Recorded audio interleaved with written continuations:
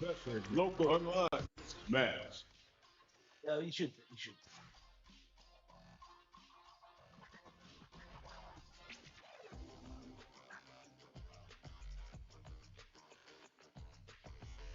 Yeah, you guys just stop.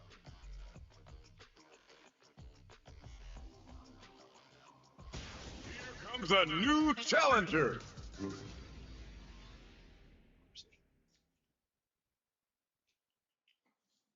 What's over there? So, Gotta do this. Come on. Time to play. Round one. Fight.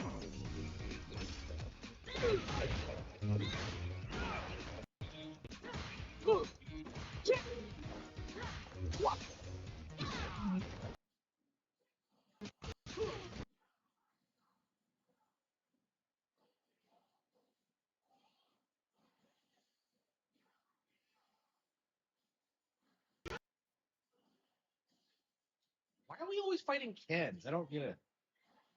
Where's Barbie in this? Like, Ken is in it, but no Barbie. What the fuck, Capcom? Yeah, how long until we get like a Street Fighter like Barbie crossover? Like Barbie. That's Round two. Fight.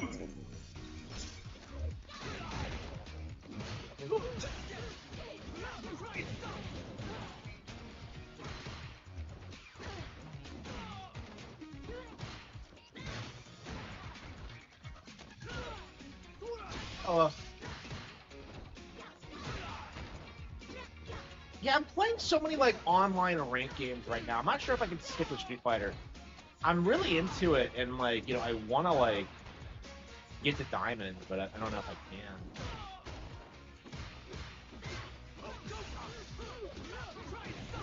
Yeah, I'm probably gonna end the stream early tonight because I got up like several hours earlier than usual. Got me. Ken.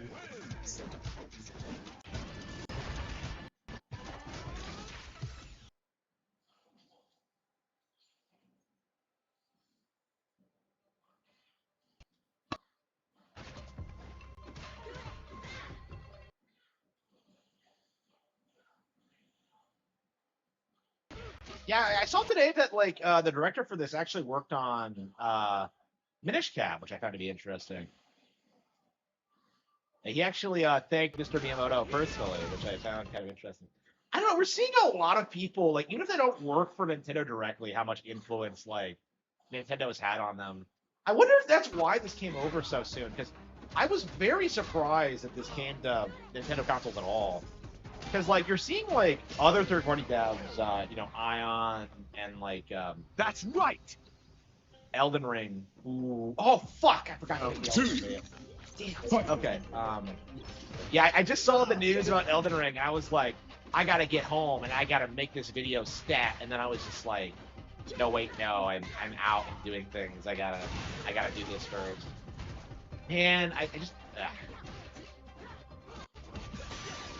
I guess I could make a YouTube short that's about it real quick. Oh wait, no, I can't because my phone is dead. And my phone battery is trash. I don't know what it is, but it just dies on me like very quickly. What about Elden Ring? Okay, so they confirmed the Switch 2 version Give is me coming. a little bit more. Launching Round. at $80. So of course people are like spurting out about this. Now in context, it's not as bad as it sounds because it's actually coming bundled with the DLC, so it's technically more affordable than like the base game plus DLC. But at the same time, it's like $80 fucking dollars. Like, are you kidding me? Yeah, I feel like it's like misleading because I feel like if you don't know how expansive that DLC actually is, and considering they're still selling like the base game at 60, like I feel like they're doing that thing that like all these third parties do, where they just like make the Nintendo version as shitty and unappealing as possible to like drive people away from it.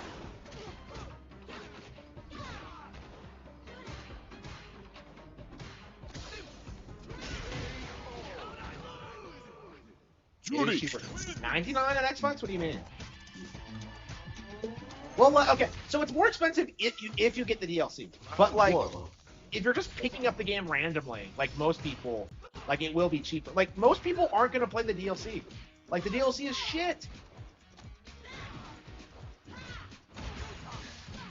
So yeah, I can't imagine most people would like realize that like it's a DLC like Game of the Year edition. They'll just see the higher price point and just spurn out about that. And this was a late port anyway. It was supposed to come out last year, but they've been putting it off for as long as possible. Like I imagine like Namco is doing their best to like fuck over Nintendo right now, because they have not like have they done anything on Switch 2 yet?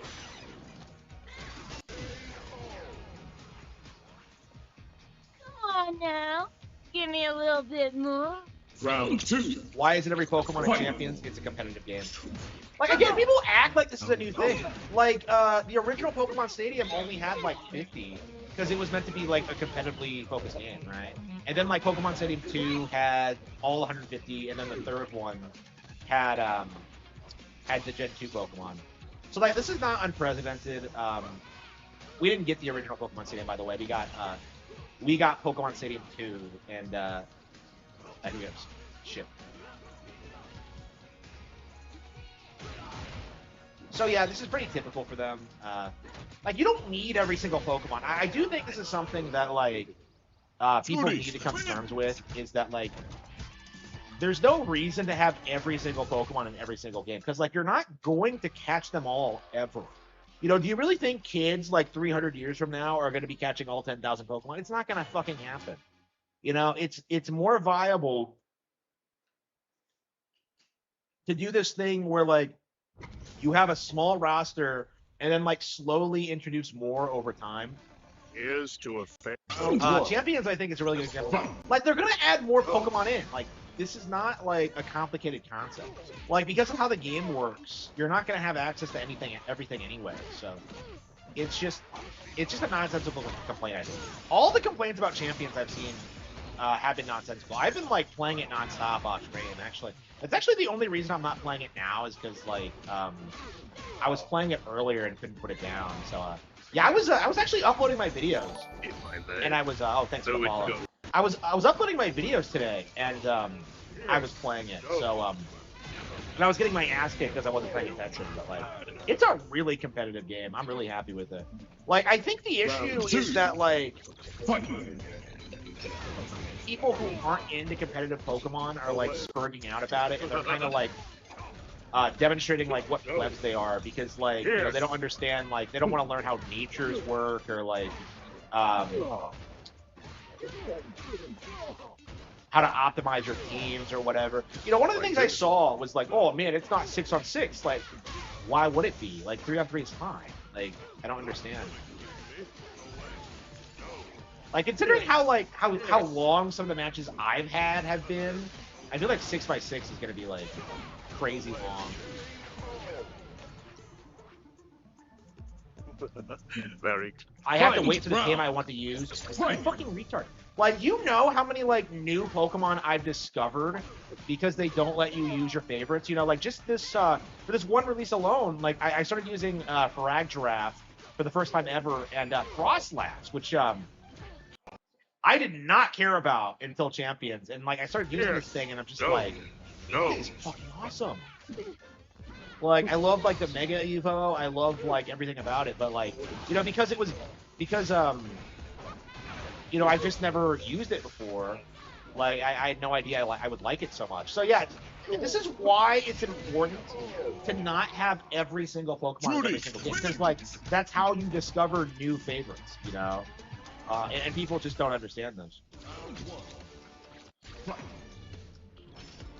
Yeah, and it, like that's what the brand should be doing, is like showcasing the value of like new Pokemon. Because like, you know, if it was up to the fans, like people would do this thing where like, oh yeah, I just use Charizard and like just Fire Blast everything, and I just win, and I'm the best trainer ever. Like, no, bitch. Like, there are way better Pokemon than Charizard out there. You just haven't discovered them yet. But like, some people get this mentality where like, well, Charizard's the peak, the best, and like they don't really learn to appreciate like other aspects of the brand, right? What? two, fight.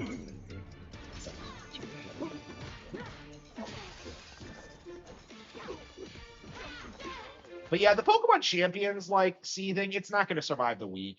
Like you can tell just by like who's bitching about it that it's just like, you know, we saw this happen with like Scarlet and Violet too, where like we were told actually it was way worse than Scarlet and Violet. Like we were told it was the worst thing ever, and then like, you know, it becomes like I think the second best selling Pokemon game ever now. Well, that we need.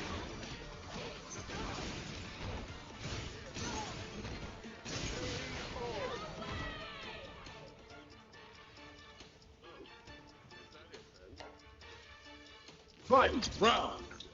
Fight.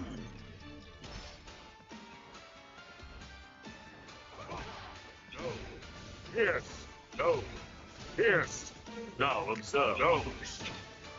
Yes. No. Chop. Yes. I hate it when they start like cheesing the. I hate it when they start cheesing the rank attacks. Jury, he's like old as shit.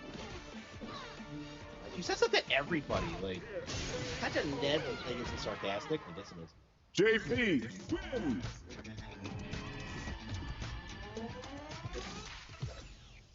Round one.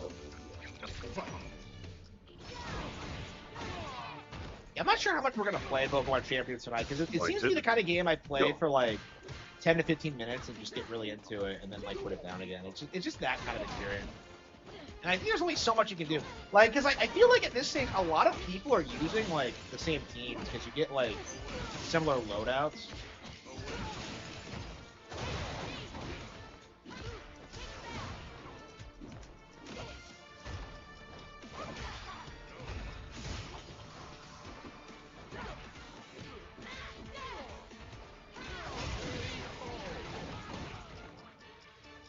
I didn't see that coming. You probably thought I was going for a grab, but instead I went for the Sasuke kick and Yes. No. Yes. No. Now observe. No.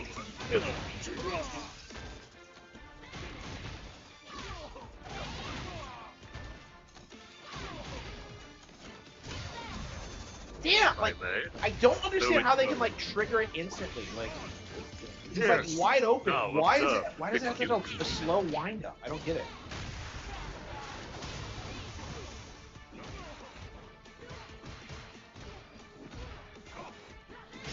Out of Judy wins. Hey, the best girl wins.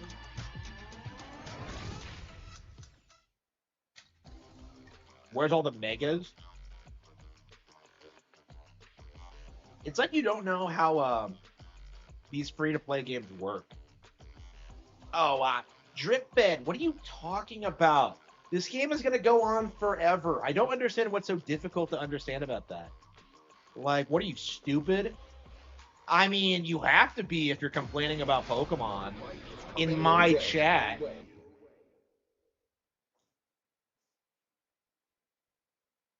Tyranitar's in the game, a retard. Wow, so you don't even know, like, what's in the game or not.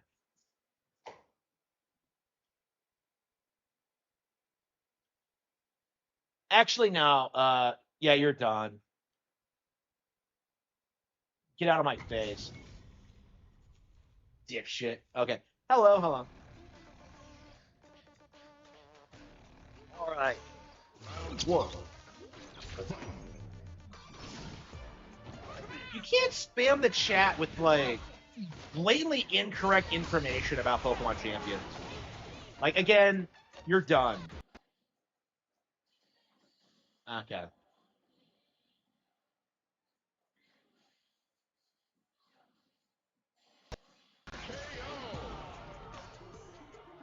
Hey, look. Jury's me and Alex is him. Perfect. KO. Okay. Fight.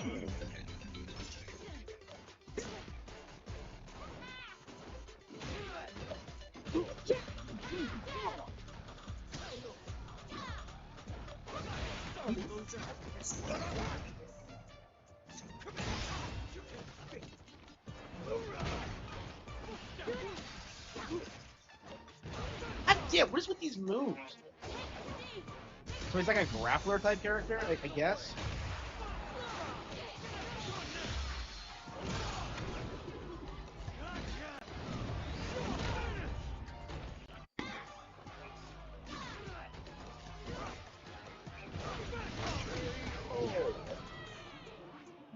Yeah, I don't know how his grabs move. He's a bit faster than Zangief. Not bad.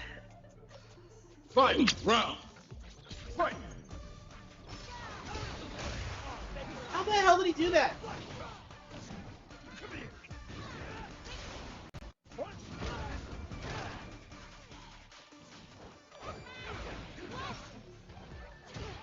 Oh, come on! Shit!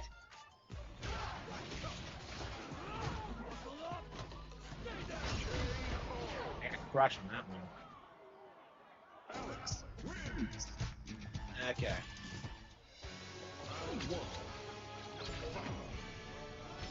Alex is stealing fucking.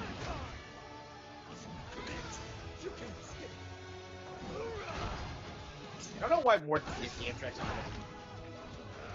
He keeps.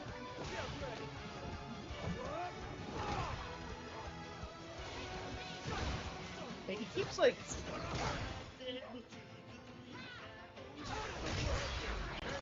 Okay. Yeah, I haven't played enough against Alex. Oh! Ain't running your mouth! Probably the best one I've played. Round two. Fight.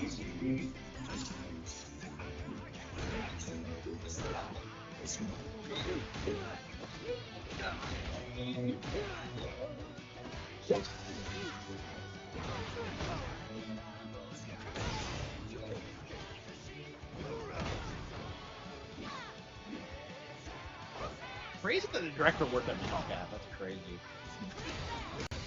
Yeah, a lot of people are like coming out celebrating Zelda 40th. Yeah, you won't see that for The Witcher. I really think that like actual fantasy fans will just kind of see The Witcher as like a knockoff Valorant. I think once like the hype around the video game dies, which honestly there kind of already has. Yeah, people just want to admit that The Witcher fucking sucks.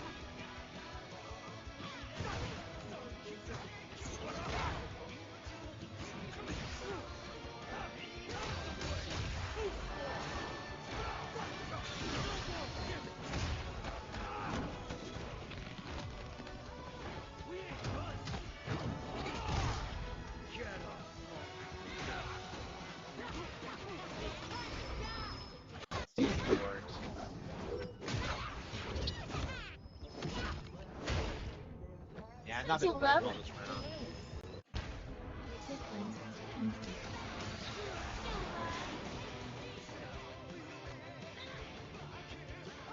How the fuck did I do that? Judy. That wasn't the best. That wasn't the best comeback I've had, but it was pretty close. Holy shit, what was that? I really thought I was gonna lose there. Okay.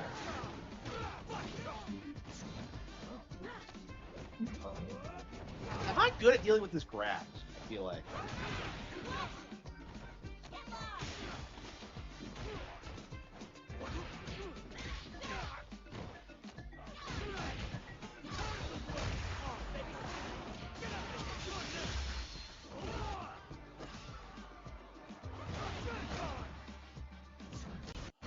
Yeah. How many grabs does he have? Nice fight. Or something. Round two. Fight. Oh, thanks for the follow. Thanks for the follow. Yeah, how do the grabs work? I just feels like he has like a bazillion of them. Zangief has like really predictable patterns, but like Alex is a bit faster, so I haven't really adapted to it yet. Yeah, there's probably some like weakness that I'm not aware of yet. Let's see. Yeah, that's like a weird arc. It feels way too fast. Like it's not telegraphed. I guess I have to just avoid jumping at him, I guess.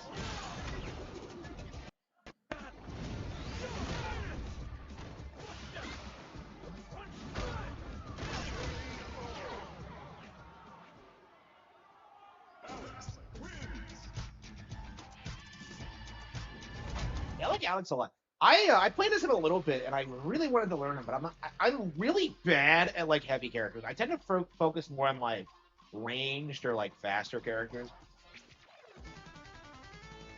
I don't think I've used grapplers ever. So, oh, another Alex. Shit. I don't think it's the same one, but.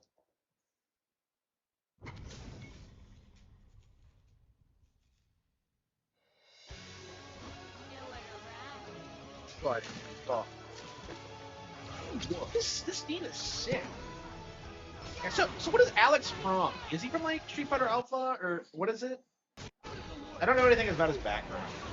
There's all these like weird, obscure characters. Alex has been my favorite character in the DLC so far, and I was kind of surprised because I thought like I was gonna be a bigger fan of Ingrid, but I don't know. Like I like Ingrid, but like her redesign is I don't think it's as good as the OG. I mean, they'll just sell the OG costume, so it's not really a big deal. But like, Ingrid honestly feels like a completely different character, in my opinion. And I feel like a lot of people aren't familiar with her, so it's not that big of a deal.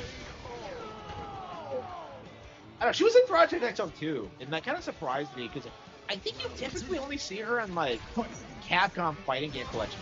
It's like if Morgan ended up in this game. Oh, imagine if Morgan's in like season 3 or year 4. That'd be a good time to bring her in. I mean, that's honestly what Capcom should do. Like, fuck making a new Darkstalkers. Just put all these characters into Street Fighter, like King of Fighters did. I don't understand why it's like it's a thing for them.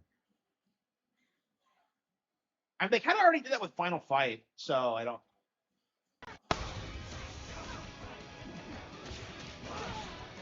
Damn.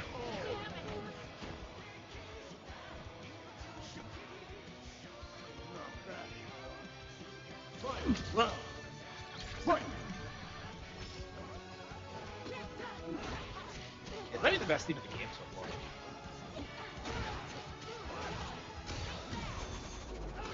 Okay. Yeah, Street Fighter 6 feels like it keeps getting better, honestly. Like, I hated the original roster, but like the DLC just seems to be so much better than like the base game. It's really odd. Like, I think Capcom's really nailed the. Oh, I really got right there. I think Capcom's really nailed their business model down. Because like I was saying before this came out, is that like fighting games just don't feel like they really need a ton of sequels anymore. Like they really should just be like they should get a new one every decade and then just like release new characters and features through DLC. And that seems to be what like Capcom's doing, and they seem to be having success with it. I'm very surprised at how much time I put into this. It's actually one of my most played games on Switch too. I'm surprised I put more time into this in Dragon Ball Fighter Z. But I mean, like, the problem with Dragon Ball Fighter Z is that, like, the DLC for that ruined it. Because, like, early on, like, the game was well balanced and it was fun. And then, like, eventually, you would like, go online and it was just, like, a bazillion, like, Super Saiyan 3, like, Broly's and, like, Ultra Instinct Goku. Like, it just got boring, you know? Because I was going up there, like, playing with Tien. I was, like in the top 200 Tien players in the world at one point. But, like, I think that was because nobody fucking plays Tien. So I had a lot of success with this niche character. And, like, eventually, like, the DLC, the follow-up DLC characters were so broken and so boring, and like had nothing to do with Dragon Ball Z, because I don't want to support anything related to Super or like Daima or anything like that, or GT or whatever. So like, it had nothing to do with like real Dragon Ball that I just didn't really understand. Like, they really botched it. I feel like. Like I still don't think I bought like all the DLC for it. 007 looks trash. Judy wins. Yeah, a lot of people were bitching about it, like when it was first shown off, but I thought it looked really good. But yeah, the diversity was like a concern to start with. That's like a non-starter. I don't want to see diversity in the Bond thing. But like,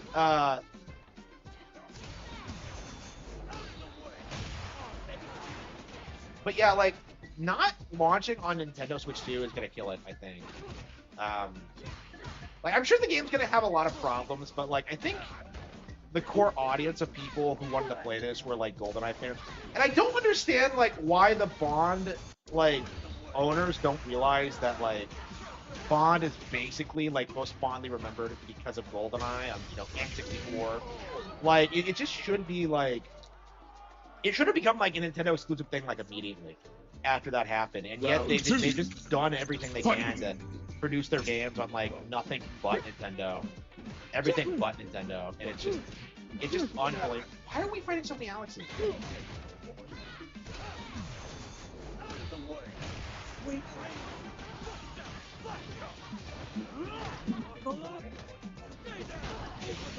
So yeah. Hopefully they get some real pushback for this. Like I imagine people will be coming out and like pointing out that like wait a minute, this game is not as sophisticated as like whatever third party Switch game. Like Resident Evil Requiem is the one that's being tossed around right now. Because Resident Evil Requiem was beloved, right?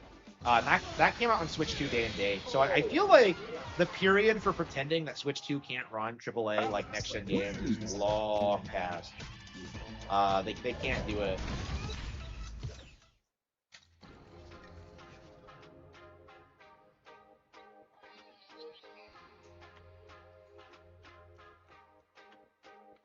So yeah, I had like a lot of optimism for 007 First Light. Yeah, it did look way better than John Wick. I mean, Bond is like a better character than like John Wick in general. Like if you know anything about the history of the character, that's absolutely true. Shall we begin? Time to play. Round one. Fight.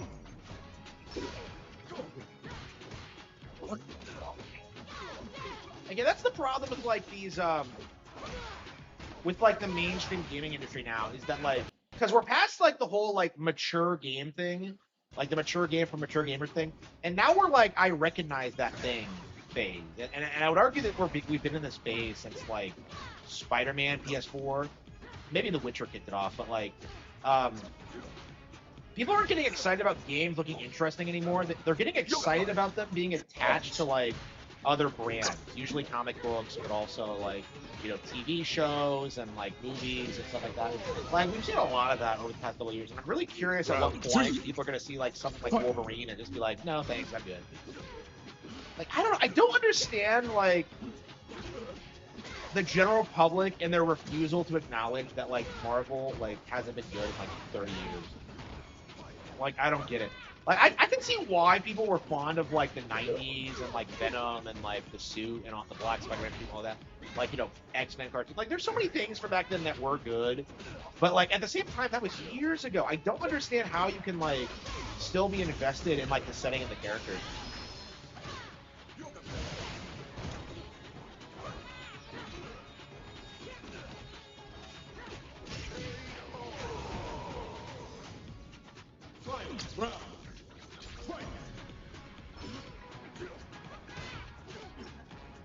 Nobody fucking cares about Digimon. Is Time Stranger the one I played? Is that the strategy RPG one? Yeah, but I don't give a shit about that. Yeah, Digimon is like, it's for sale on Switch, right? I can get that like whenever I want, and I won't do it because it's fucking garbage. Okay, this is on Switch. I have played it. I got a hold of it like at the library. It's complete and total slop. So no, don't come in here hyping up Digimon. Judy. Gen 1 through 5. Well, the thing about that is that's not fucking true, and the only people who say that are people who like don't play Pokemon. I remember when Gen 5 came out, people were saying like it's not as good as it was in Gen 1. Like you are the modern Gen 1ers.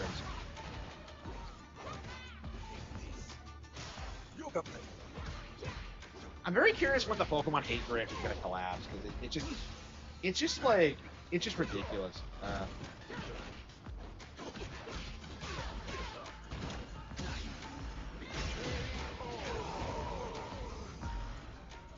Yeah, Gen 5 is actually my favorite generation. So I actually don't disagree with you in like the mindset that like Gen 5 was good. The issue is that like the idea that the series fell off after that, which is a completely different thing. You know, I love Gen 5, but like I would never say that like, you know, the series got worse after it. It's just a case where like I really really liked it for what it was. And everybody has their favorite gen, and like, yeah, for me it's 5. I really wonder if 5's always gonna be my favorite gen. I feel like 5's kind of special because like it felt like the last time where like, you know, you could reasonably have every single Pokemon in the game. Yo.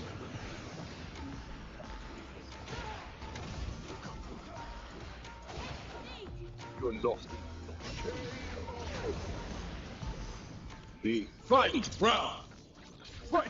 Hey, look, we're both standing on one leg. We have so much in common.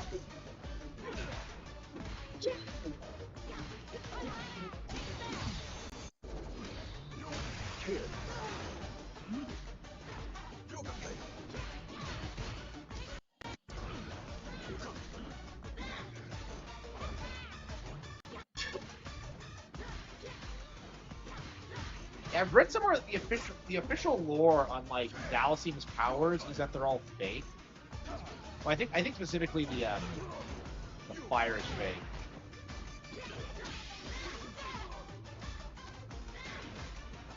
It's all like an illusion or something. So he's a giant fraud.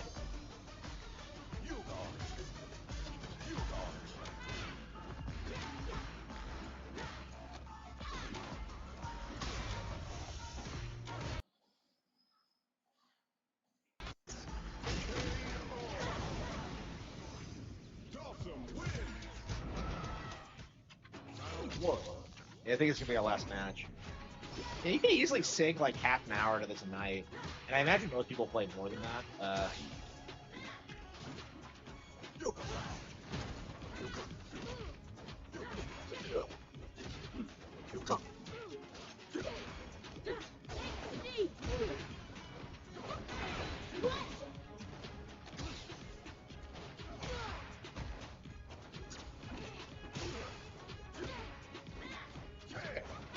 Use the gum fruit.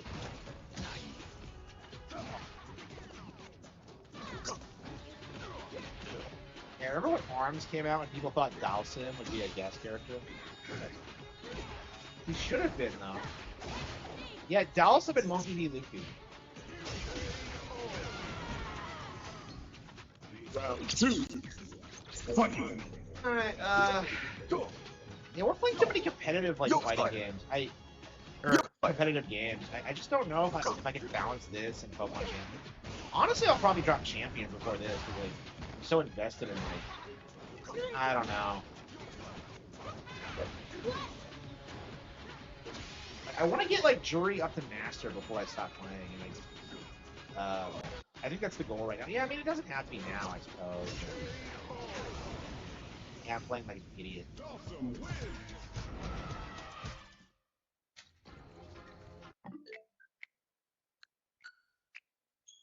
Pokemon, Pokemon monsters, pocket monsters. Pokemon are the champions.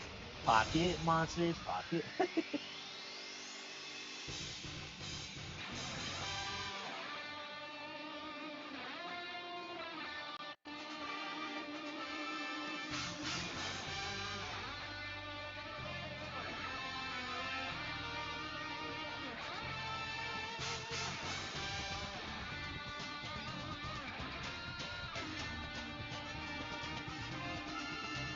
Okay.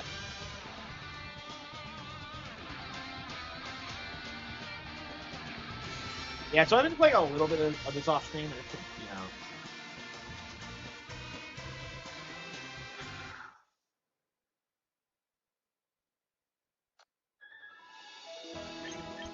know. Can we recruit more? Is it early enough yet?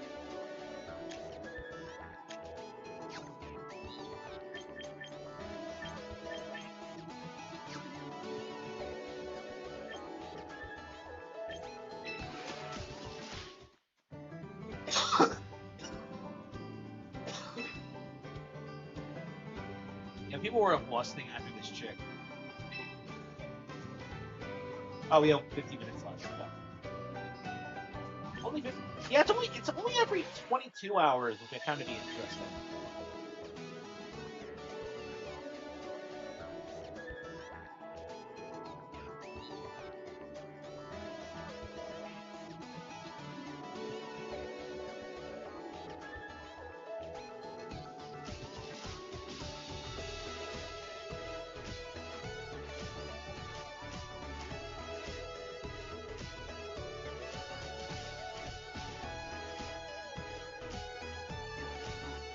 Yeah, I already feel like I've already like really improved a lot in the game. Let's see, rank battles, single battle, man. Yeah, this is gonna be the first time I've seriously played doubles like ever since like the Coliseum days. So I'm so excited. At least Digimon tackles mature shot. Like what? What's so mature about like figuring out what you want to be when you grow up? Like, I don't know. Yeah, Champions is an online battle game, but it's a very good one. Okay. Fairy, Steel, yeah,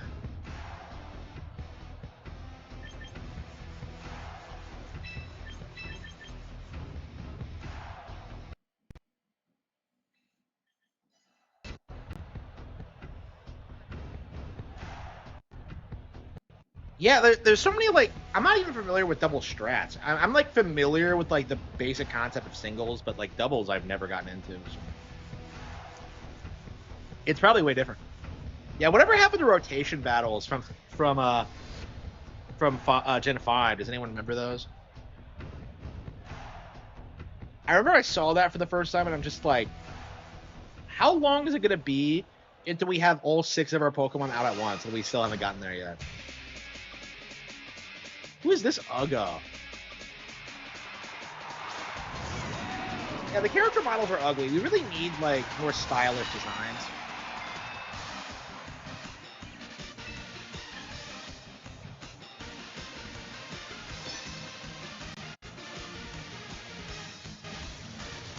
What the hell is this?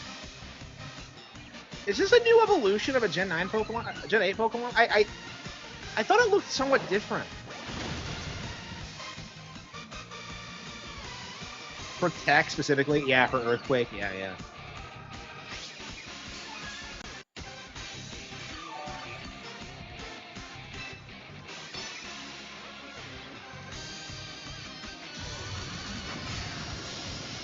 Yeah, so I've been hooked on this. What the fuck? Wait.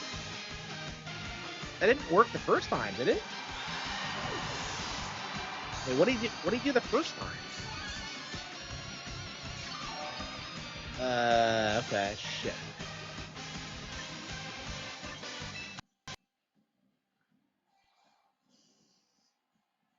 Yeah, we're on Great Ball now, so the players have gotten a bit better.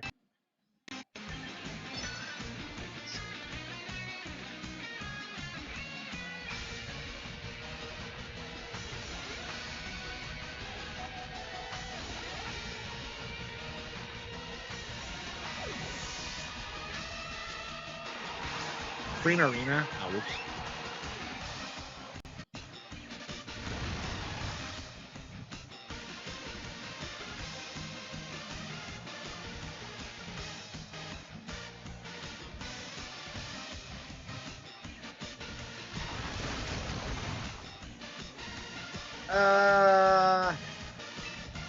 Yeah, we're gonna have to switch out.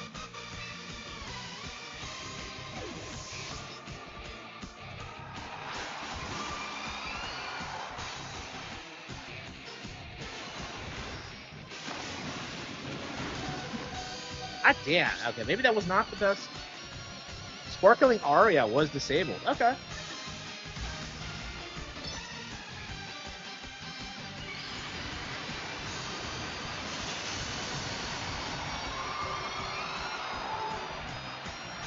I love Mega Frostlass. It's so cool.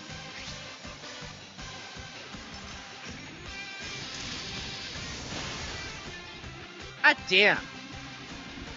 It survived that? I almost said she, but it's like, no more moves it can use. Wait, how? How did that happen? Well, I disabled the Sparkling Aria, the only move on it? Okay. Well, at least I cleared the way for Arcanine.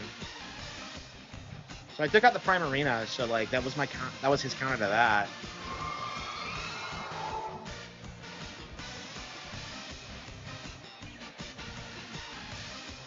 Yeah, but like, yeah, you couldn't traditionally use Struggle until you used all the moves. So if you don't have any physical moves, can you just use Struggle? Okay. I've never seen that happen before. I mean, I only seem to run out of PP in Gen 1, like, because of how it's set up. I feel like modern Pokemon has, like, methods in place to prevent that.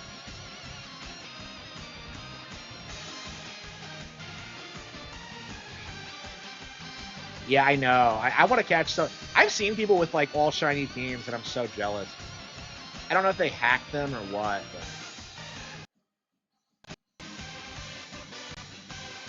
I have a shiny spinner axe, so maybe I'd be able to use that at some point. Holy shit! One-shotted!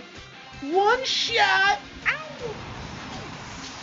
It's so weird because, like, I keep getting, like, fucked on, like, the first couple of moves, and I'm just like, oh, man, this guy's wrecking me. And then I somehow turn it around and win. And it's all thanks to my guy, my chick, Frostlass. Like, she's so good.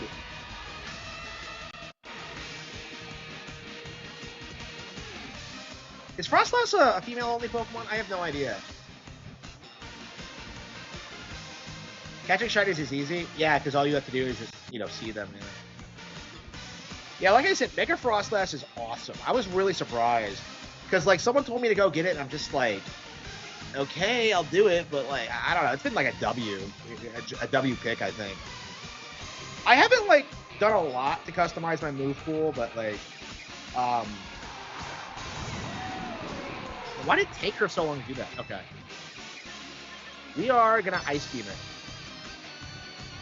Hopefully we freeze it or...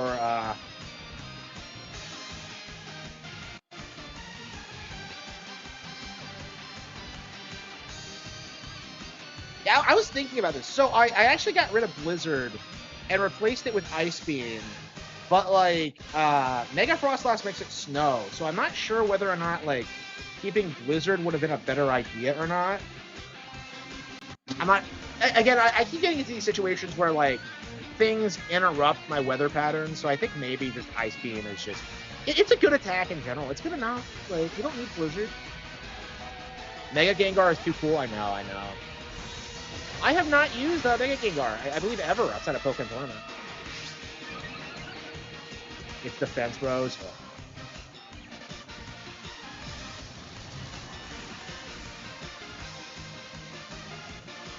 Absorbed electricity. Oh, I see. It's a 2-turn move. Okay, I was just like... It didn't do any damage the first turn, but yeah, okay, it's a 2-turn move. Okay. And then the special attack raises. Okay. Ow! Got him. Ladies and gentlemen, we got... Man, it's so satisfying when you win in this game.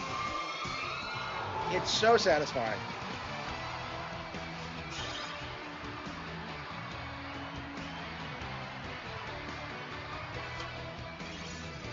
Okay. Yeah, I was worried I was about to lose my rank, but nope. I was on a losing streak when I last played. Man, I love how you just default to just go, go, go.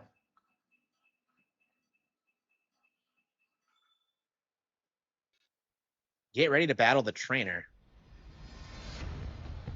Okay, Venusaur, Duo Blade. Wait, is that what is that called? Honedge or Duo Blade? I think that is Honedge. Rotom, Charizard, I don't know, should we lead off with Frostlass? I hate the idea of doing that, but considering the lineup, I think that might be our best bet.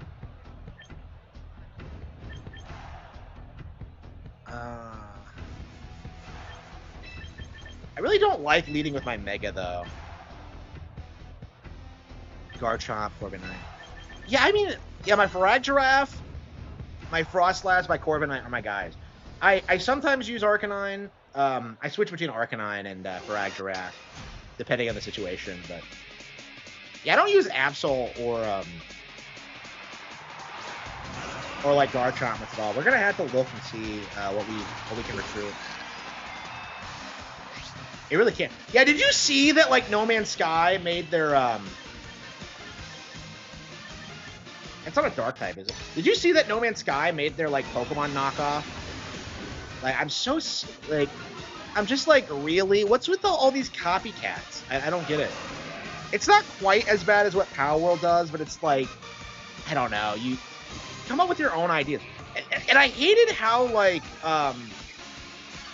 nobody called them out on it. Because, like, you look at, like, Grums or whoever, and they're like, oh, Sean Murray, he's the best. It's just like, No Man's Sky fucking sucks. Hippo and a giraffe. Bro, you clearly are not a Girafarang fan if you think it's just a generic giraffe. This is the first time I used a Farag Giraffe ever, actually.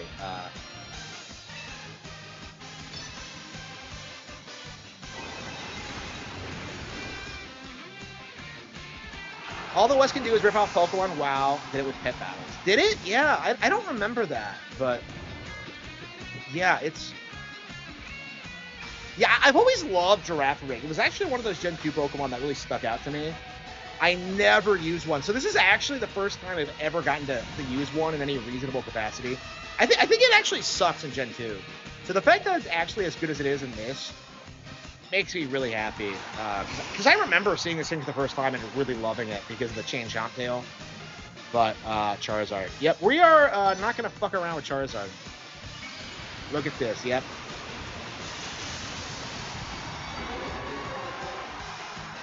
And people keep using Mega Charizard. Why? I've seen it more in this game than I ever have before. Because everyone prefers... Yeah, everyone prefers... Oh no, his speed rose. Oh shit, I'm asleep? Since when? Oh, it's because it was the yawn. Shit. Shit. Yeah, even with Sunny Day, like, Flame Charge doesn't do a ton of damage. Oh! He's using Solar Beam. He has no idea. He has no idea. Oh, wait, what? I thought, like, my armor prevented grass type damage. I thought that was how it worked. Okay. We are,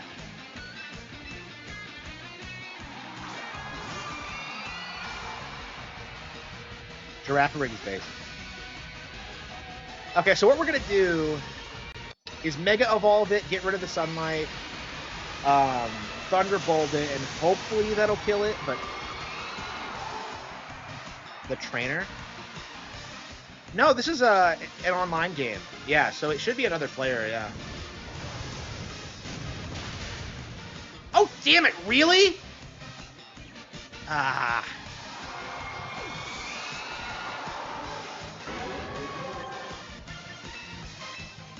Yeah, Corviknight has a weakness, too. I was thinking, like, I thought that if I got rid of the, Damn it, yeah, this is not a good matchup. Damn. I don't understand why, like, the armor didn't work, because, like, I thought Farag Giraffe's ability made it immune to grass-type moves. I'm gonna have to look at the description again, because I'm pretty sure that's what happened.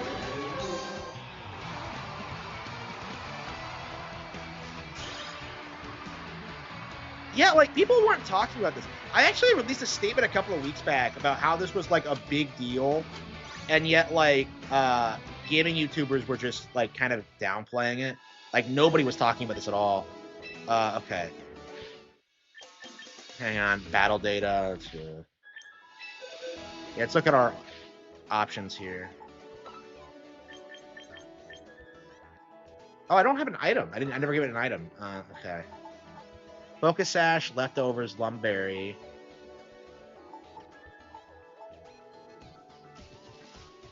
That might be good. Quick ball. Okay. I didn't realize I didn't have an empty... Okay. Check summary. Okay. Yeah, Armor Tail. Priority moves. Okay, okay. I think it was the other one that was grass type immune. Okay, so it's unable to use priority moves. Okay.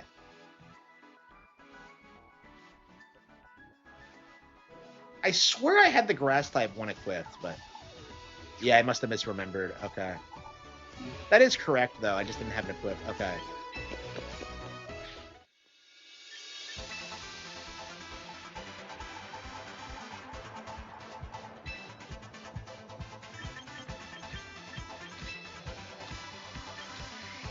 Grass-type moves do not work on this Pokemon. Yeah, if I had that equipped instead...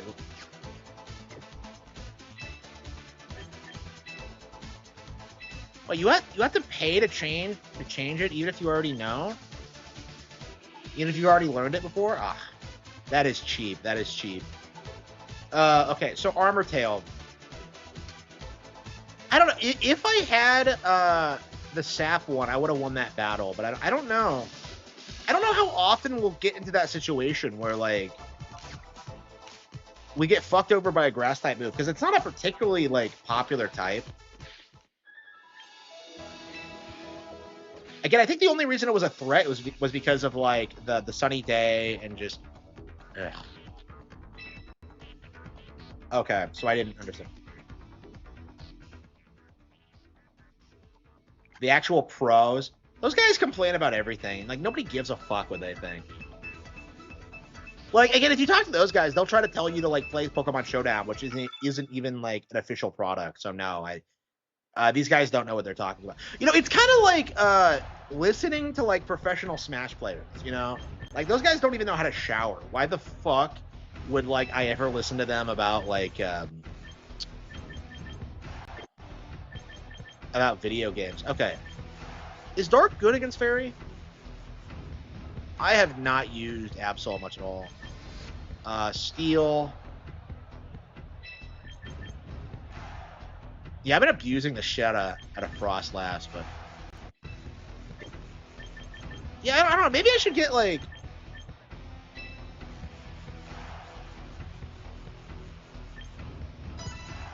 Yeah, I've never had this loadout before, so we're going to experiment. I've barely used Absol, and I'm thinking about switching it out, so... Fairy is good against Dark? Okay. I cannot keep track of Fairy. Like, I always forget its fucking weaknesses. So it's weak against Steel and Poison, but, like... Okay.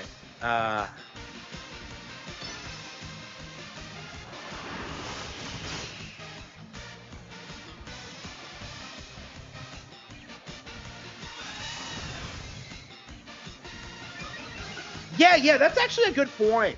So yeah, if you don't know, that was a big problem in the pro scene, is that, like, nobody was using, like, legit Pokemon. They were just, like, hacking it to get perfect Pokemon every time, and there was just nothing they could do to track it. So the developers finally found a foolproof way to put a stop to it, and, like, you know, all the top players just were no longer competitive because they had to put, like, thousands of hours of grinding to get, like, viable Pokemon. So, and it's objectively a good thing, because, like, if you have to hack the game, you're not really, like, the best player, quote unquote. So, yeah.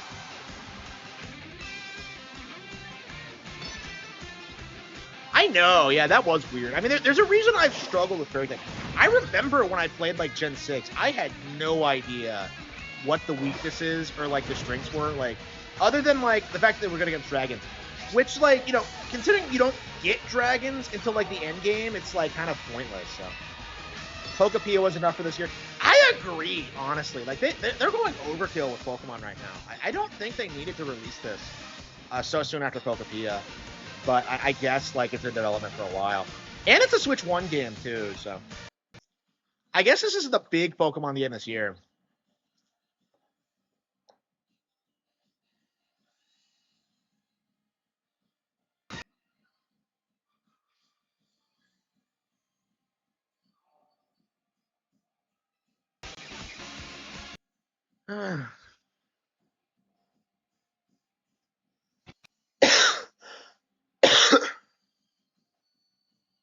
Yeah, I agree. That's probably what they're doing. I mean, if you think about it, like, Pokemon Go came out on the 20th, and that killed it, too. So that they're probably trying to recapture that. Again, I said this, like, last night, but, like, Pokemon on mobile is, like, it's going to be way bigger than, like, any other mobile game going forward. Because, like, nothing has the brand recognition that Pokemon does. Nothing's as popular, and they don't have as much variety. You know, with Pokemon, you get the TCG, you get this, you get Masters, you get Go, like, all of which are, like, radically different from each other. And then, like, what does Nikkei give you? Like, oh, yeah, give us money so you can see our lollies in, like, skimpier outfits. It's like, who is going to pay for that outside of, like, incels? You know what I mean?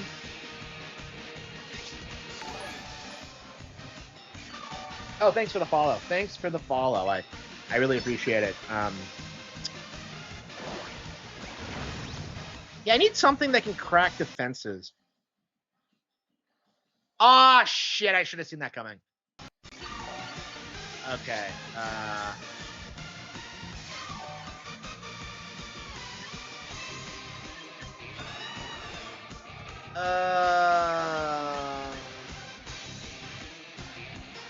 But it's probably not a bad idea. Yeah, I think we're gonna bring in Frag Giraffe. We're gonna like switch it out with Roar.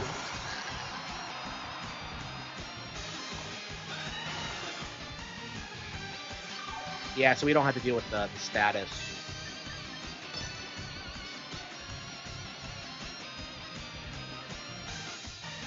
No, Pokemon Go is still pretty popular. Yeah, get out of there, you. It was just a fad. Yeah, a fad that made almost as much money as Grand Theft Auto 5. Like, shut up. You don't know what you're talking about. Okay.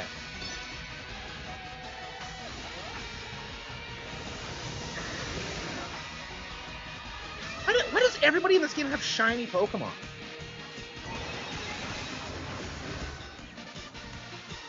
And everyone's like flexing on me because they're all using shinies, and I'm just like, I'm using a Frag Giraffe somebody else raised for me.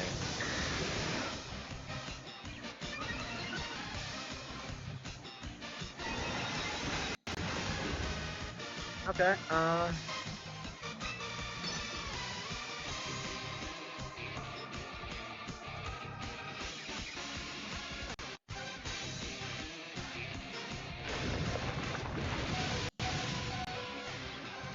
Alright. Got him.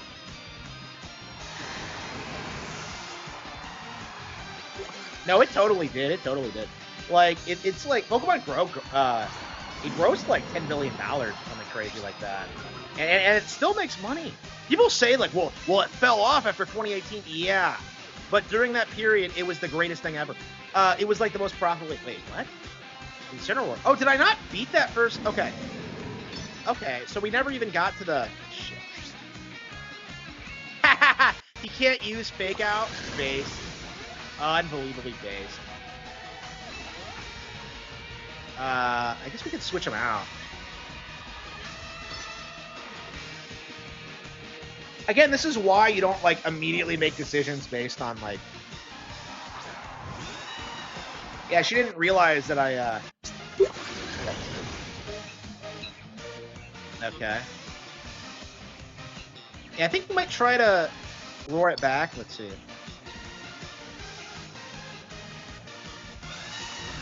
Now, what does she think is going to happen? Did she forget what happened last time?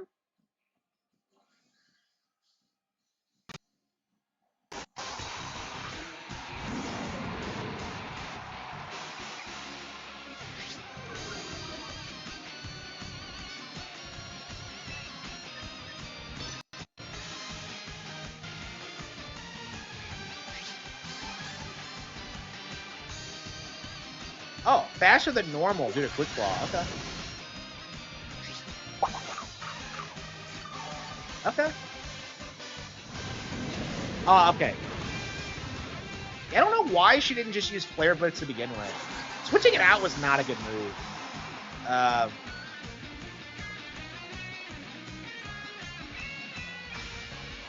Yeah, so the thing about, like, Grand Theft Auto 5, the only reason it's selling as much as it does, and because it's pulling in so much money, it's because of the microtransactions. So, take that away from it, and it's just not as successful as any Pokemon game. Pokemon actually can, like, make new products and can actually succeed. Grand Theft Auto 5 is just kind of stuck doing the same thing it's always has. Okay.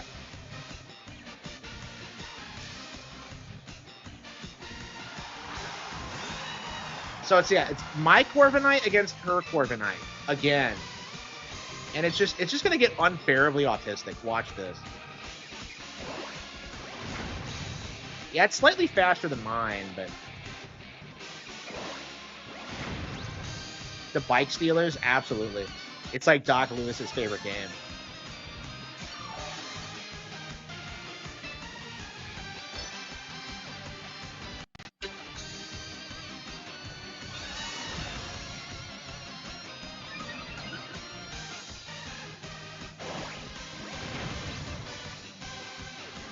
Okay.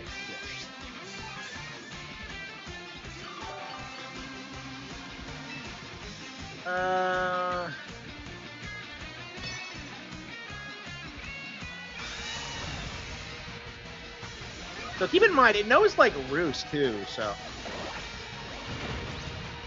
Shit. So I couldn't beat it. Like, what I was trying to do was beat it before, like, it got its stats up too much, but... Yeah. Yeah, we're gonna have to just, like...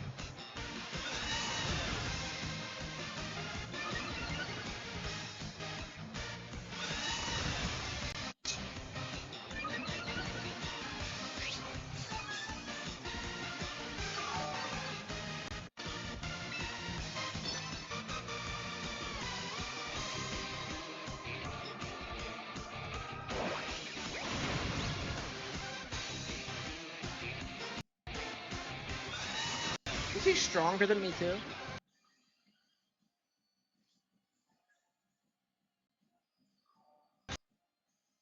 Yeah, so, like, Pokemon Grow is gonna gross money infinitely. It'll be an indefinitely, like, a thing. While, like, Grand Theft Auto 5 falls off into nothing, irrelevancy, the instant 6 comes out. So, yeah, you are gonna see that happen. So, yeah, Pokemon Go is more successful than GTA 5. Like, Pokemon in general is a bigger brand than Grand Theft Auto. So, it's just, like... you can argue the numbers all you want, but, like, the simple reality is Grand Theft Auto is a fad, and it's going to fall off once, like, people start becoming more disgusted with criminal behavior.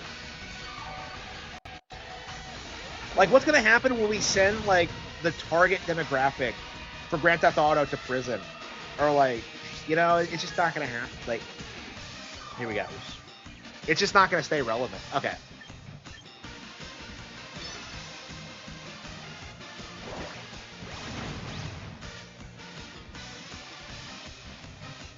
Yeah, we've gotten into a couple of stalemates, like, occasionally, and we just,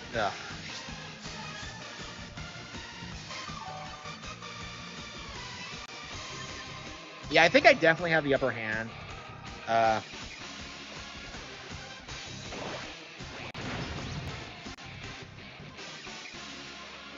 Because I have loop leftovers and he doesn't.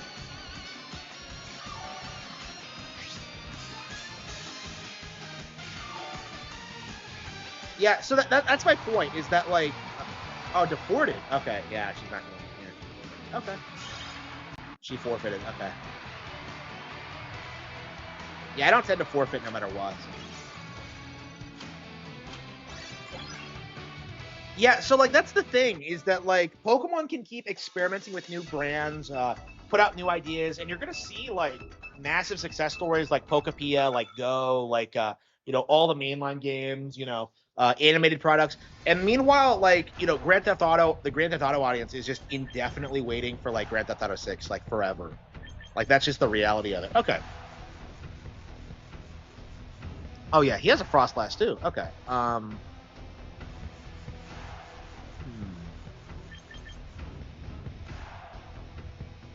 don't see any dark types, so I guess we'll send out for it.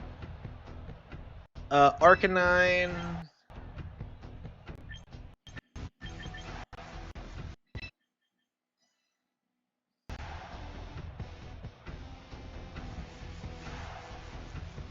Yeah, I already talked about that. Yeah. Namco is scamming people. There's no reason why it shouldn't be, like, half that price.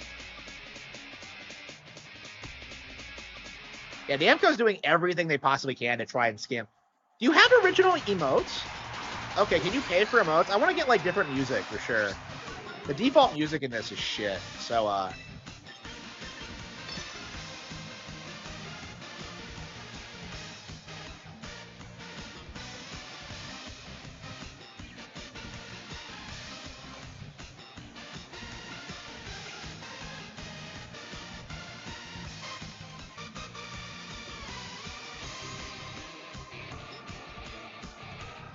a generic IP? Yeah.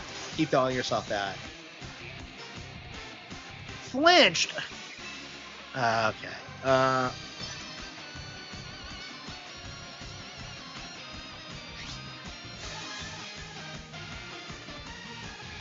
Yeah, I'm curious at what point, like, people are just gonna, like, tell the localizers to just go fuck themselves. No vampire waifus. I don't know if I've seen a vampire waifu in any game since, like, Tekken 7. I don't believe Eliza's even in 8. And we also have, like, I don't know, like, I'd say Velvet Crow is an honorary vampire. Wait, how the fuck did I flinch? That was a... How did I flinch? That was Waterfall. Waterfall doesn't make you flinch. The AFCO's taking ESG money. I wonder if they're going to shut down because of that, yeah. And they ruined it, yeah. I mean, that's going to kill, like, people's trust in the company forever. Like, they're never going to come back from those.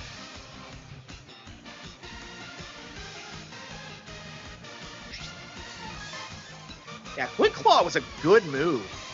That was a good equip for this.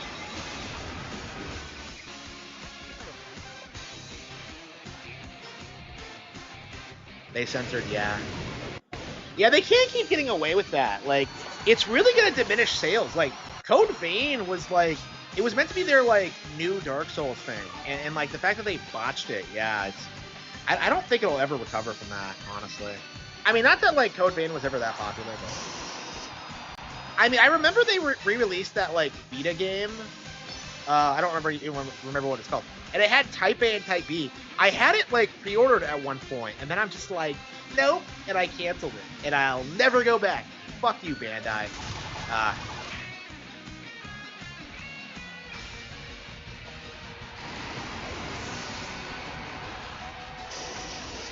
It's just a mediocre Souls book. Yeah, if you want vampire waifus, definitely check out my book, Cruel and Beautiful. And The Cat'll Have Fangs has the same characters, so definitely look forward to that when it comes out. But yeah, I do vampire waifus. That's my thing. So definitely check that out. Support my Patreon. Become a member. Support the vampire waifus. Like, fuck Bandai Namco. Like, Harman Smith is giving you what you want. Give me money and I'll make all your dreams come true. Okay.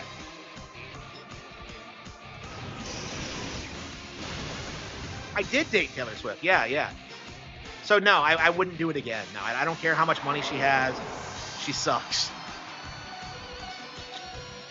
I don't know if I would say she was, like, the worst chick I've ever been with, but, like, I don't know. She would be now, I imagine. But, like, I don't know. It was a long time ago.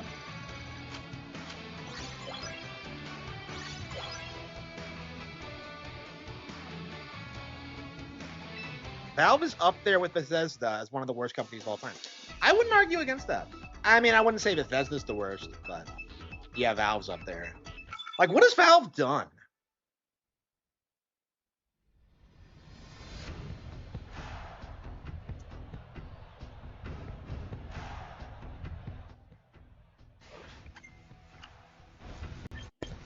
Okay, Dragonite.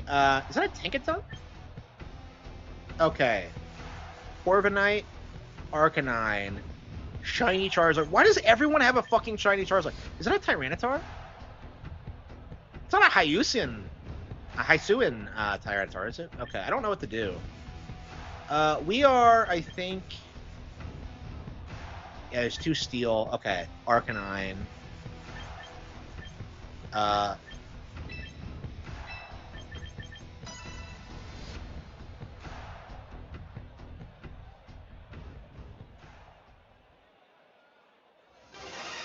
Yeah, Valve invented the concept of the sale. Like, who do you think you're talking to, really? So the thing about Valve, I think I called it. Yep, that was a good call. That was a good call. So this is a Tinkaton, huh? Thing's hammer is huge.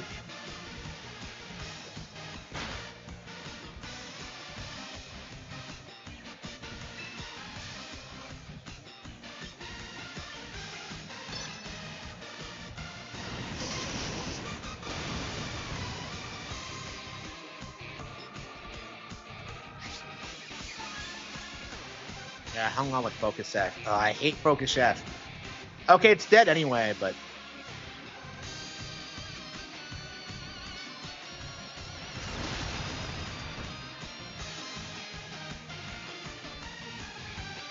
Valve popularized loot boxes. Yeah, you don't see anybody talking about that anymore. They were the ones who normalized it.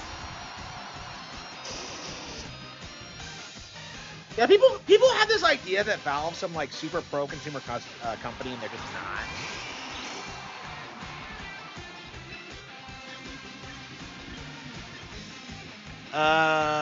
Okay, I don't think. Yeah, let's just use Extreme Speed. Yeah, he's gonna Mega Evolve it. 100% he's gonna. I guarantee you. Yep. These fucking Charizard players. Like, what is with them and their obsession with Mega Evolving this thing? Charizard's the greatest Pokemon there's ever been. If I used Flare Blitz, I would have been able to take advantage of it.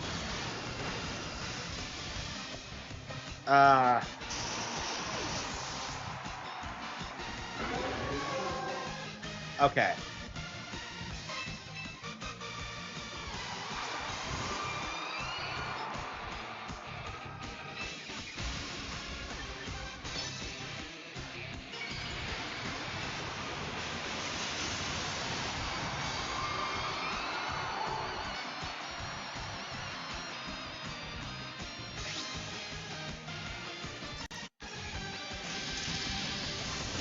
Ka-ching! Ka-chinga! Ka-chinga! Ka-chinga!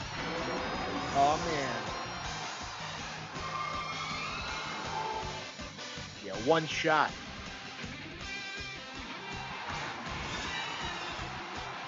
So I wasted his Mega Evo, and now I'm going to waste his Corviknight, too.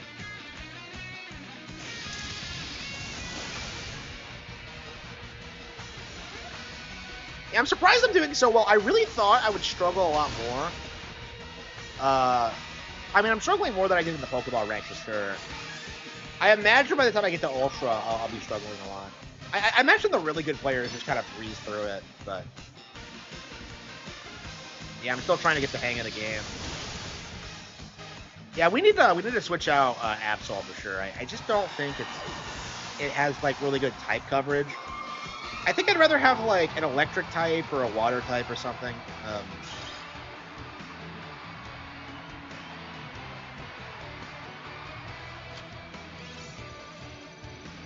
Oh, hell yeah! Oh, okay. That's okay. I was just like, oh, I'm up to Ultra Ball, but no, I just time to rank.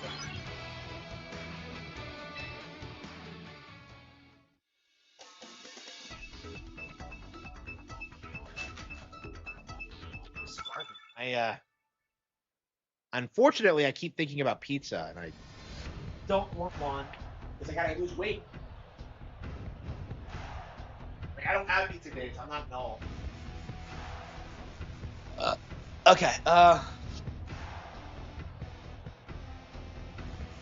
Gee, I wonder what I'm gonna use here. Okay, Girafarig. Yeah, Girafarig's a really good start Pokemon, I think. It's really good at that. What the hell is that thing?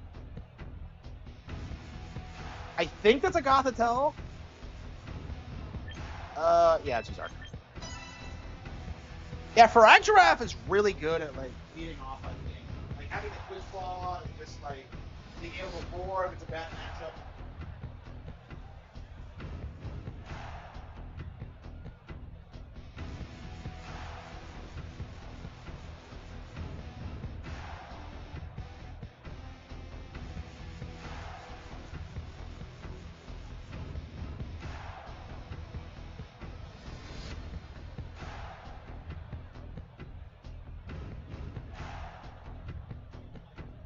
Yeah, I'm not falling for that. What are you talking about? Just eat some pizza, bro. No, I have an apple.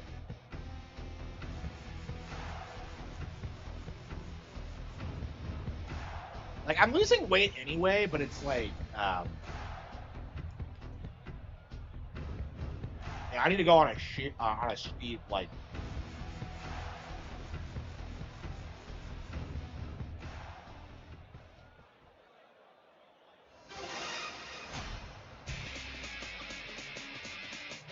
Yeah, people are already customizing their trainers to look more male or female.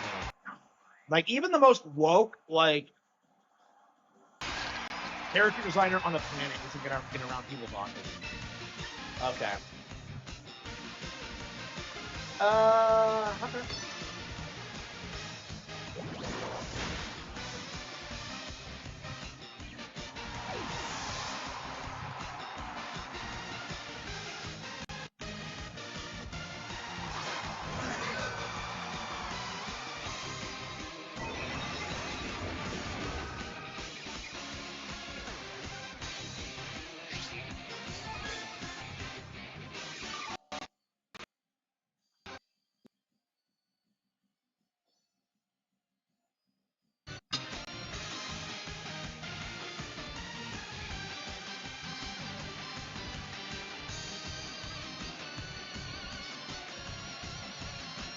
she's thinking.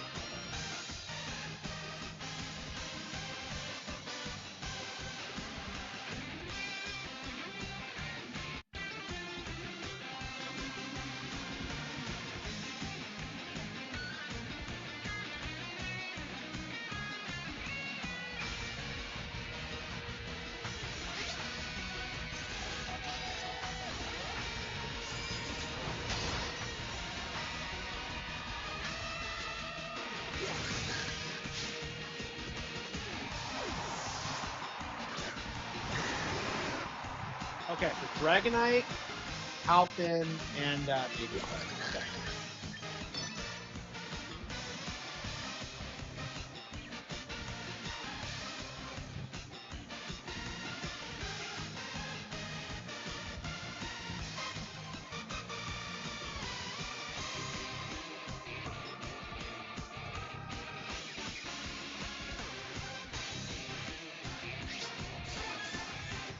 Quick Claw.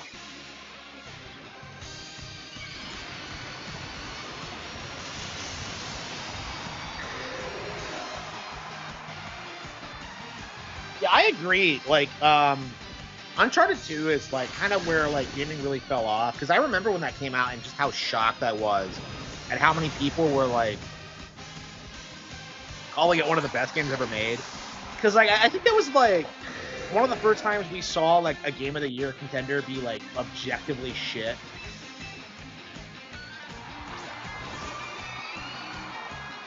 Yeah, I keep whipping out Frostlass because it's so good. Ka-chow!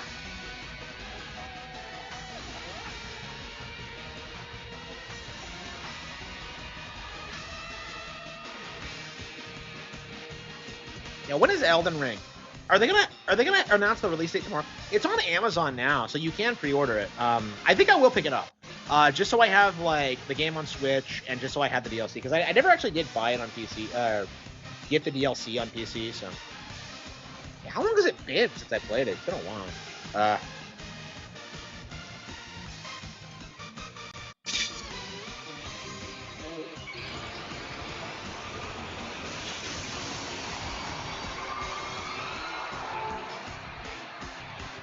Oh yeah, I did get the gift. I gifted Galaxy 1 and 2 to a family member.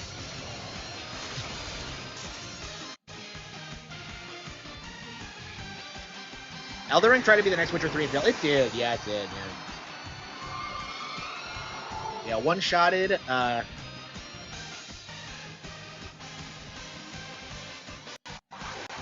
Allison.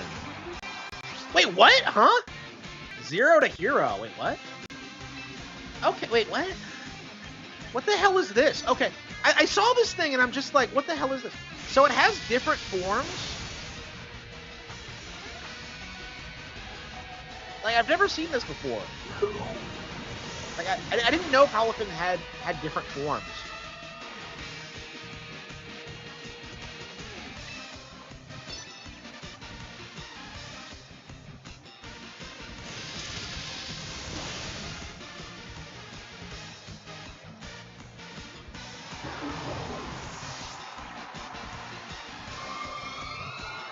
Yeah, you learn more about Pokemon all the time.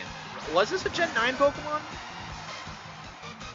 Because I think I saw people making fun of this thing for just being a basic dolphin. King Shield, are you serious?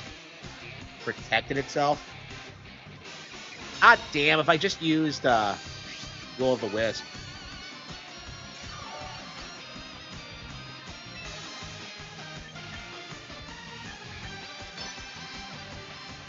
Yeah, I can't use Protect twice in a row, so... Yeah, next turn I'll use, Yeah, it's gonna attack. It's going on the attack.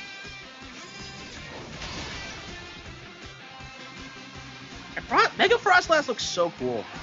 I was really worried that a lot of the Mega Evos wouldn't be, used in, like, after ZA, but no, they seem to have timed it really well. Like, I think Megas are here to stay now, actually. Because they've been retired for a while, but, like, yeah, they're back. I mean, they were the most popular, like, alternate evolution. I don't understand why they even, like... Ah, shit, I saw that coming.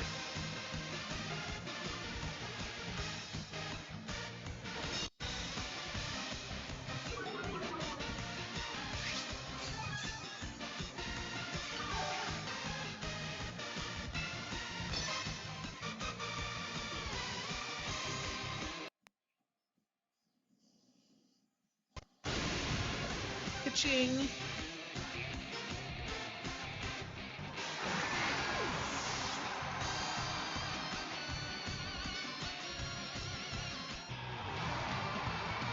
I think this is the first time I've had Arcanine like finish out a match.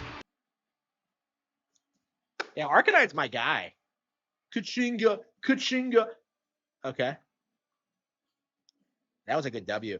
Yeah, does your rank increase depend on who you're fighting, like what their rank is?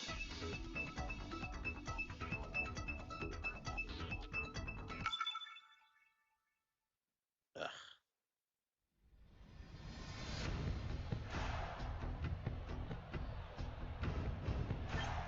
Okay, Mamoswine. Oh yeah, Delphox, Cerulege, Meowscarada, and Primarina. Lots of starters here. Okay. Water. Shit. Gee, I wonder what I'm gonna use. I don't know. Yeah, I don't see a lot of other people using Frostlass. I don't know. Do people not know how good it is or what?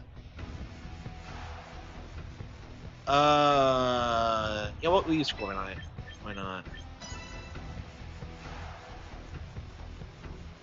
Arcanine was based because he was initially supposed to be a legendary Pokemon. Yeah, they still call him the legendary Pokemon in the decks, and I'm just kind of like, really? Like, is there some like top secret like special evolution that's still in the anime? Actually, if you watch like the early Pokemon anime, they still like call it like you see like a thing of it.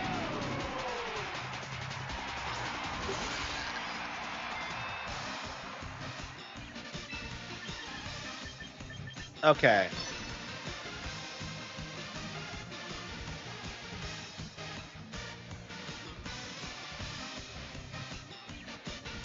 Franco Meteor, shit. Didn't see that coming.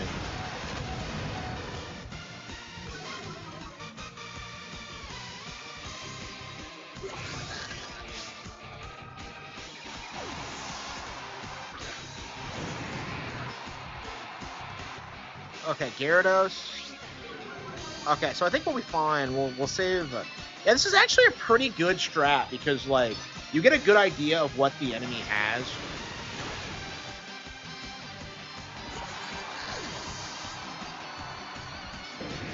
Okay. We'll send out Corviknight. No, actually no. Frostlass now might work because it has Thunderbolt.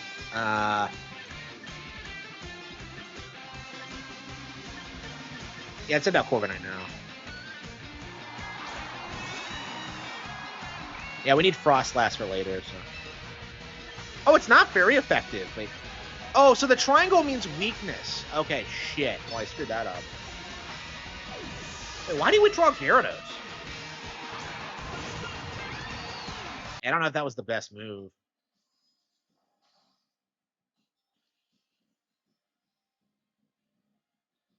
So Delphox, okay. Yeah, we definitely have to kill this fox.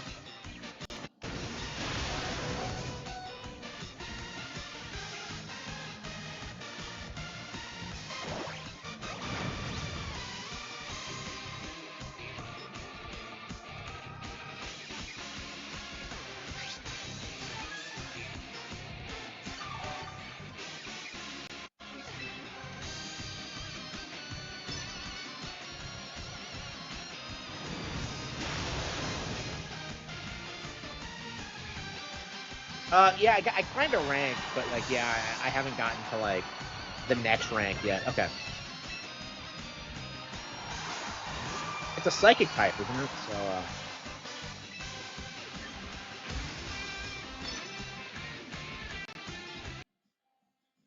yeah, hopefully I'm fast enough to do it. Yeah, I don't know. Oh, shit.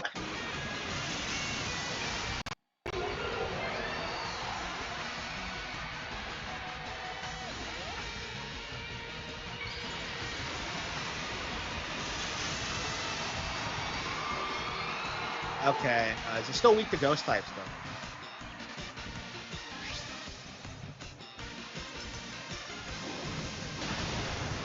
Damn!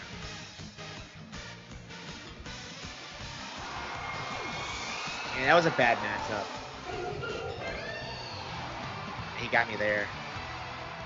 Damn.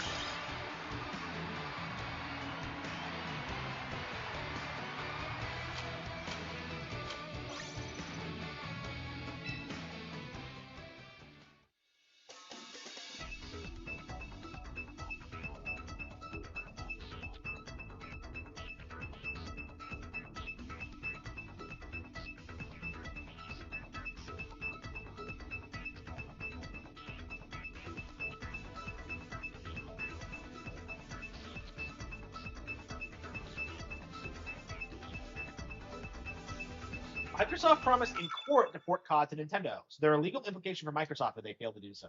Yeah, they still haven't done it. Yeah. Okay. Meganium slow growth. Is that a Galarian slow growth? I think it is. Galar. Okay.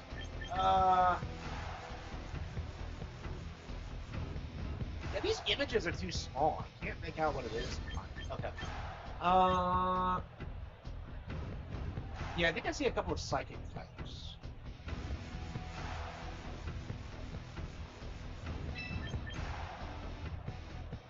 Bug, water, grass. Okay.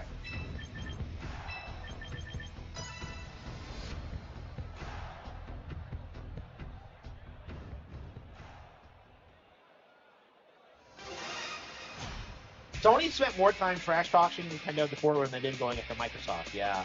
Yeah, Sony's desperate.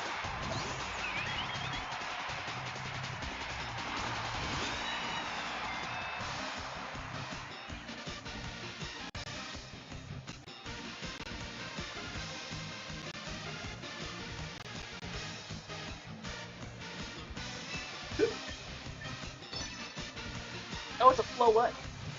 Oh no. Wait, is this the ZA? Is this the ZA Floette? I don't think it is.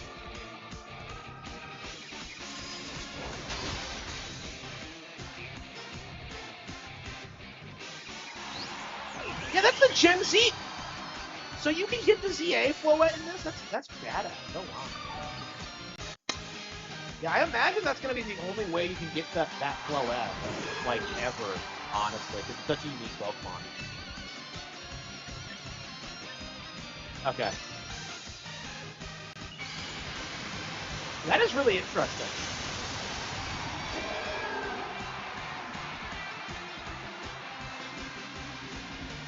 It's a fairy type when it Mega Evolved, right?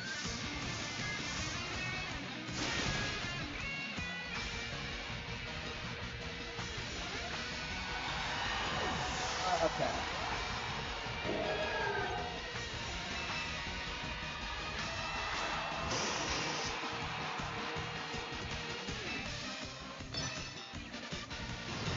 Flare Blitz.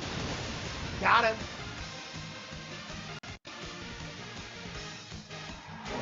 Get dunked on.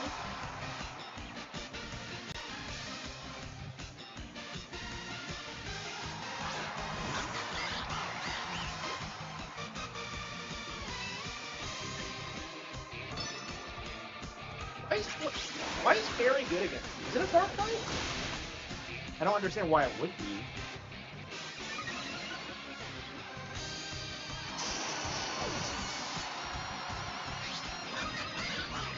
Oxy.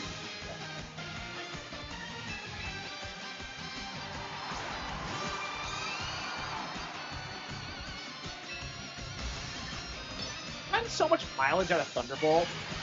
I do think we need like to replace Asphalt with electrified a little bit.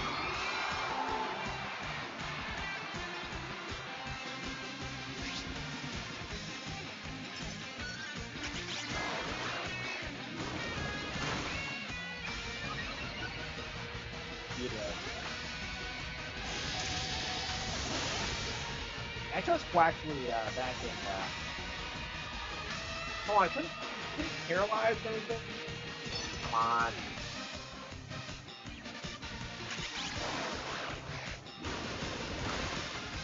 Yeah.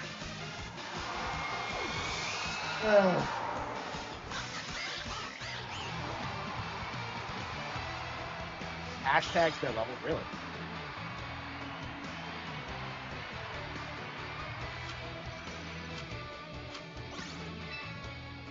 Actually, no. Let's see. Yeah, I think we're done. Yeah, we've been playing this for like what now, right? Yeah, so I've been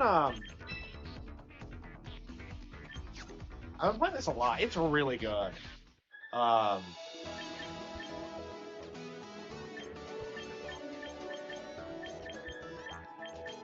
I don't know why they gave you that lengthy tutorial. It's pretty straightforward.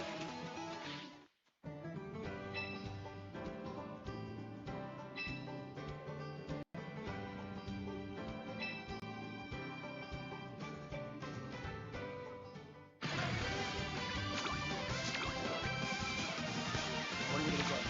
What could it be? This Pokemon that I need to help spark. Avalon, Rotom. That might be exactly what I need. Oh wait, no, it's an Ice type Rotom.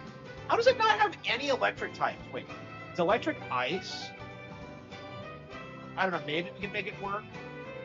Special attack and special defense. Okay, maybe that. I've seen a lot of other people use Rotom. Hatterene, Psychic Fairy. Not now. We haven't been Psychic Fairy. Powder. So, four guys.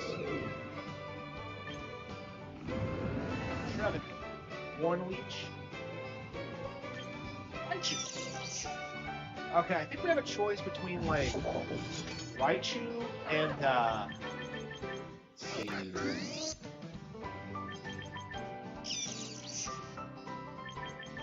I think I like Rotom more. It has a high special defense, attack, and defense. I think we are gonna go ahead and permanently recruit this guy.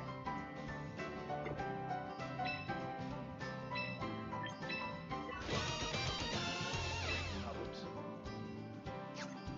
I trialed it instead of... Okay, so yeah, we have to check every day, get a Pokemon, battle, repeat, I guess.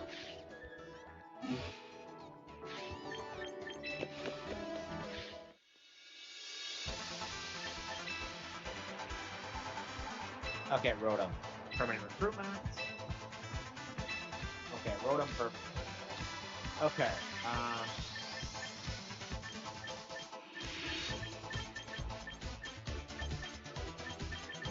so yeah, we need special attacks specifically. Okay. Blizzard, really Ice Beam.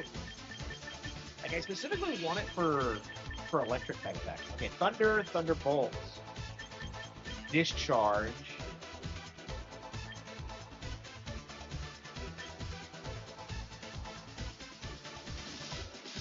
Volt Switch.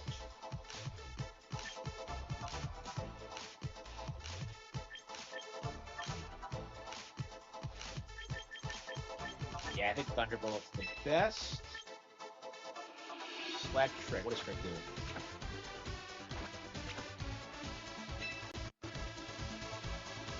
The user and the target swap their held items. I don't know when that would be useful. Reflect.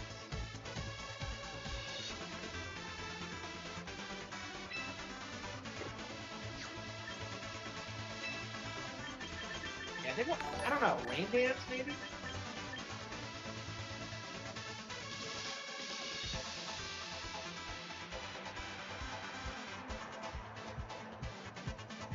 I don't know. Will-O-Wisp.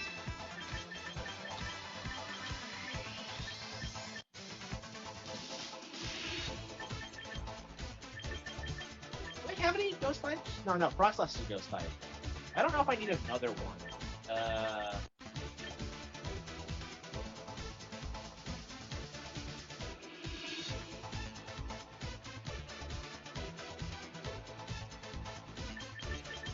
Let's see.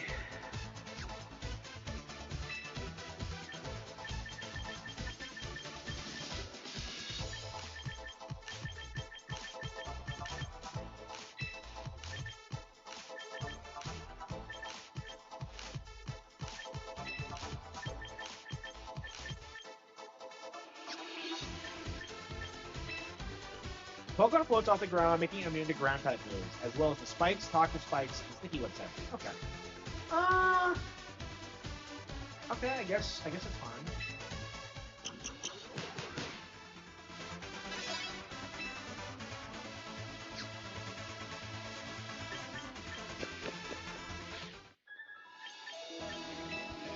So we're gonna have to play every day.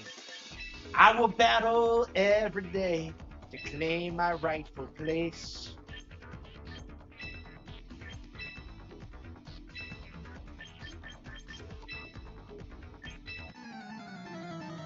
Oh, hell yeah. Yeah, let's get Absol out.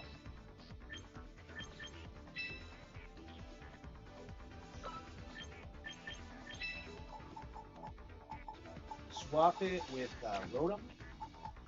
What held item should we get? Let's see.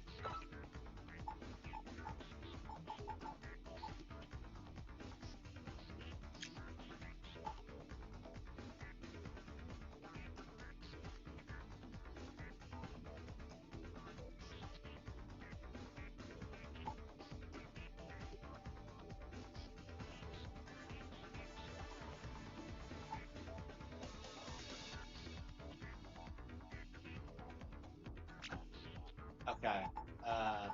Yeah, I gave it a choice scarf. I primarily wanted it for Thunderbolt. I don't know. Maybe we should just. Nah, well. All right. All right, I'm gonna use Rotom. I'm so excited.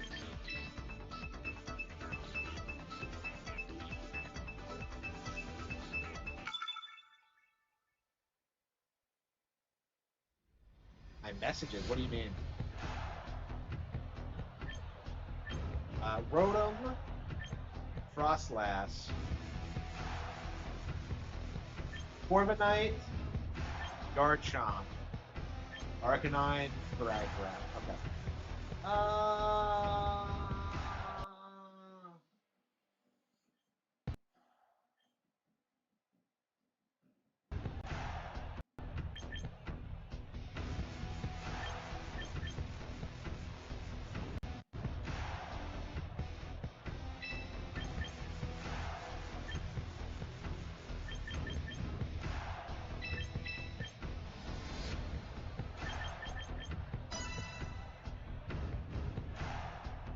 Keep having problems with needing to bring out Frostlass for Thunderbolt, so I decided to get like a no electric type in there. Oh hell yeah! Oh, absolutely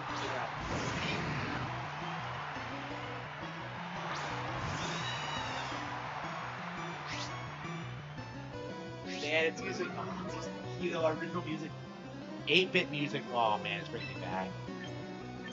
Again, I liked Fire Red, but it's not as good as this for sure. Right, I brought up the one Pokemon that didn't have Thunderbolt. What was I thinking?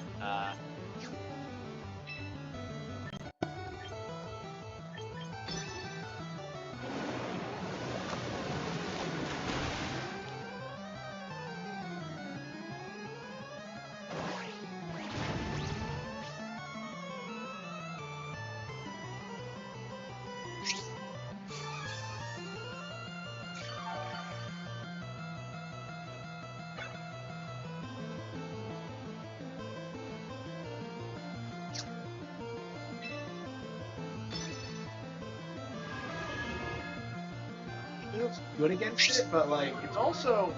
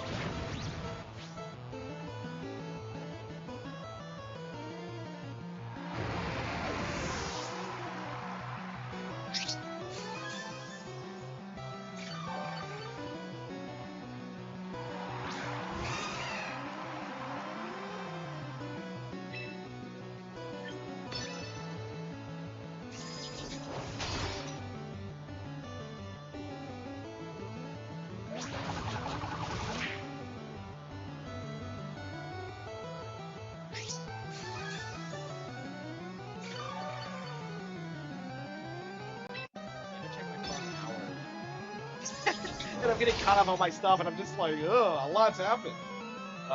Okay. My apologies for the lack of commentary.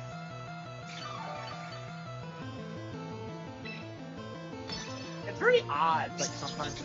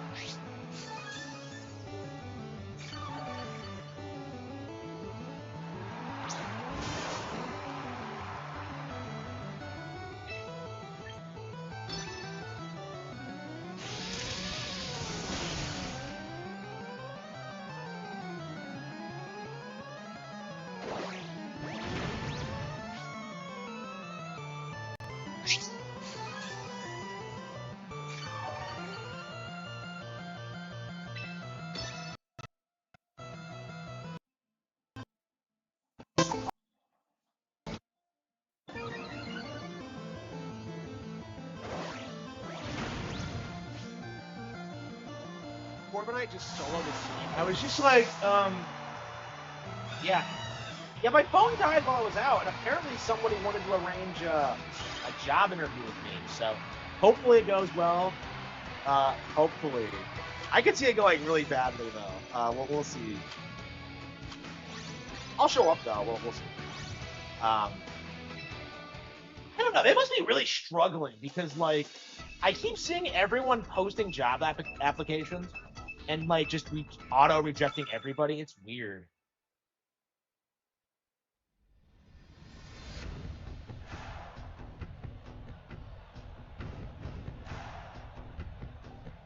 Okay, select 3. Hang on, where are we? Okay.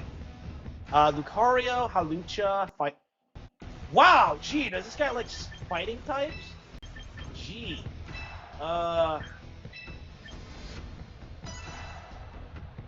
Look at this. Everything is a fucking fighting type. Like, that is not very good type coverage. I don't know. Maybe it's a ruse.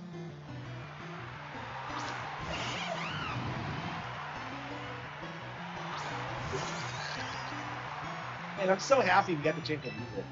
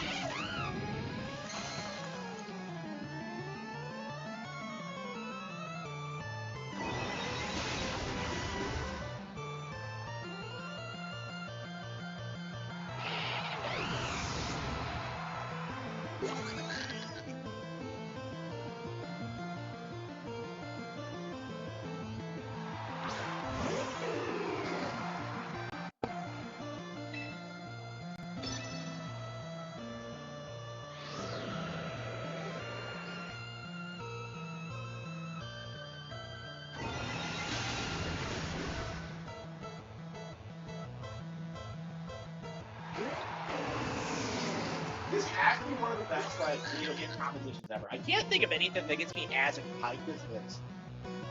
Like, greatest top 10 game track times I love that. Let's go, lady.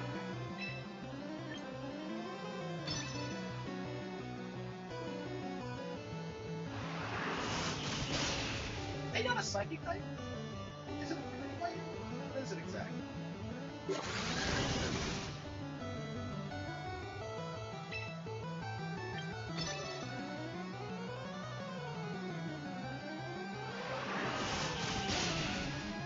single psychic type pretty much soloed almost his entire team.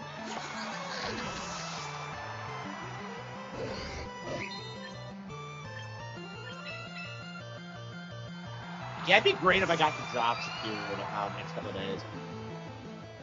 Because the book's almost done, and I'm just like, yeah, I think I'll probably just chill, like, you know, work a normal job, try to get the book published, keep streaming on my free time. Yeah, I'm making enough money from streaming now where I can, like, ah, shit, really? Okay. Yeah, it's using Night Slash. Okay. How did Pointed Stones dig into Rotom? It's a fuck. It has Levitate.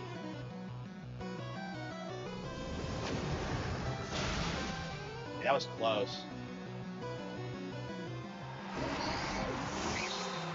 Yeah, Zelda 2 is way harder than any Cross Slot game.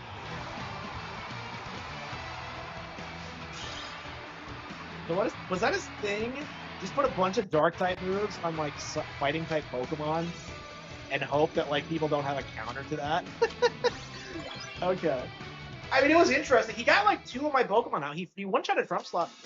I don't know if he would have if I had Mega Evolved it like I should have. I wasn't paying attention. Yeah, I was thinking about my my job interview tomorrow. I don't know. We'll have to see.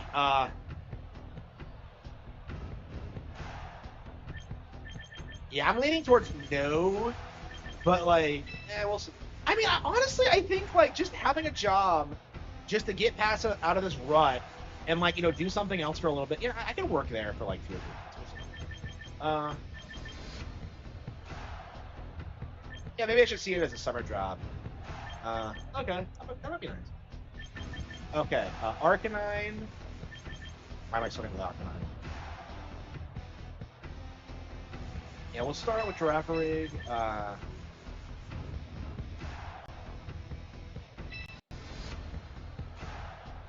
Actually, no, I think...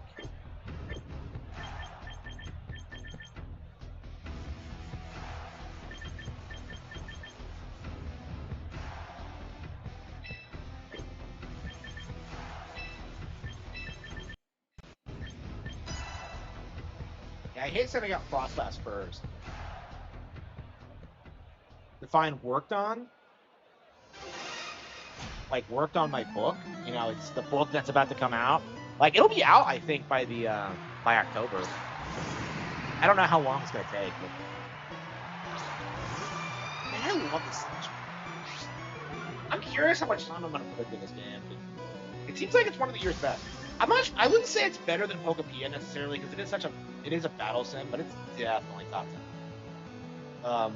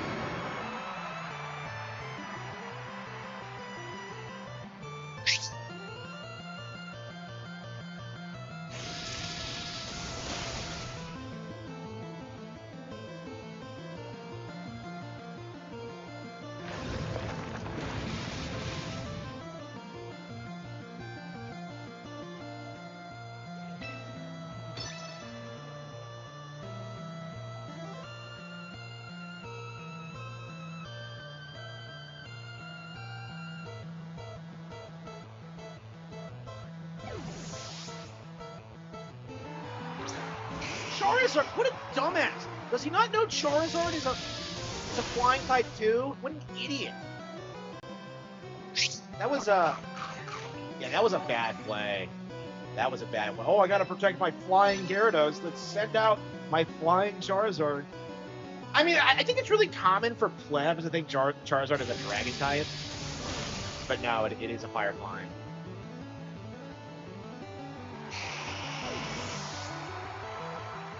I wonder how long it's gonna be until like we get a divergent like starter evolution, because we have like the 3rd stage, we have like the Mega Evos, but I feel like we could theoretically get like a Charizard variant that is a dragon type. Like I feel like that would be a very easy thing for them to do. But I don't know.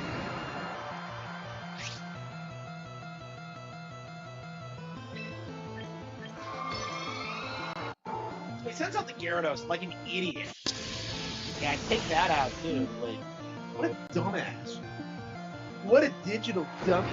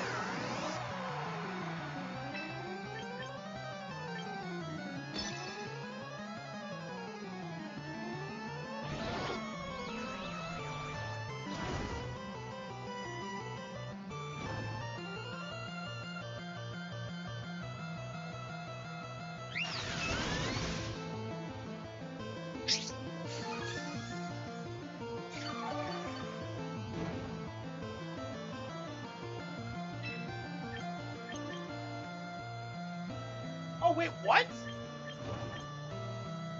Oh, the choice. Ah, shit. I didn't think about that. Well, I mean, so it works for status moves too? That doesn't make any sense. Damn, okay. Like, I gotta think about that more carefully.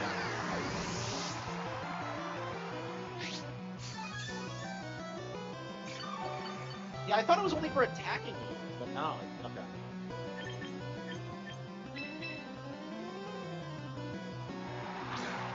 Yeah, I think we'll just clear that.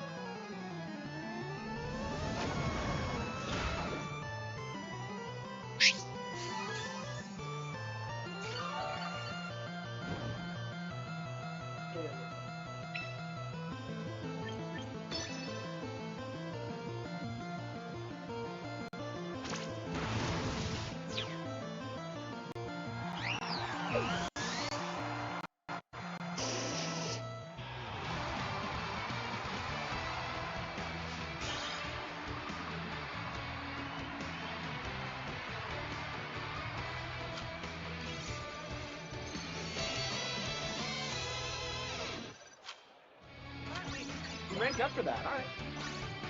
And we're almost to Ultra Ball.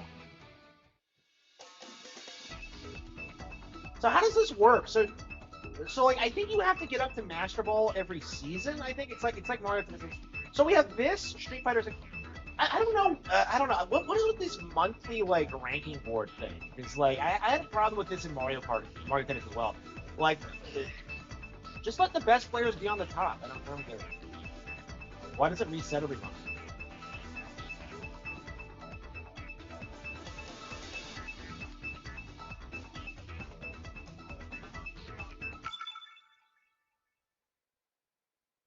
Yeah, we really should stop and play something else. It's only 10. Wow. Okay. Okay, Snorlax, Caesar, Garchomp. Gee, a lot of steel types. Okay. I think we're gonna, let's see, Corviknight it.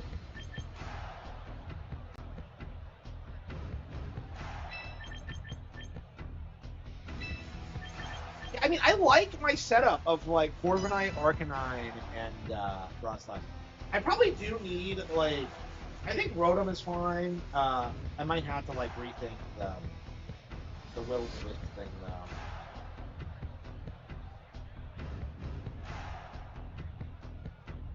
Compare how awful they played it, even if you got a DMC3. Souls? Yeah, it's way worse. Vivian as a man? Oh, based. Based. Like, does anyone actually, like, It's crazy how they seriously tried to like make it canon, and like because of the Troons and how they behave, like everyone's just kind of rejected it. Like, no, like he's a man, he's always been a man. I don't know. Yeah, Troons feel like they're on the way out. Like after it became common to make fun of them online, it feels like they had like this really sharp decline in relevancy. Like I really do think it came about because like dudes were watching too much porn and like thought it was like a gateway to an easy life. You know what I mean? It's like, hey, what? But it's in Garchomp back. I have not seen Mega Garchomp yet. Damn it.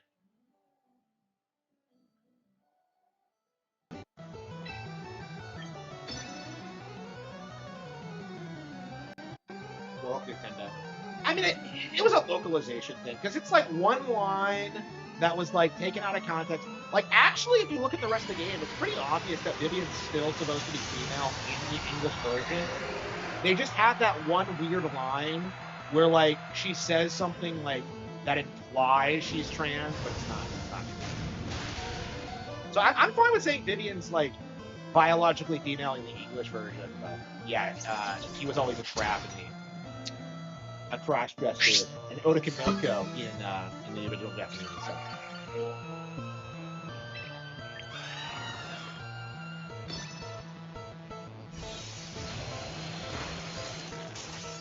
Okay.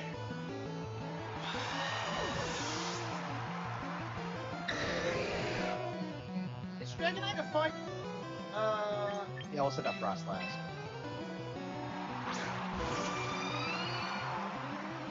All my moves, they be super effective. Yeah, he's probably gonna phase out Dragonite because he's so scared. Pokemon is for Pokemon. Hell yeah.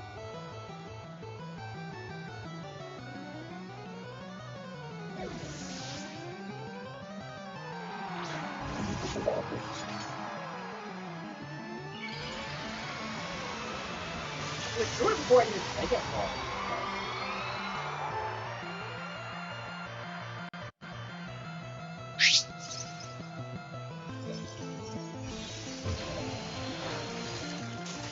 Damn, okay. Yeah, just tank that like a beast.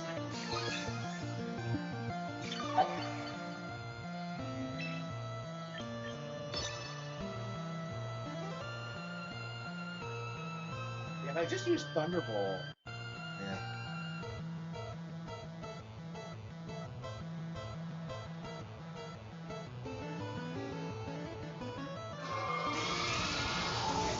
I see King Gambit like quite a lot.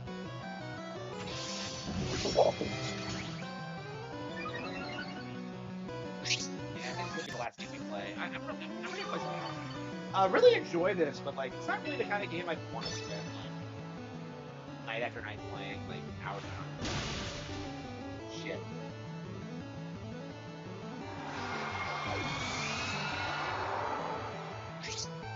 Parasocial? No, I don't have any parasocial relationship with any. Okay.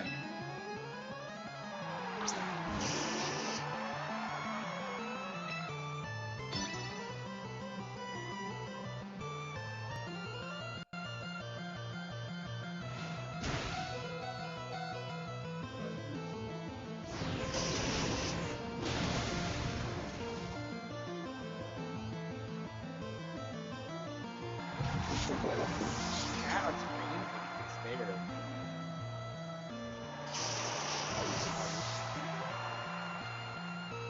Yeah, myself. That wasn't really good. Yeah, I'm done. Let's just go.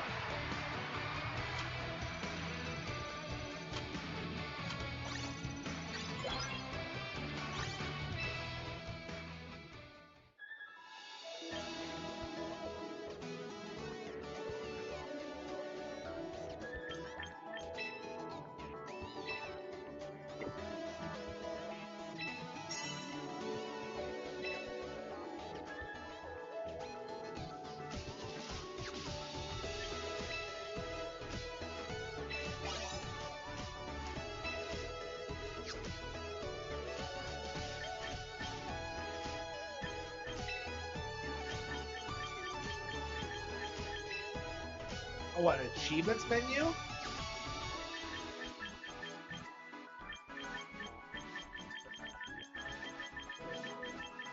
Seen every one of the game? No, I don't think so.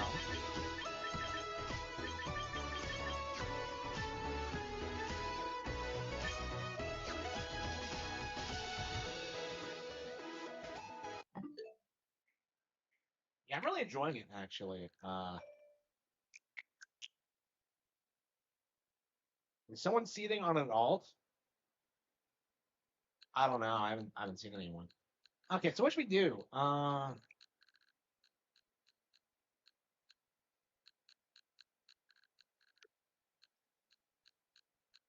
Should we do some Fatal Frame 5? Yeah, I don't know why we're playing 5 again. I don't know. Should we look and see like I mean there are different endings, but like I don't know if I want to bother with them. I mean that's kind of my thing with the game is that I like it, but I don't like it enough to like play it over and over again. You know what I mean? This is actually probably the most I played it since it came out because I don't know. It's always been like kind of a rough game for me. I like it though, for sure. 5 Switch unlockables.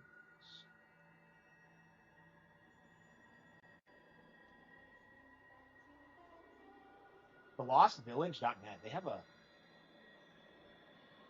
clear game once, obtain. Okay. Oh, hang on. Oh, this is the Wii U version. I believe the Japanese version. Okay, yeah, yeah. The 2014 Wii U version. Yeah, it came out in 2014 actually, and we didn't get it until like October 2015. So okay, remastered 2021. Okay, White Kimono, Punk Ensemble, Cutesy Goth Ensemble, uh, Swimsuit Blue, Triathlon Suit.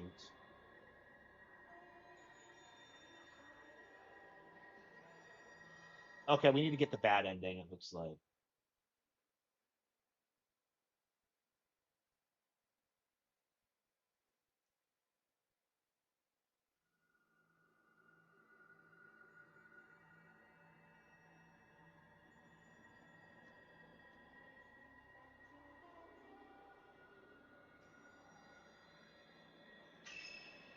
So I guess that's all we have to do is like I mean, this is why I never beat it because, like, I mean, I'm sorry, I never went back and played it again because, like, what do you mean?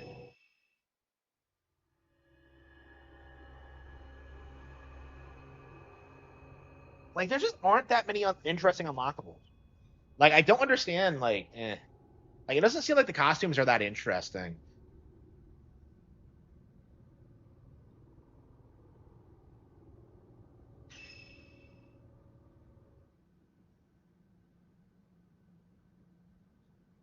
And the Wii U had better costumes for sure because, like, that one had like the Zero Suit Samus one.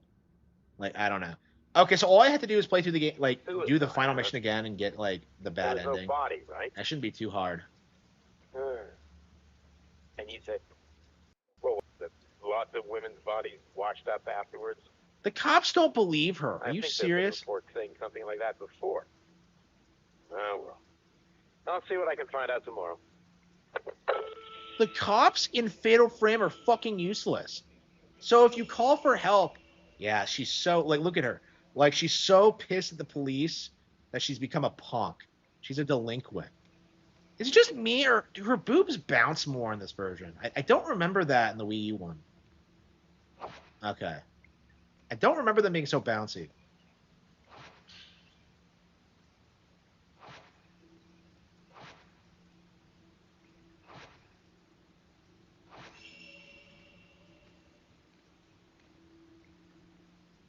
Yeah, so I called the police.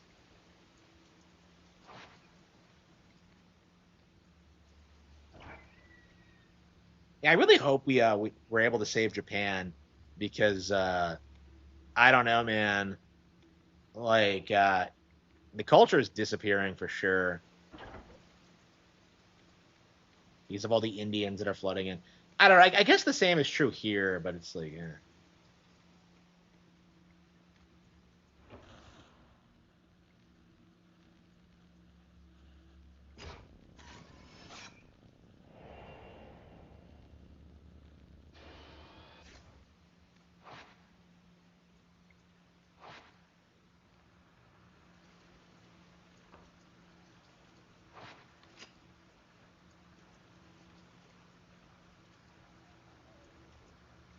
with the weird way she cups it? Why do her fingers look so long?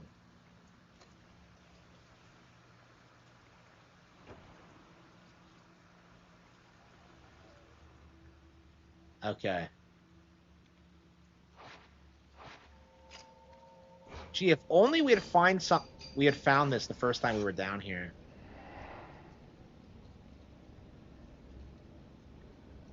New NES games. Really? It's been a while. Okay. Yeah, we'll have to check that out after we get through the interlude. I don't know. I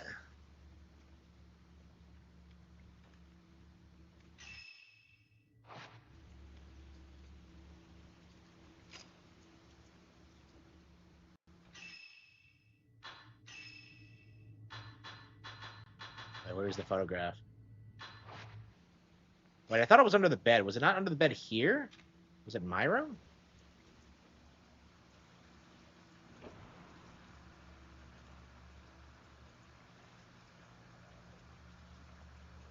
Yeah, I've already beaten this game once. I don't know. I feel like this game doesn't have as much replay value as 4. And it's really interesting because, like, 4 I came away with, like, not really liking initially, but, like, the more I played it, the more I got into it. This kind of seems like the opposite, where it's better on a surface level and better for a first playthrough, but then, like, you know, you go through it again and it's like, I don't know, it just feels like you're going through the motions. Forgive me. Girl in uniform. Like, again, I really like the whole idea of having this, like,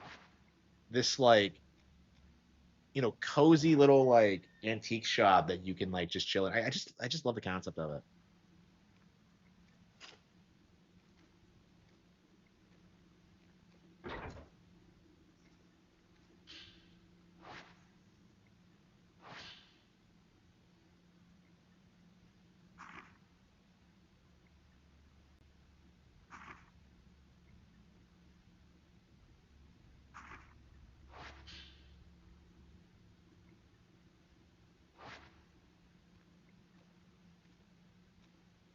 Yeah, I'm curious if these games are like, if we're ever gonna get a 6.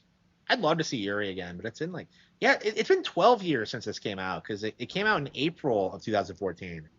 So yeah, 12 years since the last like original installment. And we've gotten like, you know, re-releases and you know, a remake since then, but of 2, but yeah.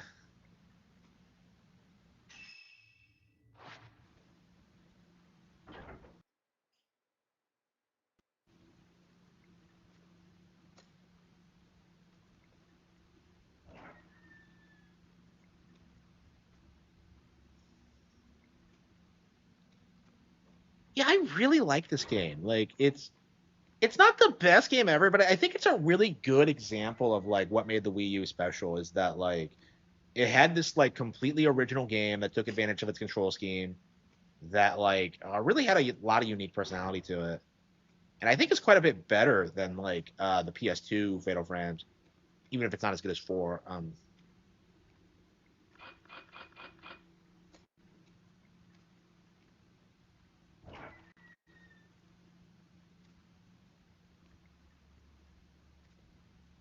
Uh, is Yuri like into punk? Is she into rock, or is this just a goofy costume? Like, what are we dealing with here? Man, I love how it's raining. It has like, even when like it's relatively peaceful, it has a solemn atmosphere to it.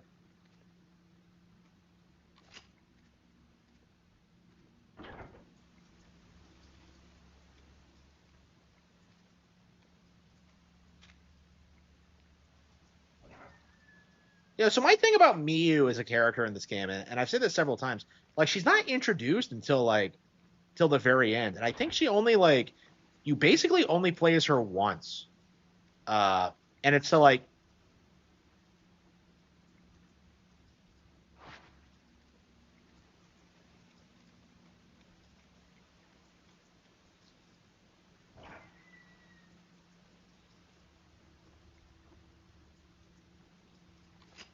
I don't get why there's so many fucking like why there are so many bedrooms in this antique shop. How many people does she have over? Oh, does she paint her nails? I don't think she does in other costumes.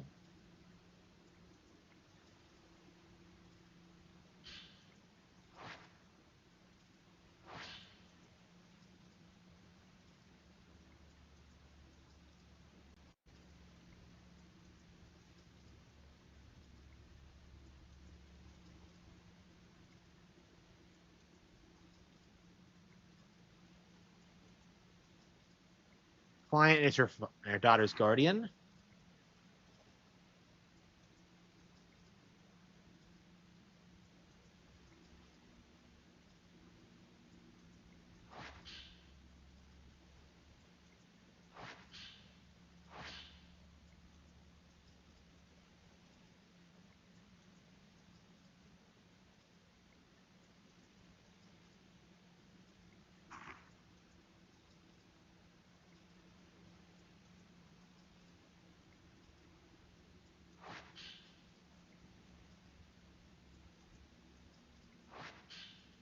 Sumugi. Oh, Yuri Kozakuda.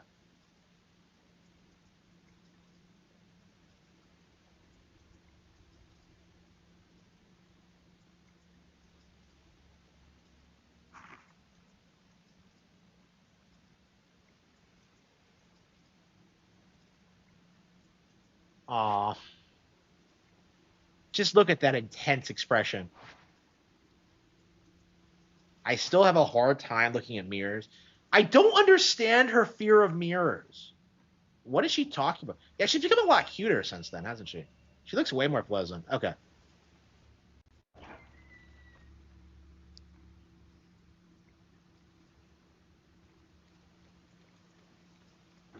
Again, like this game had such a great like formula, and it's such a shame that like it just didn't take off. Yeah, man. Yeah, Iwata did like an Iwata's asked for this, I believe. No, I think it was for the Spirit Camera one. Man, I miss Iwata asks so much. Because it gave you so much insight into games.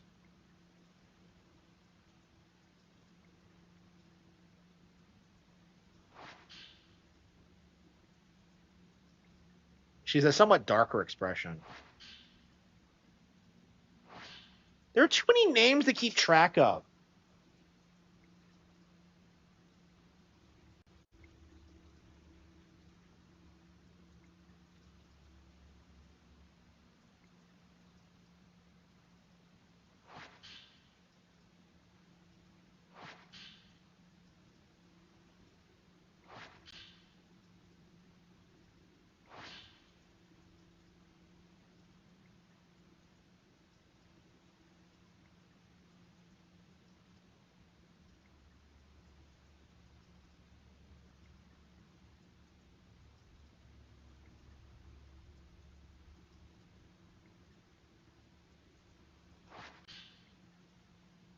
He's a friend of Ren's, and I've never met him. Well, that's crazy because we haven't met Ren in the game either. So this game, like, you don't see the characters interact. You read notes about what they're like, and it really doesn't work.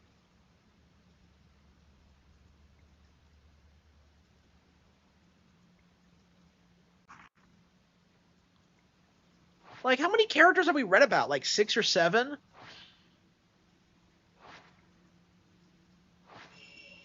Yeah, I may be able to track her down. Yeah, because that works so well for Soka, right? Again, like this is a big problem with the game is that Hisoka goes missing, and instead of like focusing all your efforts on getting her back, instead you get sidetracked with like all these other missing person cases, and it's just like, what are you doing? I don't get it.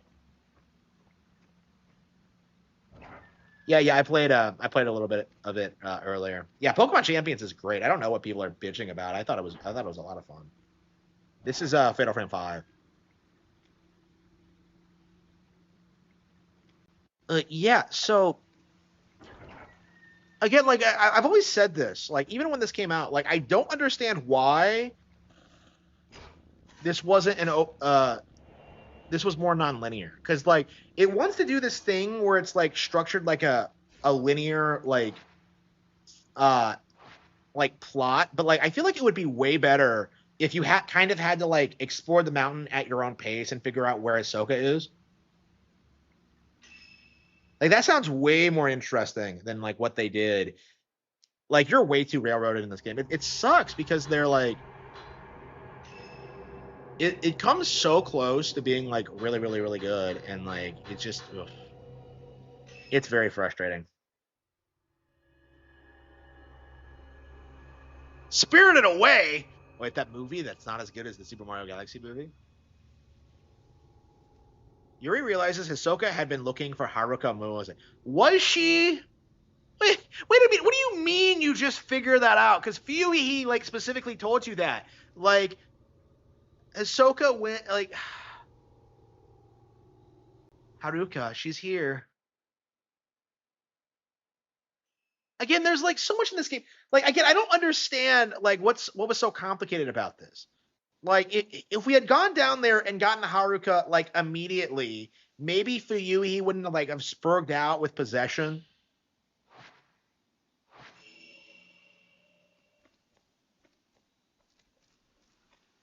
Yeah, this outfit is hot as fuck. Um,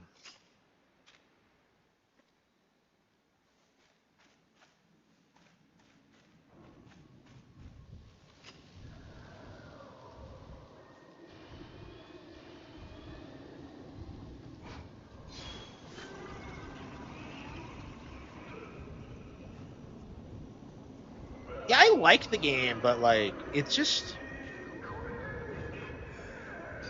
the story and like just kind of kill it. Like everything good about it, like with the environments and especially, it's just kind of held back by just how dumb the characters are.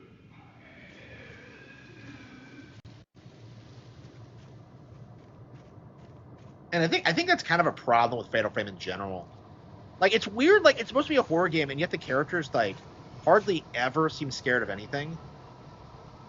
I don't know if it's a Japanese style or whatever. Yes, I agree. I agree. I mean, people are going to complain no matter what. Wait, what? Oh, it's a note. I don't think I've seen this one before. Haruka's note.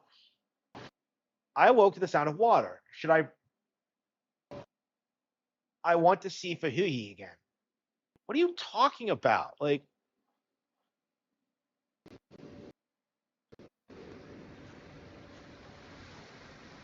yeah, she's just gonna throw herself off every time I walk by. Like, I've heard of committing suicide for attention, but like, yeah, she did paint her nails for this costume.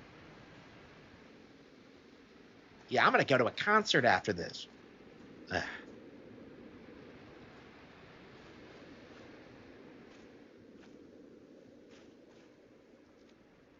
I don't understand that.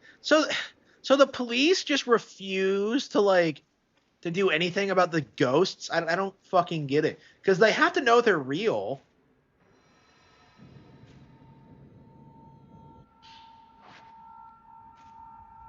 Like I don't know. It's like it's interesting that Yuri actually tried to call the police.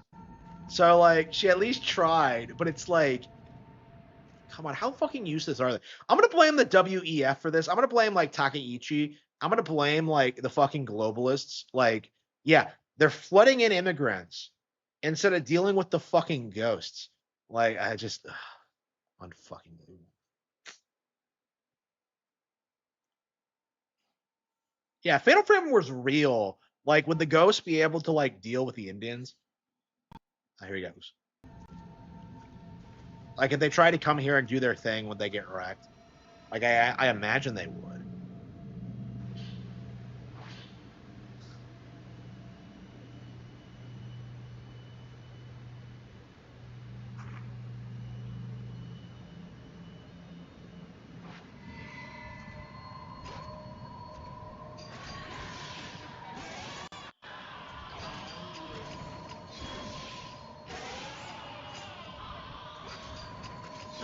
I want to.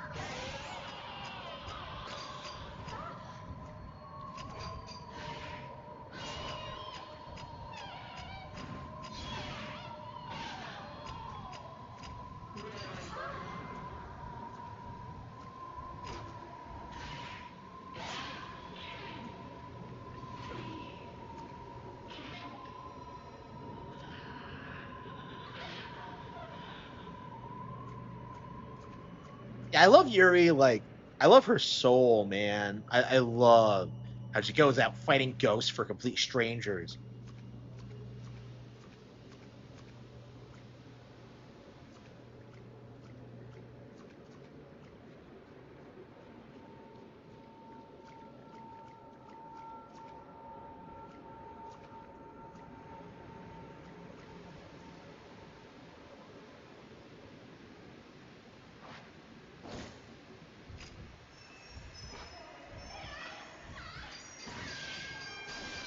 This is the girl who throws herself off.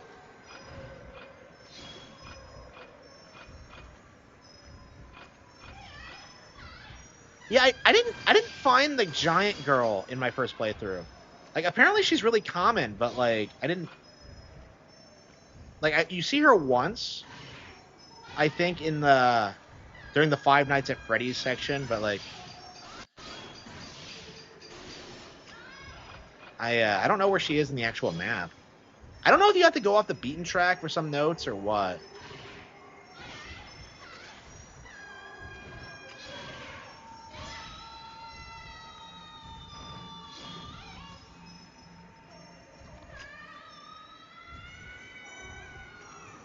Yeah, this is the fallen girl. Yeah, she falls on top of you.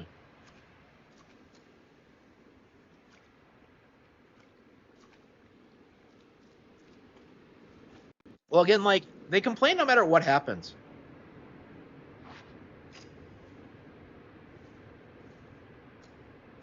I don't think I've ever seen that before. There's probably, like, all sorts of cool things to find in these games. Yeah, can we go off in this direction? I guess we can.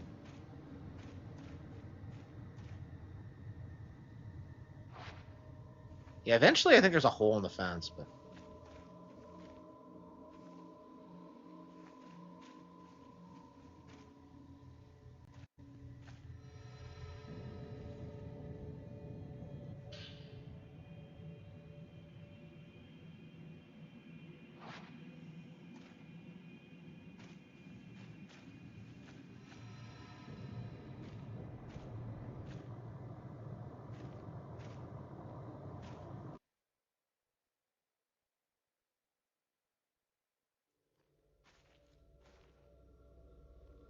So Yuri does die in the bad ending. If you didn't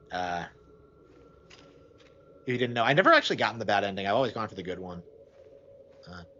Yeah, 4 doesn't have a bad ending, so like I'm kind of interested in seeing how brutal it is. Wait, this wasn't lit last time, was it?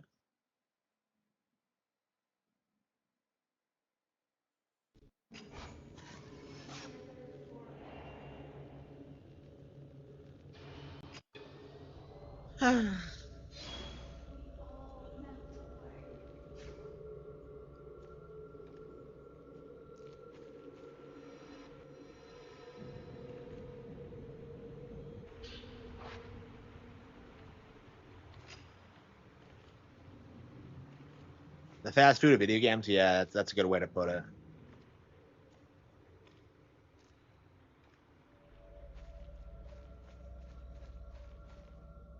I don't understand why the bridge is out. Like, what?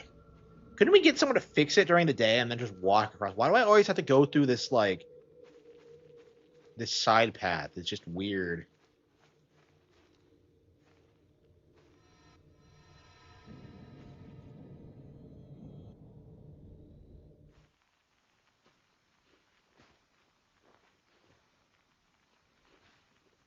Wait, what? This is the hanging tree, I guess. Certainly looks like it. So people really come up This here is to look at where- ghosts? Huh? What? What is that?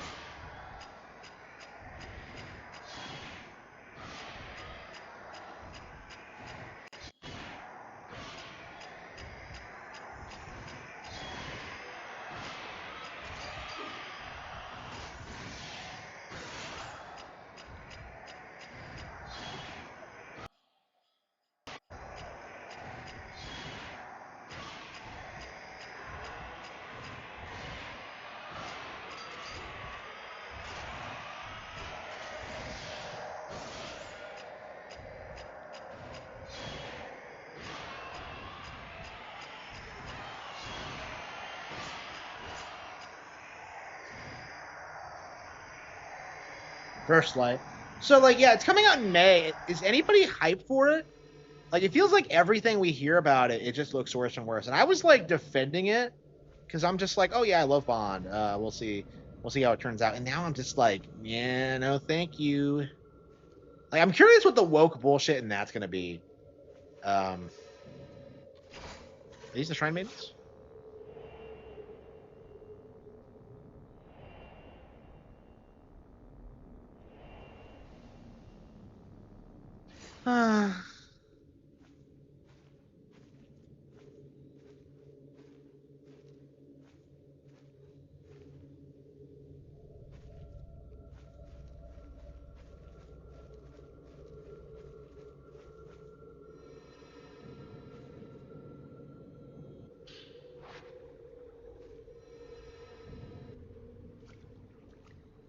I guess you can go off the beaten path a little bit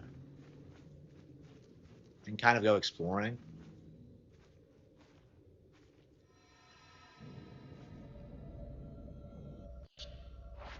Oh, come on. We don't talk about Invincible here.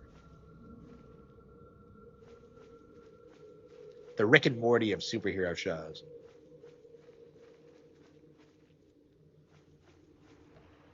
I love how like clowning on like Rick and Morty is a thing now. Because like when that show was at its peak, it was like the most obnoxious thing there was. Like I don't know if like I think that was like the peak Reddit like of like society where like people who watched that show thought they were like super smart, and there are still people like that. It's just that like I feel like at some point it became like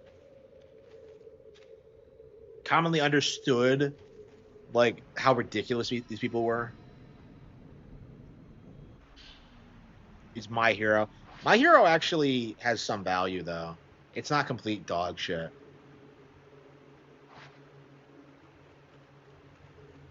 Yeah, My Hero obviously like fell off after a certain point, but like the fact of the matter, it had like an interesting premise. It had likable characters. It had a lot of potential. Like Rick and Morty, Invincible at their core had no real potential. They were just knockoffs of like superhero media. I'm sorry, Rick and Morty was more like a knockoff of Back to the Future. Yeah, I don't even like My Hero, but like it's very important to say like to acknowledge just how much like better it is than something like Watchmen or like The Dark Knight Strikes Again or like any of this slop.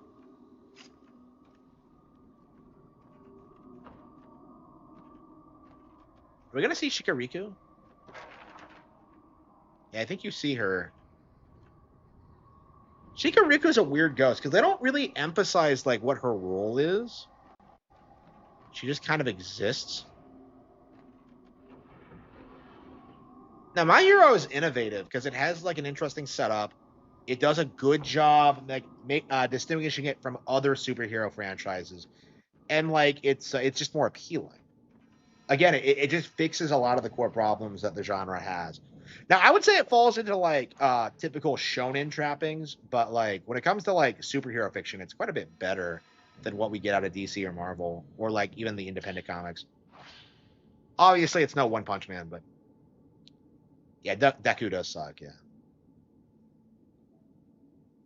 I don't know. He was good initially, but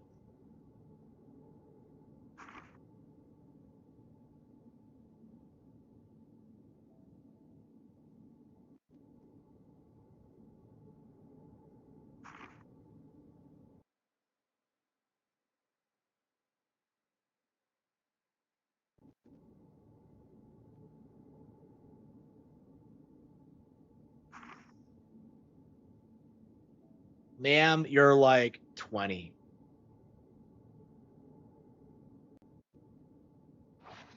Why are they both obsessed with their high school, like with their elementary school graduation? I don't get it.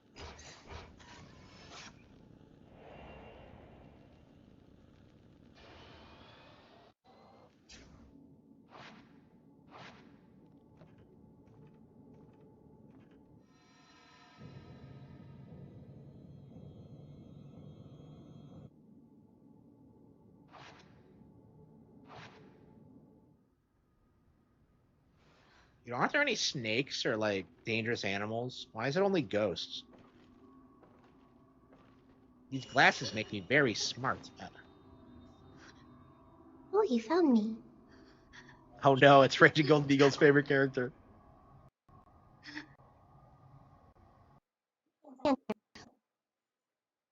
So what makes her different from other ghosts?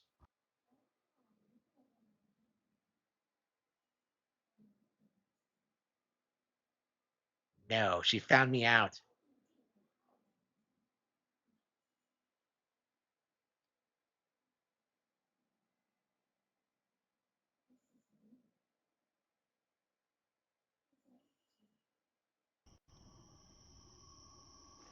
Find me.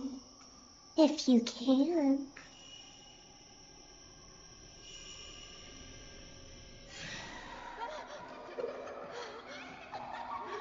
Oh no, not children. So yeah, for some reason,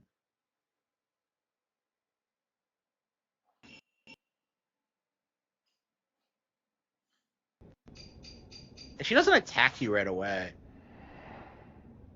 And Shikaruka's kind of a weird ghost because she actually talks to you.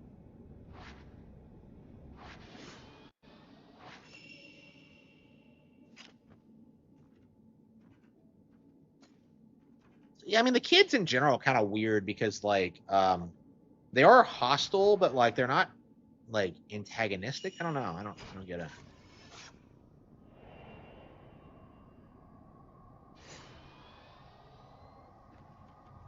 RGE. I don't know what's happened to him. Chibi reviews, lolly anime culture. Yeah. So like, what happened with lolly culture? Because I fell into this trap. I got into anime. I've always loved anime, and I'm just like, okay, it's time to watch more niche stuff. And then you go online and you see all this like these weirdos, right? Who are like lusting after lolicon and underage girls, and like the way they make it sound is that it's perfectly normal, and that you're the weird one for questioning it, and like it's so prevalent that like initially you kind of just like internalize it, and it's not until you really start like thinking about it that it kind of falls apart. So yeah, like these guys are pedophiles, right? I'm very comfortable coming out saying that now. Uh,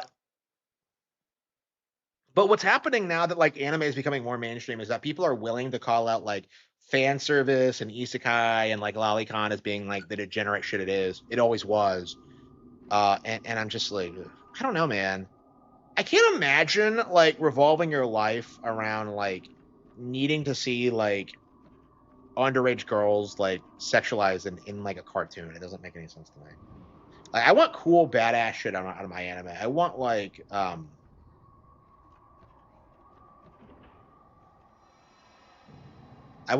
fantasy and stuff like that. But like these guys like they promote themselves as if they're hardcore fans, and they're just not.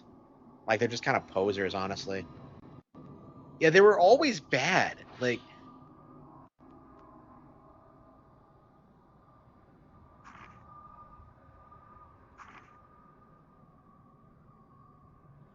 honestly, I think like the dark age of like the 2000s, like it was brought on by like so many shows becoming like so otaku focused, and like focusing on pandering and like getting merchandise sales and stuff like that. Like it's like I don't think that was a good thing, and it wasn't something that was like widely accepted. Death Note had fan service. I don't know, does it? I haven't actually seen Death Note.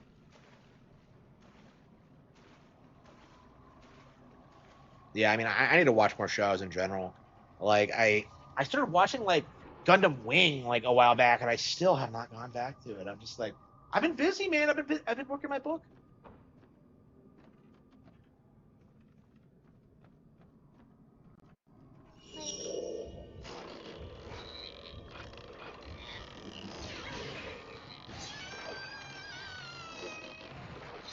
Okay, so Shikariku does this thing where like she possesses dolls.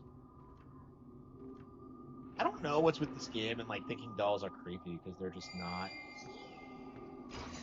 I mean, I guess Fatal Frame is just that's its thing. It's like, ooh, dolls, oh.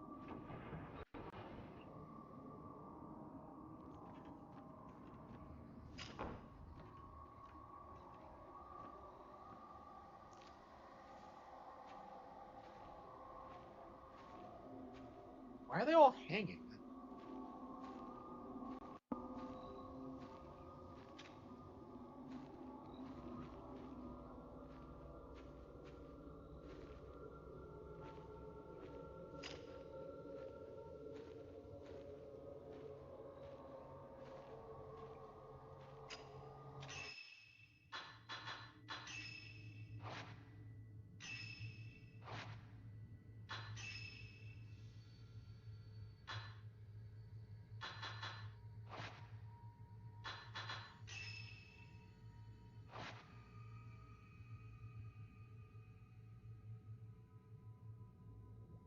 That he was afraid of. Yeah, I hated that shit.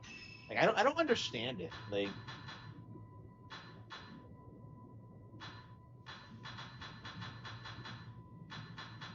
yeah, it's on the list for sure, but I don't know when I'm gonna get around to it. Like again, I'm so busy. I just don't have time to do anything. I was thinking today that like, I haven't even read my like Full Metal Alchemist volumes that I have lying around. It's just like, and like Legend of the Galactic Heroes. I'm just like, yeah, I'm way behind on everything. I'd love to like sit and watch stuff, but it's just like I'm very busy.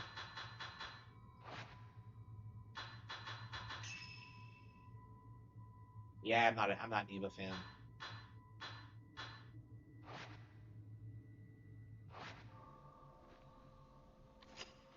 Yeah, I thought it was out here somewhere.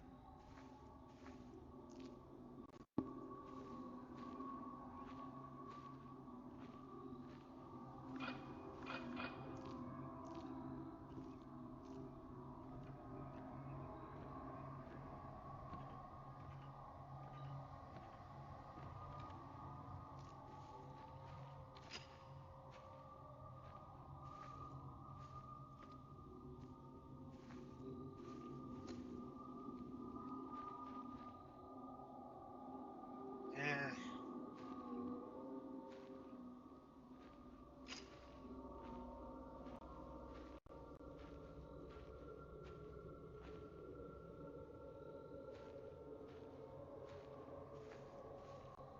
Shit. Because of the theme song? Yeah, I agree. I agree.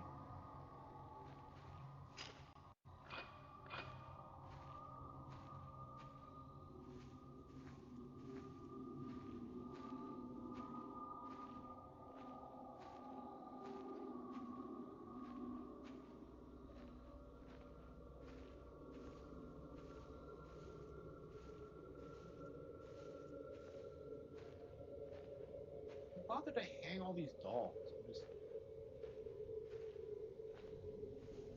Surely they didn't intend for this to be.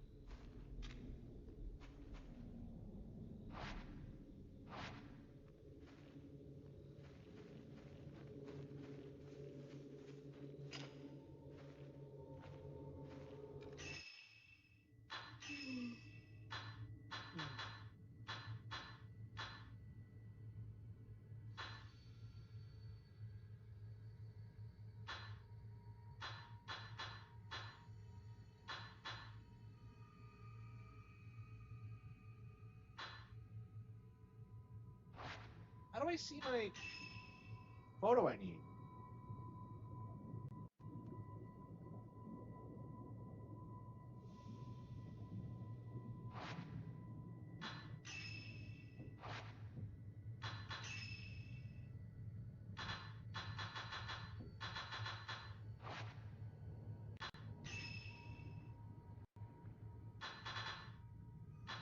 Ooh.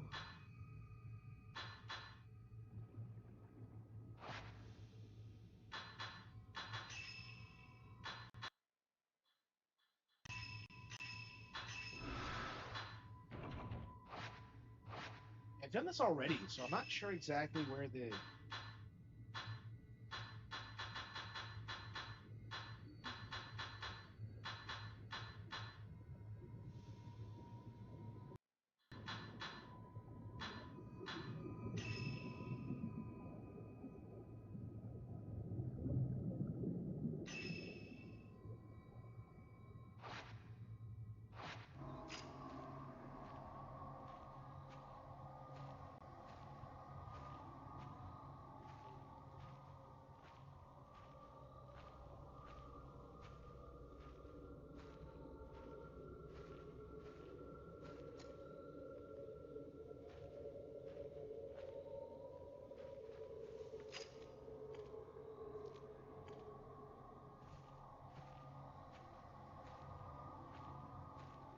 I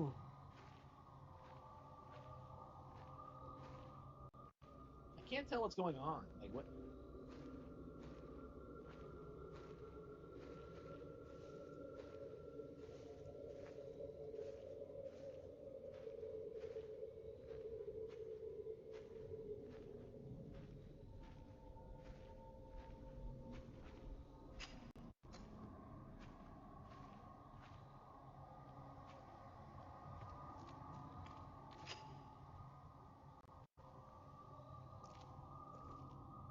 Oh.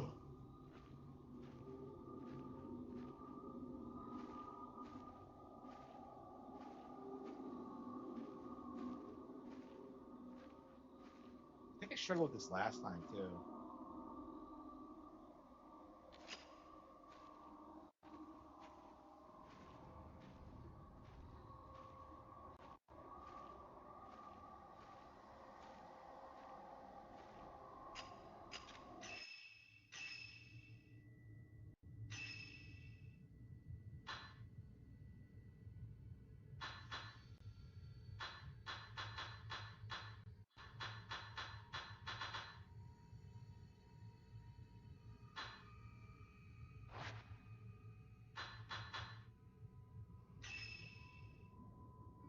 Oh.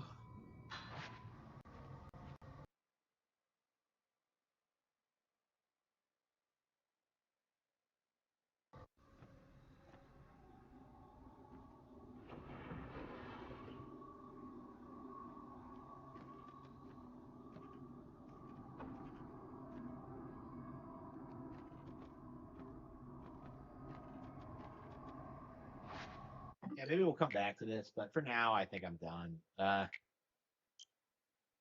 mean, like yeah, I don't know. I just don't enjoy the game as much as four for some reason.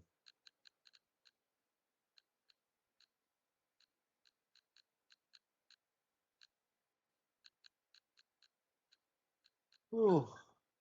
Actually, no, we never did two.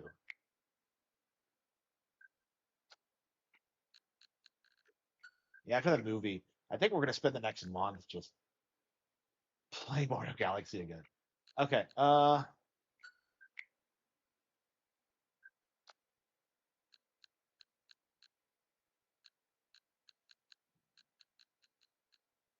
Back to Tales of Berseria. It's pretty late. I don't know if I want to keep playing or not.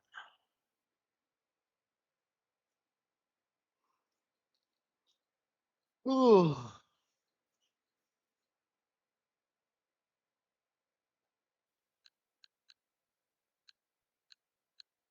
Oh, that's right. Didn't they add in new NES games? Okay. Yeah, what did they add? Very curious. Yeah, he conveniently did not tell me what they added, so I have no idea. I'm going into this blind.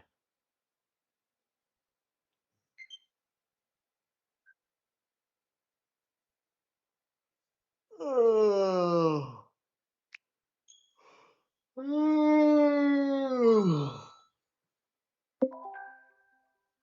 Okay, come on, be something good, be something good. Oh, whoa! This is the game that like people try and tell you that like Miyamoto ripped off for The Legend of Zelda. Wow. Control Gil the hero as he climbs a tower. Starting from the first floor, pick up the key. Yeah, I've been making fun of this one. Okay.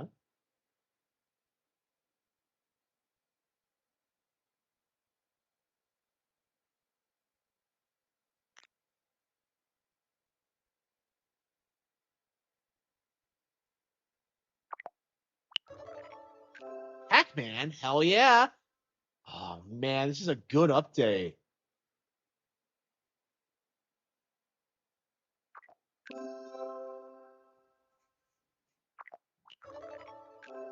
And Mendel Palace, a Bandai Namco game.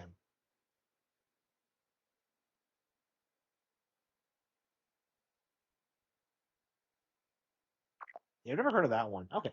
I am very interested in this. Namcot? What?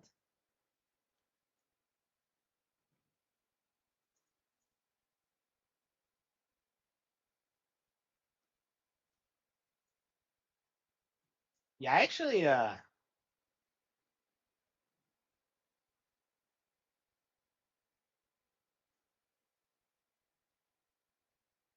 this was a meme. So yeah, like I said,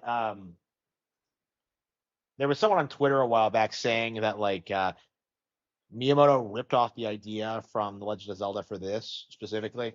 And I imagine it's the same deal as the Z targeting thing, where it's just a giant cope. But like, again, these narratives kind of like exist because people just aren't familiar with the games.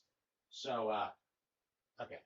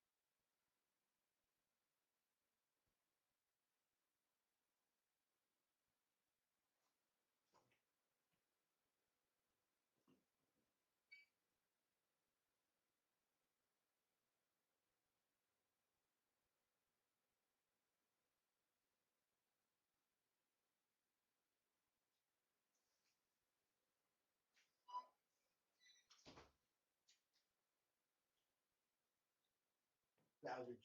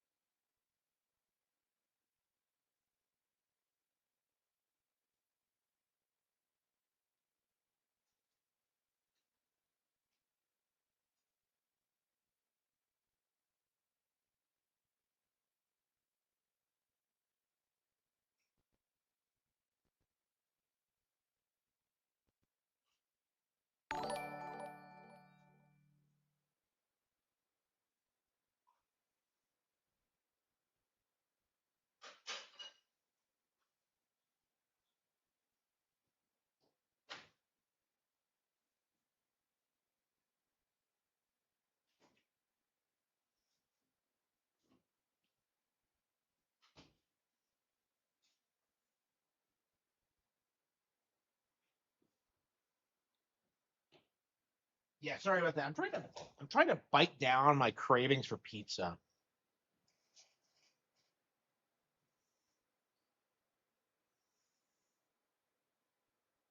Prince Gilgamesh wore golden armor to attack monsters that save Key in the Tower of Draga.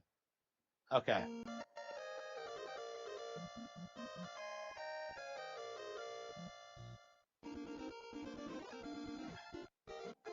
Oh wow, look at this game that is nothing like Zelda.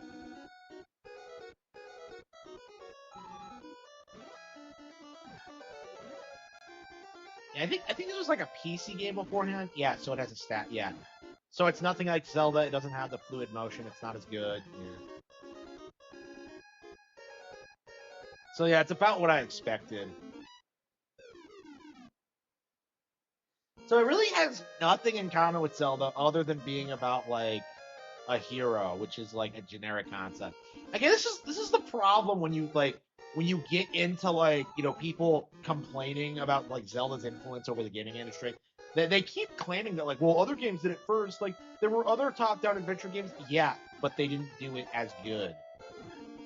Like I don't understand what's so complicated about this.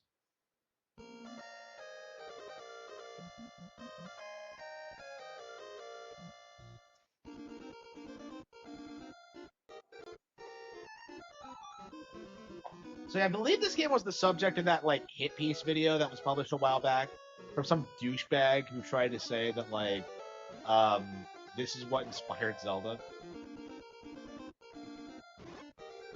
So yeah, basically it's just generic concepts of different people coming to the same you know conclusion. So yeah, you don't stab, you hold the button and walk forward. So yeah, the gameplay is a little bit different.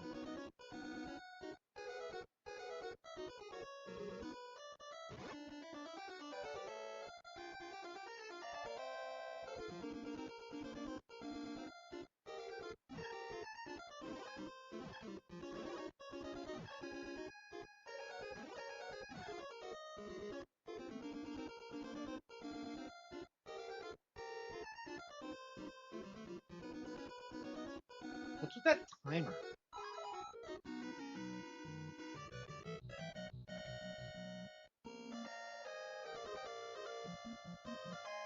I love the Tower of Draga.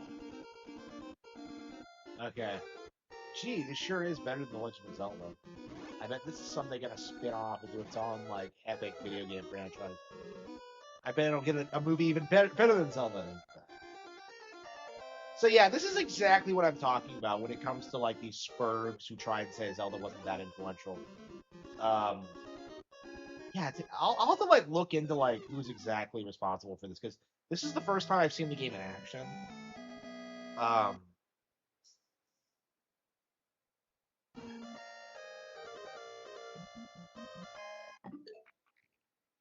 yeah, is that the last video like made about this?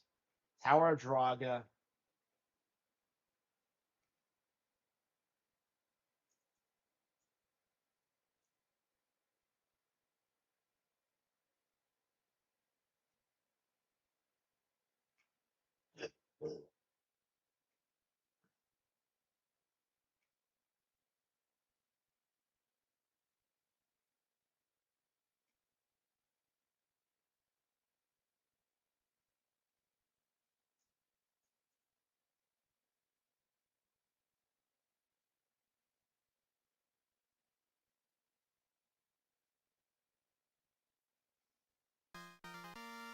Welcome to the Tower of Druaga.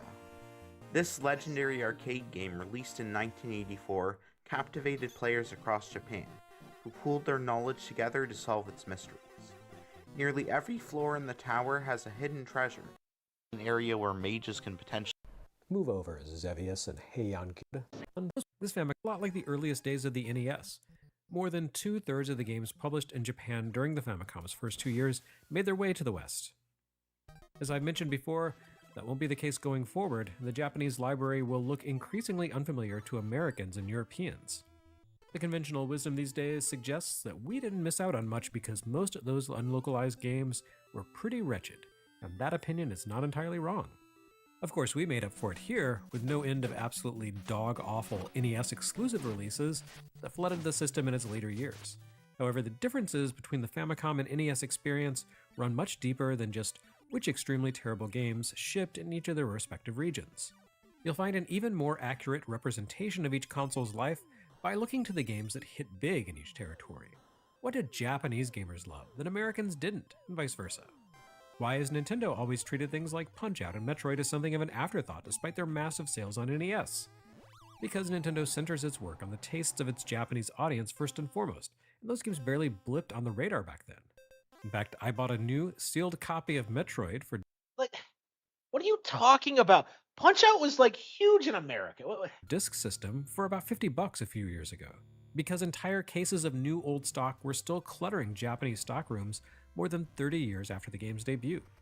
Likewise, the affection that Japanese publishers lavish upon seemingly irrelevant games like Xevious and Spelunker may seem bewildering to Westerners who don't realize just how well those games sold overseas. Compare a fan-driven retrospective best of ranking for Famicom to one for Xevious was like a huge innovator. Like, what is he talking about? NES, and you'll end up with an almost completely different set of games. Namcot's The Tower of Druaga is one of the first major points of divergence between the NES and Famicom experience. To this point, I think it's safe to say that the Famicom's biggest and most beloved hits eventually made their way west, but the Tower of Druaga leapt to the top of the Famicom sales charts while remaining completely unknown in the West for another decade.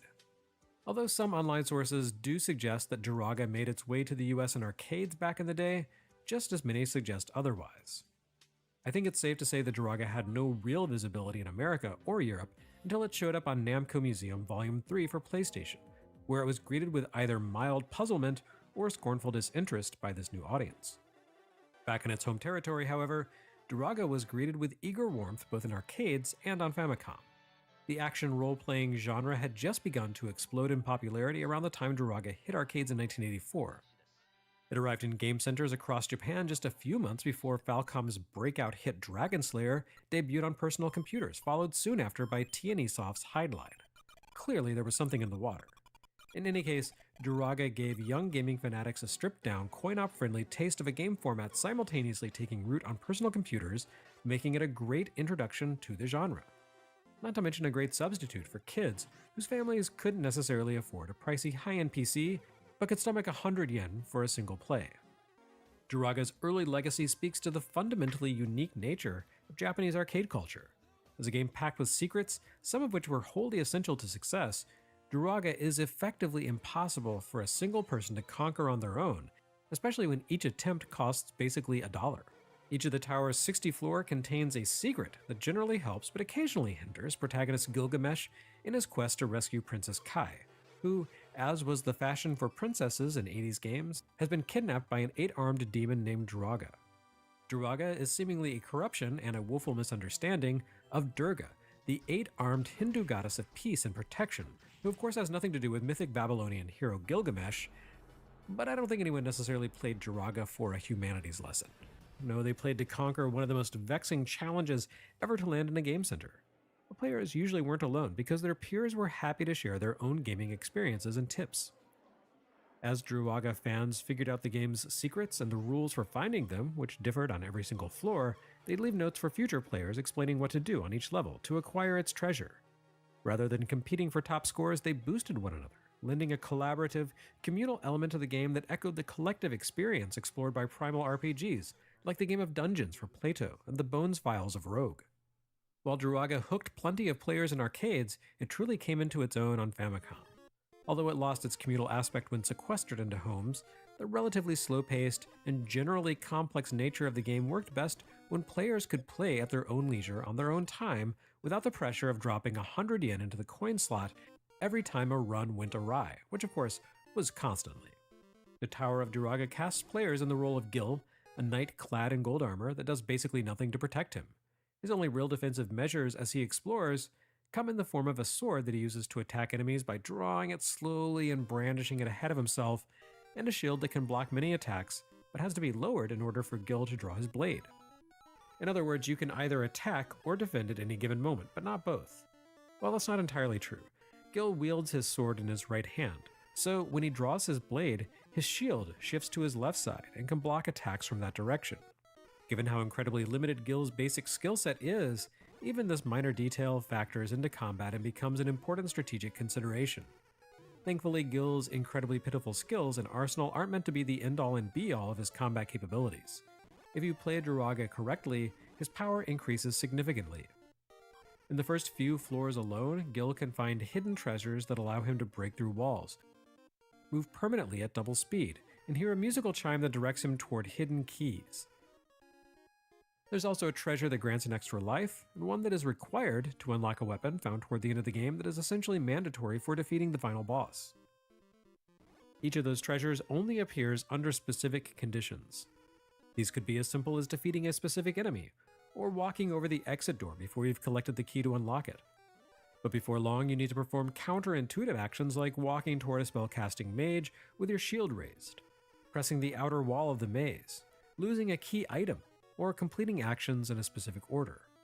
The game does nothing to indicate these requirements, of course. You need to figure out everything on your own, or more likely to buy new releases as late as 1986 or 87 would have made it difficult for Druaga to fit in. But that's okay because we felt Druaga's legacy all the same in games like The Legend of Zelda and Castlevania 2, and in direct sequels like Nightmare of Druaga and Mr. Driller Drillland. The popularity of Druaga on Famicom encouraged other developers to explore that style of game and marry its design philosophy to other genres and styles of games. In the end, it would prove to be one of the most important Famicom releases of all time.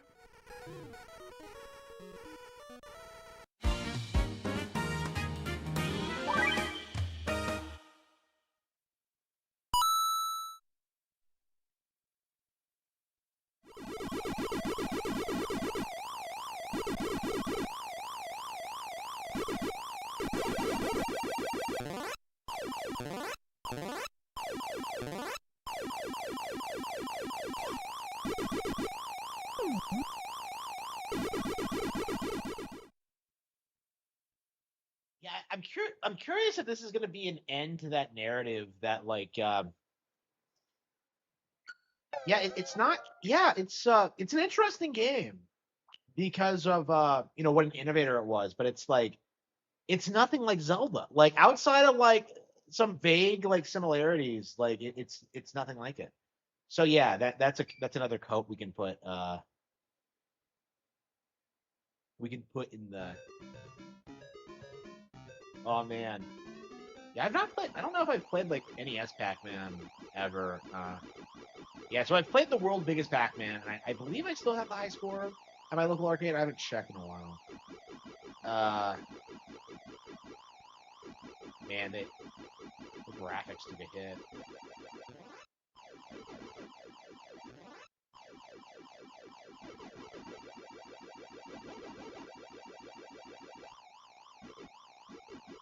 Yeah, I played more Pac-Man than I ever have in my life over the past like year or so. It's been a lot of fun, but like, I don't know. It just feels like yeah, this is one of the all-time greats for sure. Like for sure. Uh,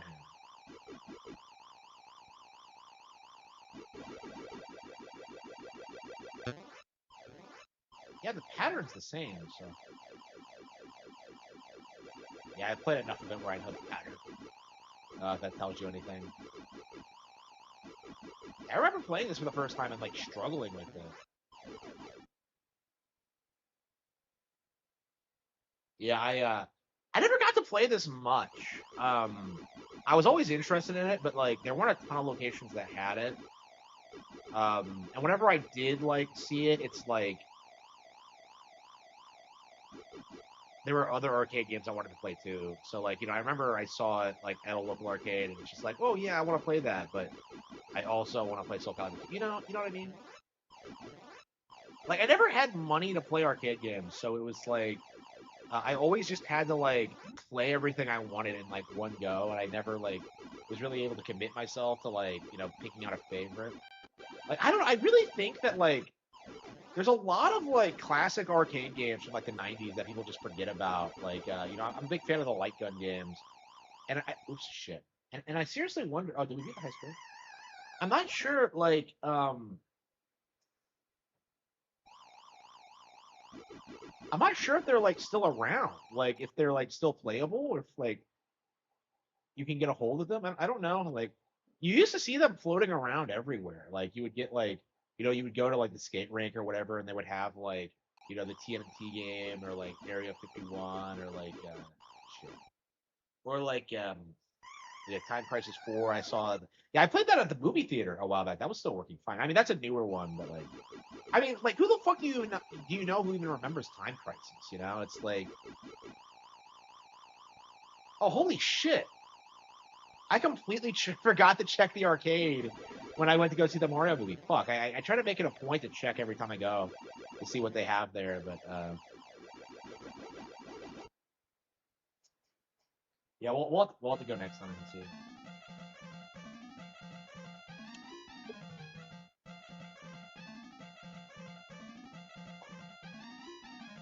Like I don't know, they really need like a classic arcade collection. So like, I mean, they did the Marvel one. I think they finally released the Marvel arcade game actually, the one everyone knows, like Welcome to Die. So like I'm very very anxious to play that one. Yeah, I remember playing that once growing up, and I remember getting wrecked on the first screen, and I was just so fucking pissed. It wasn't the first screen; it was like the first level, but it's like Like I was too young to be playing it, and I was just like, I was so excited about it because I love X-Men. It looks so badass. And I just, yeah, same with like MVC2. Like I remember playing that. I think it was MVC2. It might have been one. I don't know. But yeah, I remember like playing MVC, like some MVC game, and just like getting wrecked immediately, and like not having any money to play again. It's just like it's pissed me off.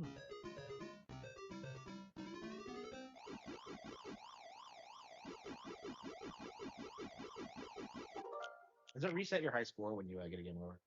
No, it keeps it. Okay.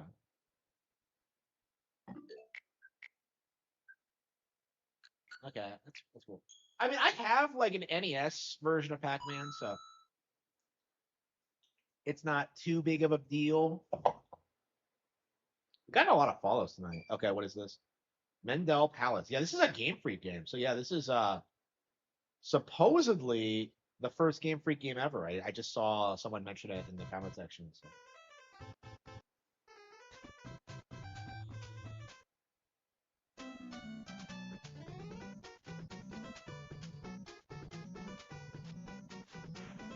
What was that?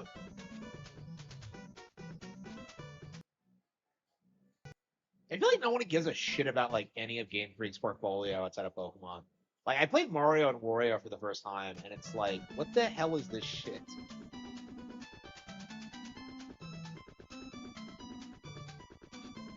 Yeah, I don't know. I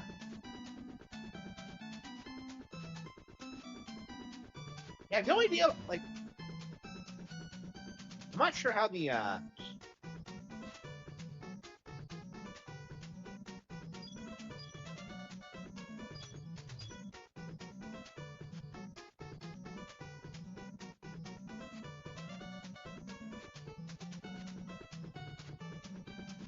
Oh, you have to throw them against the wall to win. Okay.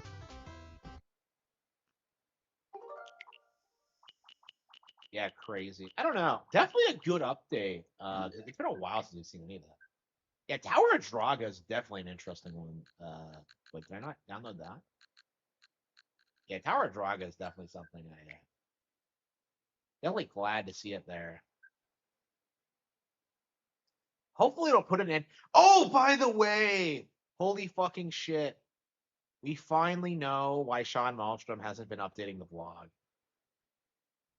He actually got laid. Holy fucking shit. This Spurg is like dating some like chick who loves Ocarina of Time. Oh man, that's how it ends. His lust for younger women has like overpowered his hatred for like Anoma and Zelda. Wow, unbelievable. So this is how he ends. Like, wow, that is crazy. Like, I was like, I knew something was up because he hasn't been updating lately. But yeah, it seems like he's finally kneeling to like for pussy. Like, what a. I mean, you're not gonna see me do that to like a PC gamer or anything, but I don't know. I don't know if there are any like female PC gamers, but like you know what I mean. It's just like what a fucking cuck. You have no real convictions. Like, he won. I don't know about that because like okay, so like Malmstrom's always bragging about like how much money he has and stuff like that. So like what I think is happening is that he got with someone way younger who's like using him for money and stability. I don't know. Just the way he talks about her. That's the impression I got.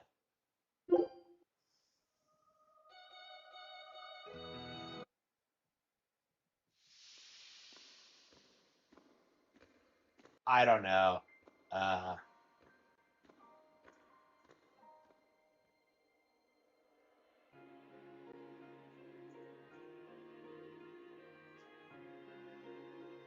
so yeah, I don't know. He hasn't talked about her a lot, so I can't really say for certain. But that's like kind of the mindset I got is that he's kind of like simping for her, and it's just because she's young. I think it's cringe when YouTubers bring up their personal life. Yeah. I don't know why you would ever do it, honestly. Like I barely talk about like my personal life at all. Like I've spurred about my parents a little bit, but like they really did fuck me over. So Like, I kind of have to, like, kind of outline, like, the general idea of what happened. Is that, I was abused, and I have to, like, I had to work, like, 20 hours a day to get out of it. And it's, like, stuff like that. Like, I kind of have to talk about that a little bit, but I don't really dwell on it Finish too this much. now. And again, it's not clear.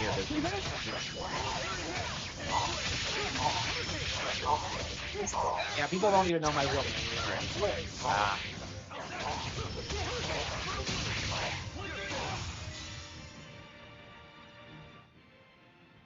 Your style is really unique. Just wait until I pull out the good stuff.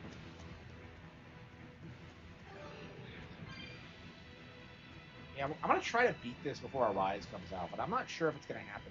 So we have like 3 fucking Tales games that we have not beaten. We have this, Zillia, and Arise, which is coming out next month. So I don't know when any of this is coming out.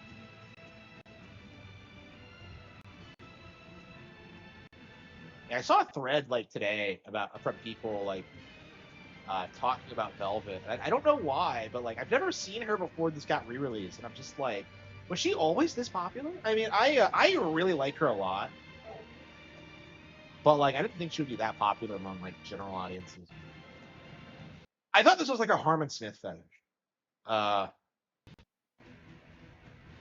Yeah, I know. Yeah, there's a reason I don't talk about that. Like a lot of people think I'm an incel, which is not never has been Finish proven. this now. Yeah, I don't tend to talk about that at all. It's not a good idea. Like for a lot of reasons. I won't improve Like by I fighting. definitely like keeping my personal life separate from like my online like career thing.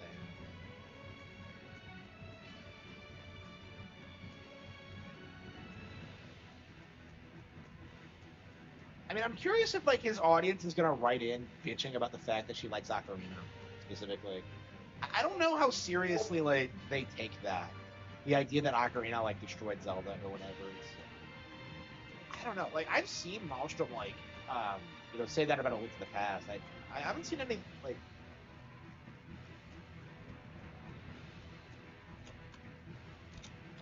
Her being pregnant with his child. Yeah. Yeah, they don't tell you a whole lot. They don't tell you everything. I remember when like Voice Critical, like, oh, he has a girlfriend. I remember when like he's playing like Bayonetta 3 or something, and like he goes off stream to wish her good night, and I'm just like, yeah, this isn't gonna work. And yeah, they did break up like soon after that.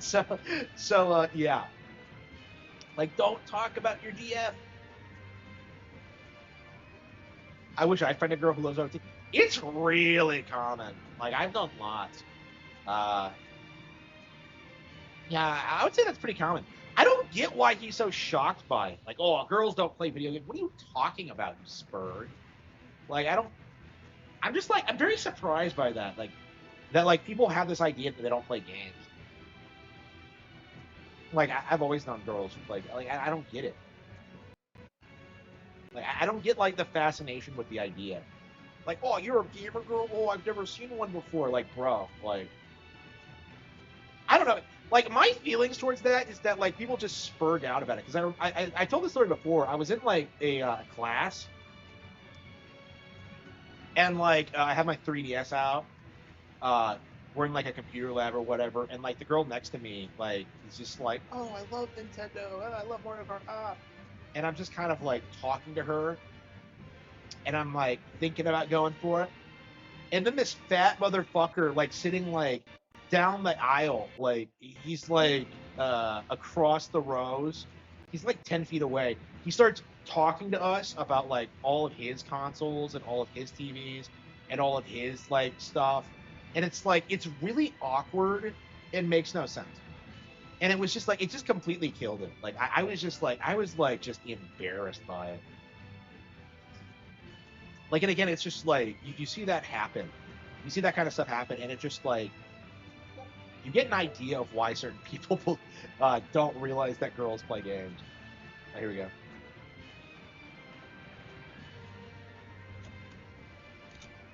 Yeah, I never talked to her again because of that fucker. Here we go.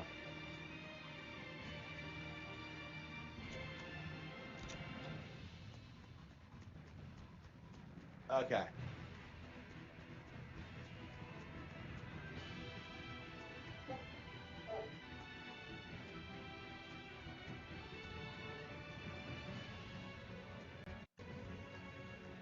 I'm surprised I don't spurg out about that more often. Like, I guess I wasn't that into her, but it's like, yeah, I really should have been more angry about it. Where am I going?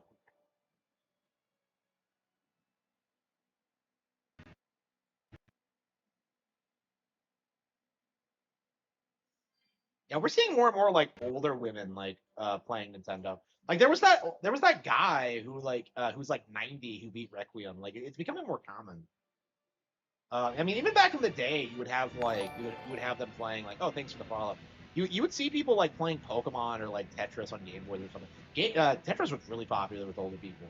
So like you see stuff like that, and it's like, what the hell is this? Where am I going?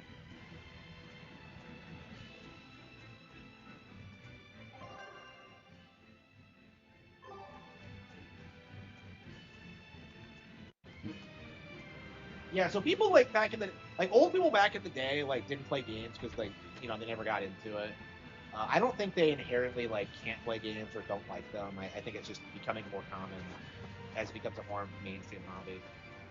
So I think you're going to see a lot more like people in their 60s, 70s, 80s, 90s playing games. I mean, I was thinking about this recently. Like, how long can I realistically play? And I think there is going to come a point where like I can't really do like competitive fighting games anymore or whatever. I'll like, finish this now. Like this, like RPGs, like I think I'll kind of like, I can't think of why I would struggle with them unless I like lose my hand or something. But even then, I could probably get like a prosthetic.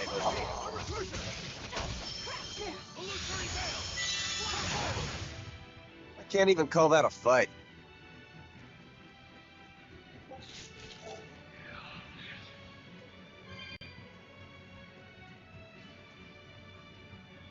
How do you plan to stop the battleship? It's equipped with large cannons. The plan is to use their gun powder.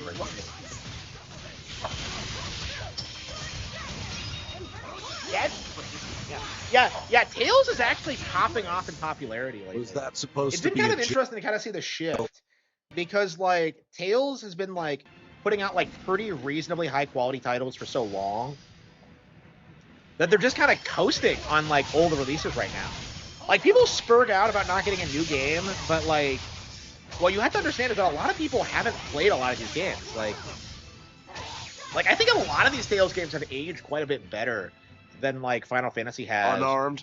Hardly. These because are they had a deadly clearer weapons. direction and they had like What'll it take to make you go all out?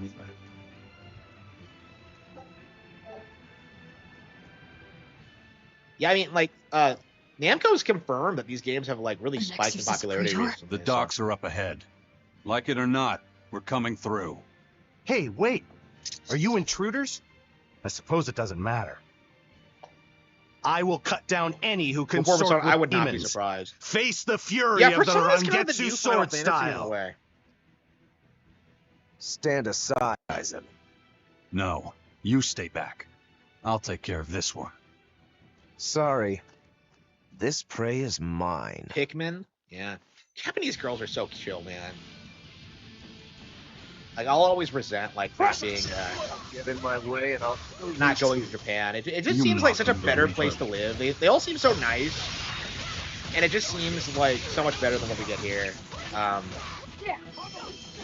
don't know. I think we should, like, probably strive to, like, have that kind of culture here instead of just, like, moving there, like, for PewDiePie or something. But, like, I don't know. The difference between Japanese and American women is just shocking. Careful, Rokuro. It's really bad. I know. He's holding back. Let's go. Not that there aren't, like, great American women here, too, but, like, I don't know. Maybe it's just, like... Where did you learn the Rangetsu style? I studied directly under the Legate Shigure of the Abbey. Lies. He'd never take on a student. Let me guess. He taught you a few things one time when he was super bored, and then crushed you with them.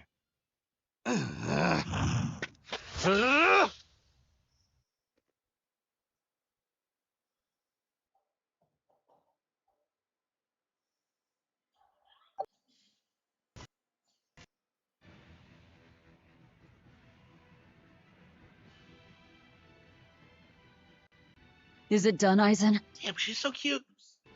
It also serves as a good signal for the Von Eltia.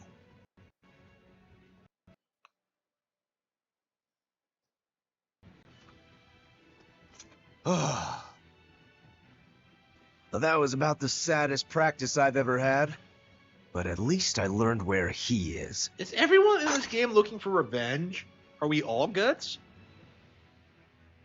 Yo, the Abbey's my goal now too. Now I can do what I have to do and repay my debt at the same time. Is that your doing? What? Is there a problem? No. Seriously, one of the hottest A characters fine I've ever seen companion in my for life. the Reaper.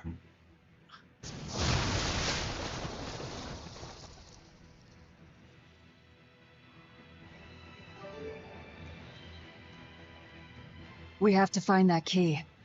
Let's get to the control room. Between your sword style and that giant blade you shoulder, I wonder if you've got Rangetsu blood in you. The name Kushi-Yamada? I hear they're smiths with some connection to House Rangetsu. Yeah, they're a distant relation, a clan of kitchen knife makers.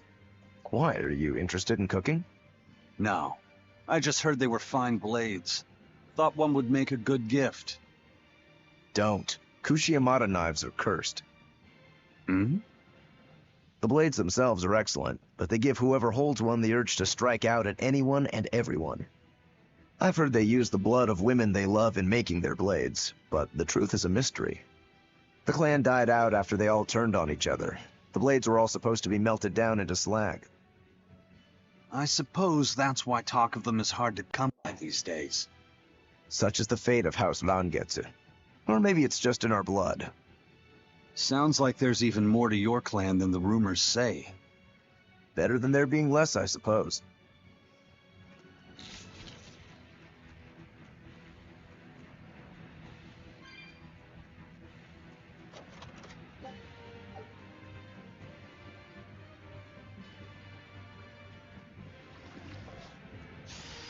Not worth my time.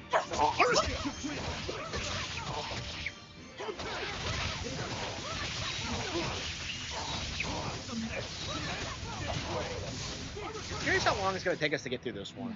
Worth my time. Yeah, Grace's was weirdly short. Like I got through that in like 25 hours. Yeah, Grace's had such a good opening, like build up, and then like it just falls off. I don't understand it. Like it just. There were some things about it that I really liked, and like by the end, it's just. I don't get why like Pascal isn't the protagonist. Like she's the only one that does anything of value in it. Like it just.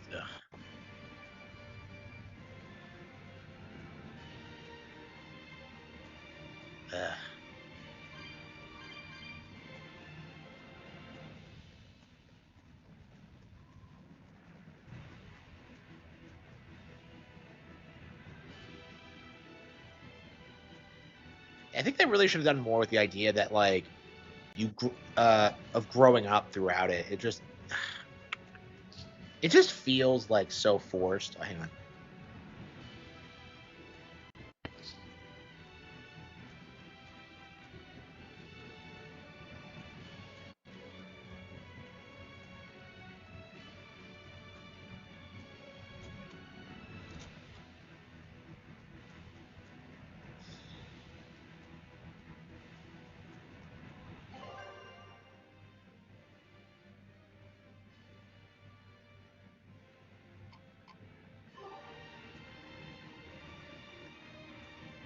Did I not actually get it? Hang on.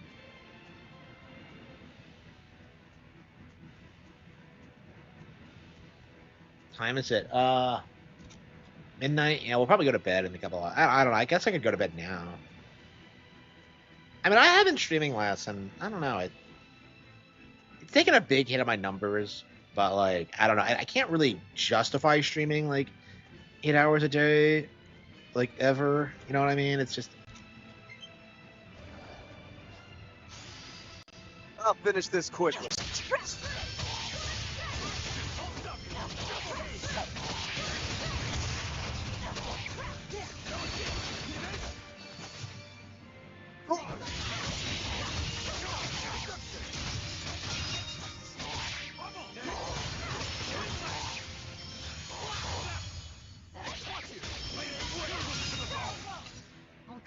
anyone in my way.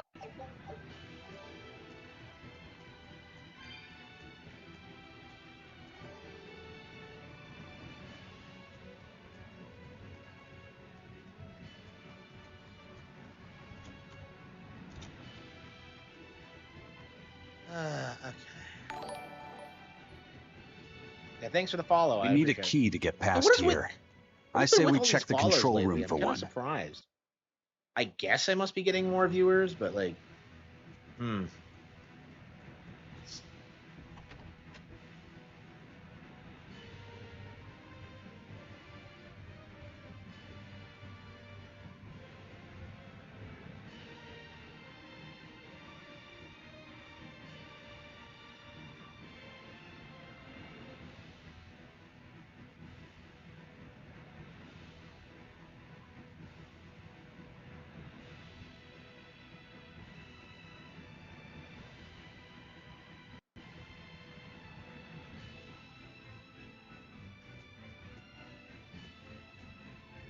But yeah, thanks for the follow. I mean, I guess I need all the support I can get right now. So thank you all so much for watching my streams and watching me play Tales of Berseria. Yeah, I guess I must have gotten turned around. Okay.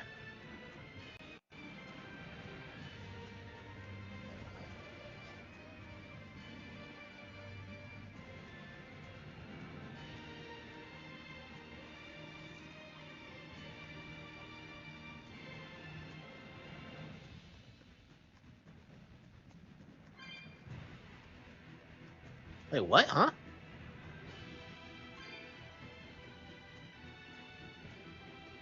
What the hell is this room? Wait, there's not.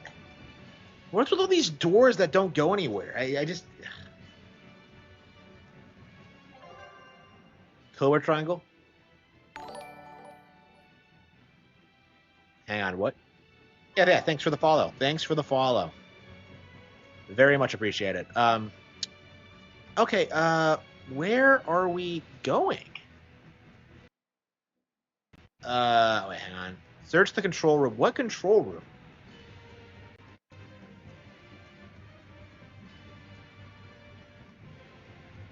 What the hell is the control room? I thought it was back here, but like, there's nothing like that. And collect the key. Wait, no, it's Pepper. Don't tell me it's just lying around like that. What? Okay, let's look at the map. Let's see.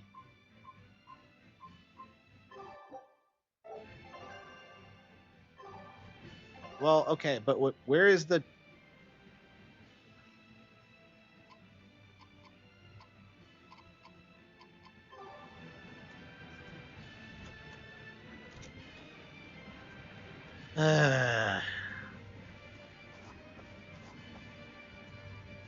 why is that ship tilted?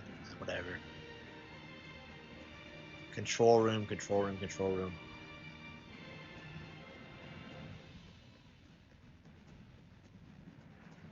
Yeah, I'm not a fan of Tales dungeons. There's just something about them that just strikes me as just really boring and ridiculous. Like, what do you mean that I have to wander around like an idiot to figure out what I need to proceed? Okay.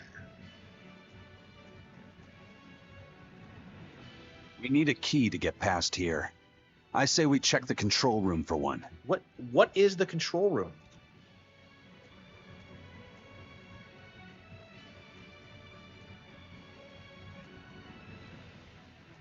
Yeah, what the hell is the control room?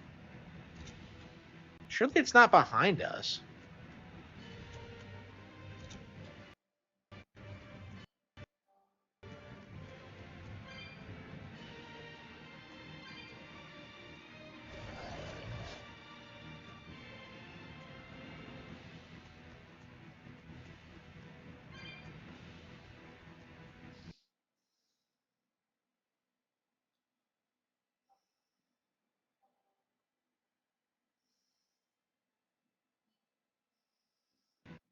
Yeah, I agree. Yeah, Rare is like classic 8-bit like video game bullshit. Yeah, it sucks that they fell off. I don't know. I would like to like, after I become successful with the novels is like to like start the new Rare and just do like, you know, the same kind of like year after year after year hit. I don't know if that'd be possible though. I mean, that's just kind of my thing is that like, well, I'm doing so well with what I'm doing already. So like adding more to my workload, I just don't know it's possible. I don't know. It doesn't feel possible, but yeah, I don't think it means that much to me, honestly, but anymore. But it was definitely something I wanted to do, but yeah, I don't know if I'll ever be able to branch out into video games. I feel like the industry is gonna radically change over the next 20 years. So yeah, a ton of like the industry talent's gonna be dead by then.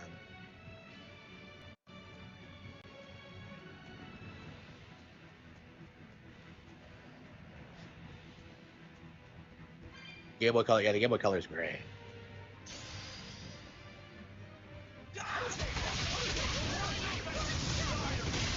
Yeah, I'm told that like Perfect Dark and like Conquer are actually really interesting Game Boy games. So.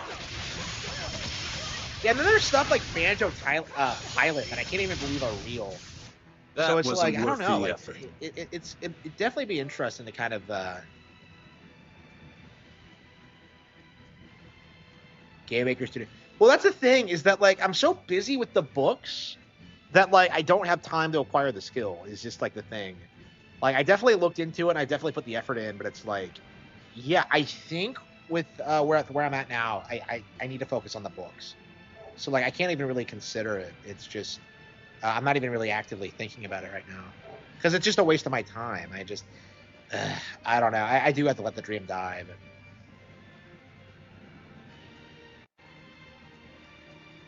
Yeah, Rare did pretty good Mickey Mouse games back in the day, didn't they? Not worth my time. How good is Mickey Speedway USA? I was always very curious about that one.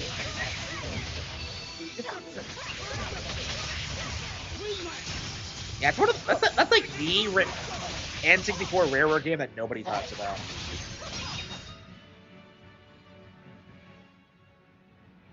I wish I had power like that.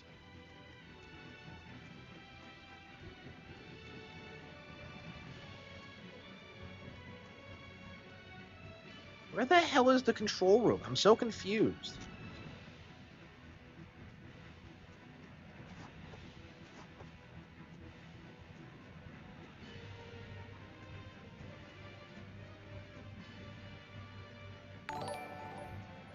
Thanks for the sub. Thanks for the sub. Yeah, we've been getting tons of subs and follows tonight. Thank you. All right, here we are with maybe this way. Okay. No, this is okay. So this is where we came in. Okay. All right. Yeah, I'm surprised that like people don't really talk about it much. Oh, here we go.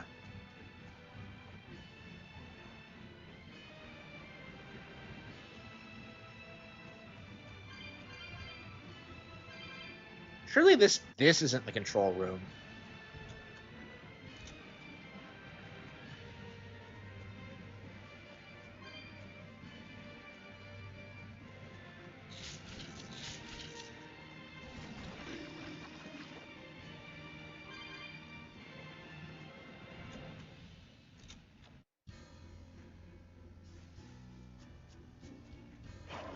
Yeah, there's no way it's out here.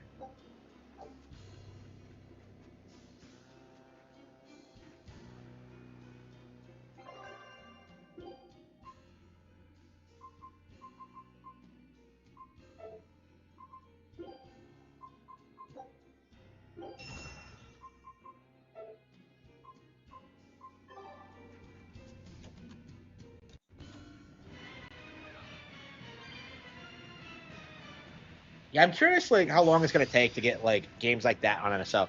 Because right now it feels like we're getting a bunch of weird games. Like Tower of Draga is definitely a classic, but like I don't know. It took a long time to get there.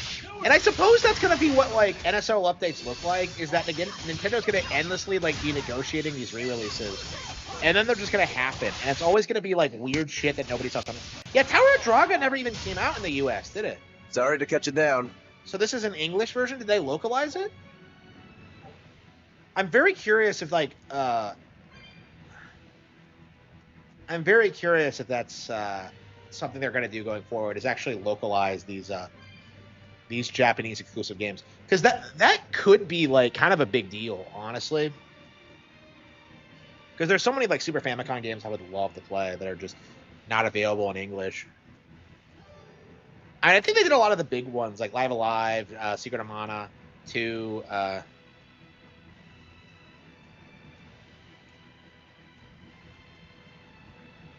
But like, yeah, they're probably like endless amounts of like fairly obscure ones. So, you never heard of Tower of Druaga? I was talking about it a while ago because like someone on Twitter tried to tell me that like Zelda ripped it off, and it's just like, no, Zelda didn't rip it off.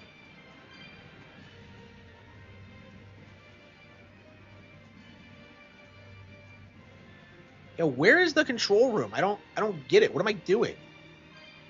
What control room?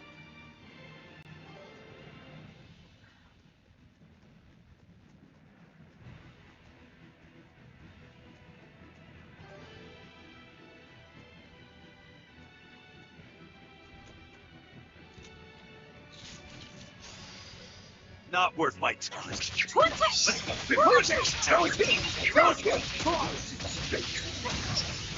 Yeah, all these copes about like Zelda not being popular or influential, they're not going to survive, I think, Breath of the Wild.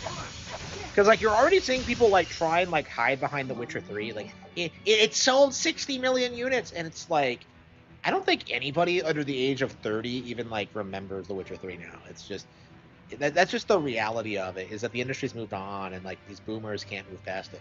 It's a lot like how people like wouldn't stop clinging on to Shenmue like long after that became relevant. But what?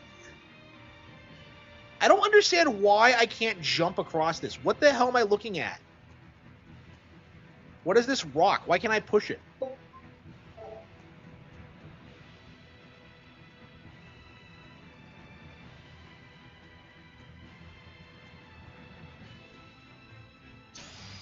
Not worth my time.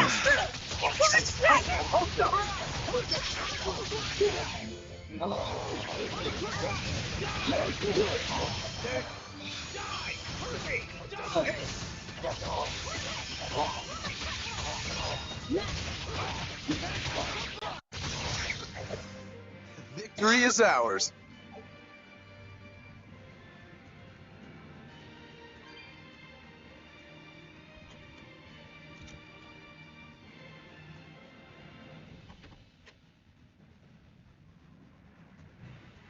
Okay.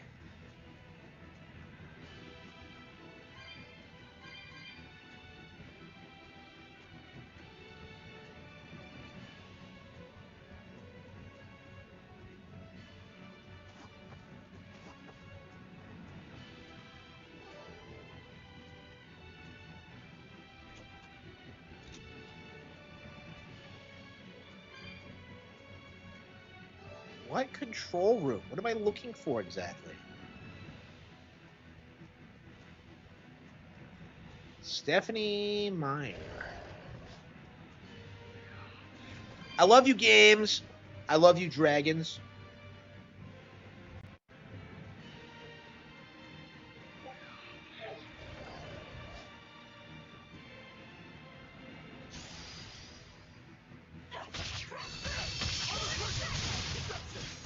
I love this game. Okay. Yeah, it's nice to just chill out with an RPG. I'm glad that we're finally getting caught up on our RPGs. I mean, it'll probably take a while to get through this and like Berseria. I don't think we're gonna buy another Your one. style is really unique. Just wait until I pull out the But yeah, I think after we finish this and Arise, we're probably finally gonna get used to 10. Finally. So I'm really excited about that. I don't understand this. Where is the key? Where could it be? This key that I don't see. Where is the control room? I don't get this.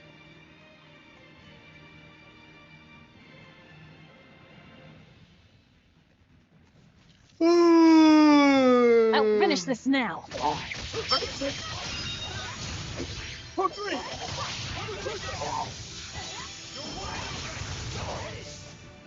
I was just getting...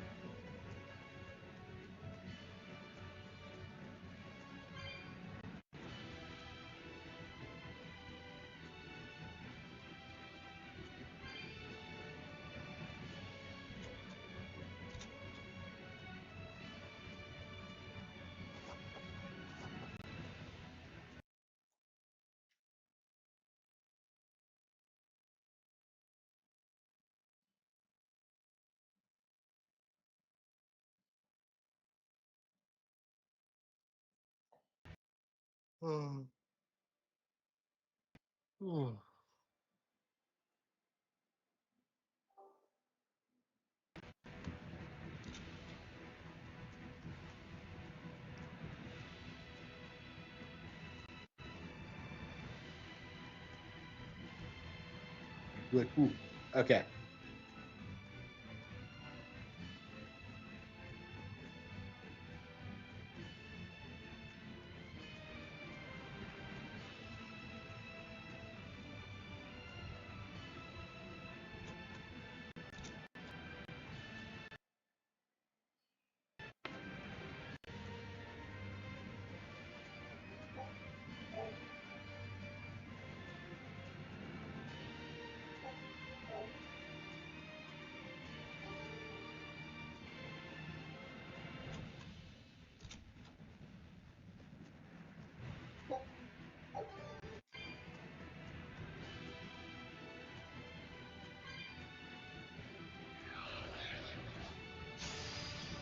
I'll finish this now.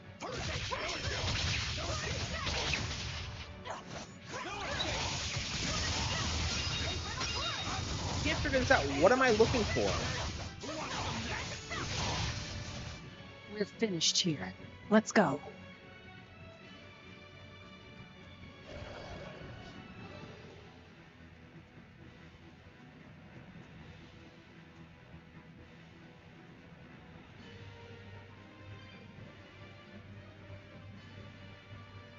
Yeah, we've been everywhere. Where is the control room?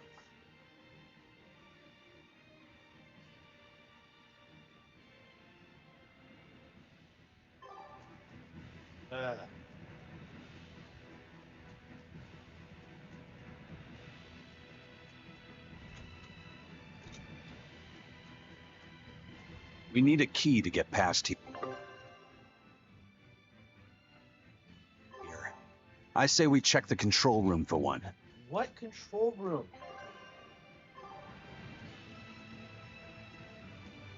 Oh, hang on. Okay, hang on. Can we go this way? Okay, I guess I must have just missed that. Yeah, it took an embarrassing long time to figure out. All right.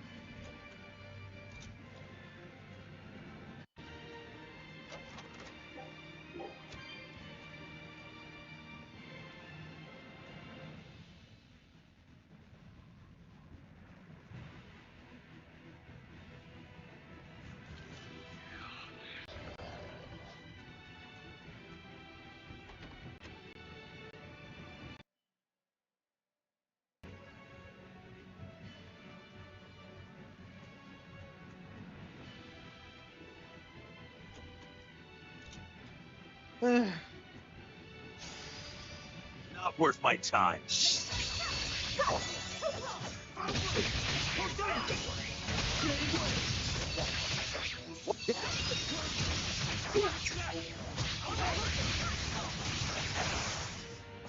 I won't improve by fighting.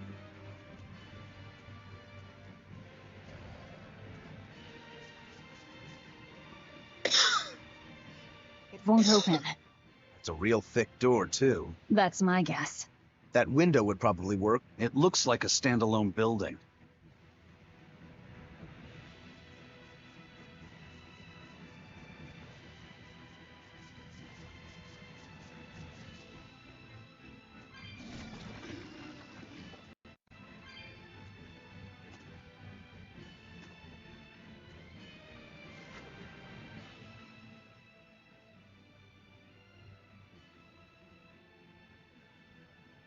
This seems to be the place. Let's split up and look for the key. We'll search the other room.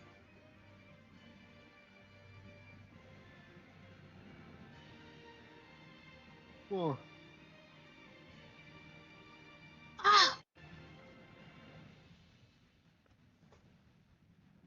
Aha. What are those things? Found it. You see more of those things.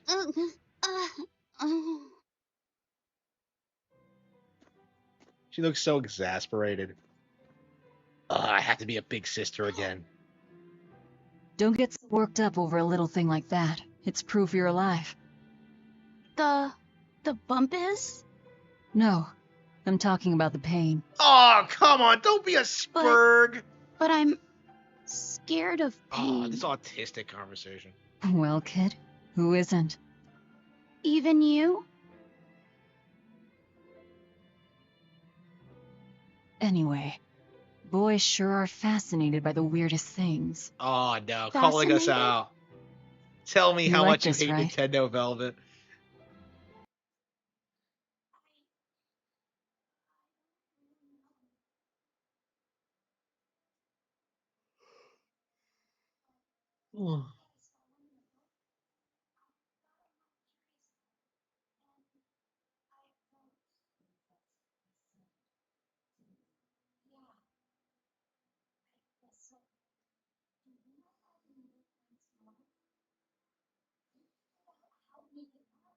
Well, in real life,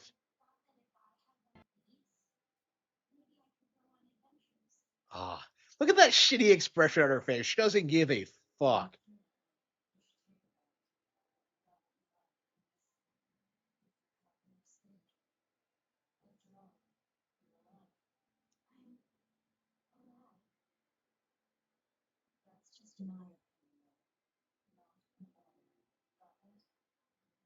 Damn, I love that outfit. You found it? Now we can get that gate open. We needed a compass too. Nice work. We didn't have one already? Yeah, we had one on our ship, didn't we? Thank you. Everything's ready. What's wrong? Yeah, I found it. Well? My compass fell on my head and gave me a bump. Let me take a look. Oh, wow, yeah, that's a big one. Bet that must hurt. Yeah, but at least I'm still alive. Are you saying that pain is proof that you're really alive? That's what Velvet You still told don't know me. any much. Well, don't worry. I'll just push your bump back down. You'll be good as new. Wait, what? I'm just messing with you. Don't sweat it. Stop fooling around, you two. We have to hurry. Once we get back to the ship, just borrow some sugar and rub it on your bump. It'll make the swelling go down. She really is a big sister. Oh, okay. Fuck.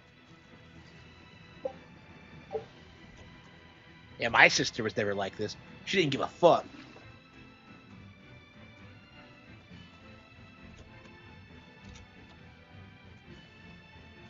I promise I won't get mad if you talk. Okay.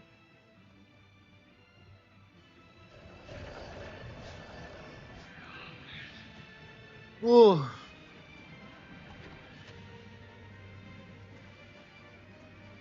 I missed a convo. Dude, I hate it when you miss convos.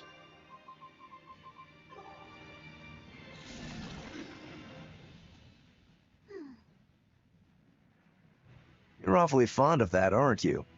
Still, you should keep it in your bag for now. I'll put it in my bag. Good. You know, that's a nice bag. It looks made to last. It's Moritz silk. I've never heard of Moritz silk. It's a fine fabric woven from the threads of the Dandarantula spider. It's got a delicate sheen, it's soft as a baby's skin, it's light and stretchable, it breathes, and it's quite durable. But that's not all. Its most fantastic quality is how it absorbs impact. My, but you're quite the scholar. Knowledge and experience help you sniff out this treasure. If you go and stuff every single scrap of plunder you find into your ship, she'll keel over. That does make sense. What I'm getting at is, your bag is the best place for you to keep that compass stored. Keep that thing safe. We need it. All right? All right. Wait, number 2 doesn't even have a name.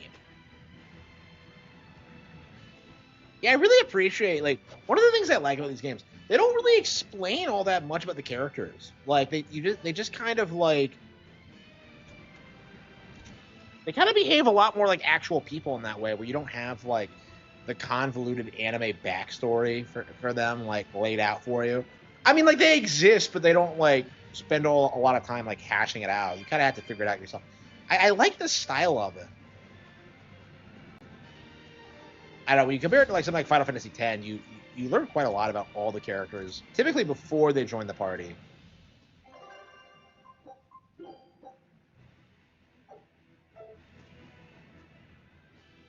All right, it's open. Yeah, it might be doing earlier. It's the Von Eltia telling us they're approaching. Hurry! All right. Think We'll we're pop ready the to go gate to bed. open for her. Quickly. All right. Quickly. Yeah, I love how, like, it doesn't spell out the fact that, like, number 2 is still following orders. Not worth my time. Characters don't feel like you. Yeah, it does. Yeah. Yeah, Persona is the exact opposite of this. I would say. Yeah, that's actually a good point. Like, the thing about Persona is that, like, why does everybody revolve their life around you? Like, I don't get it. They all want to hang out with you all the time, and they all love you, and it's like, Hardly. These are deadly it just weapons. feels really pandering and fake. I've always had a problem with that. I think I don't know if 3 or 4 aren't that. Like, I'm told in 3, don't, like, some of your party members not like each other. It's not like it is in 5 where, like, you're hanging out with each other even though that, like, you're not even really the same age. Come on, really?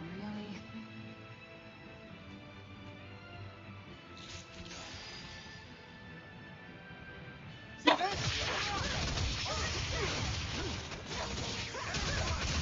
but we're gonna have to go back to Royal at some point. Oh man, I think that might be something we have to do before you use the Can't even call that a fight. Because I put that on the back burner and I haven't gotten back to it yet. Man, I am so anxious to get through Persona 5. Yeah, then after we beat that, we have to do Scramble, and it's just... I don't know. I don't think I give a fuck on Scramble.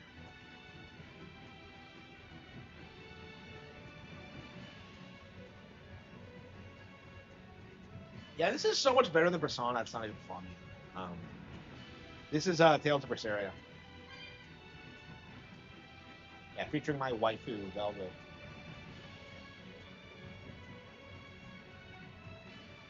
Yeah, personality-wise, she's not, like, there, but, like, this actually is kind of what I had in mind for Amara's U, from, like, a design standpoint.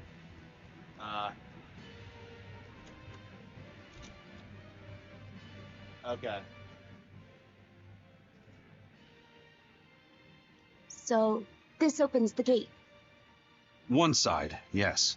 The gate has 2 giant doors side by side, with matching levers to open each. Makes sense.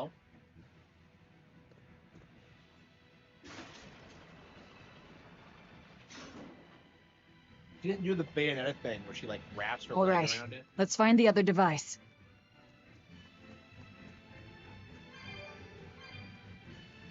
Now, we really need to go back and play Bayonetta. It feels like it's been a while. I don't know. I haven't burned out the game for a while. I'll finish this now. I want to get, like, the final, like, the secret boss. It's crazy. I put, like, probably 100 hours into Bayonetta on more than that, probably. And I still haven't gotten the secret final boss. To be fair, it's pretty hard to get. Victory is ours.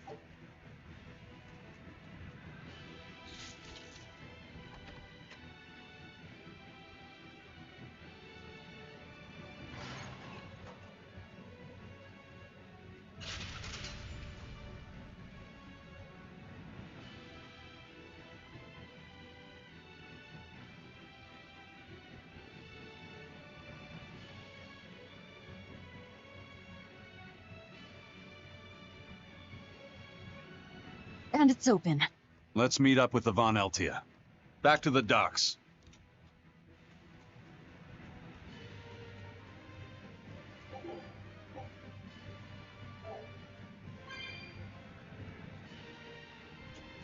It wasn't even that hard of a dungeon. Like, again, all I had to do was just like hit some switches and like get to the control room. Basically, it was pretty straightforward outside of that. But like, I was wandering around aimlessly just for that reason.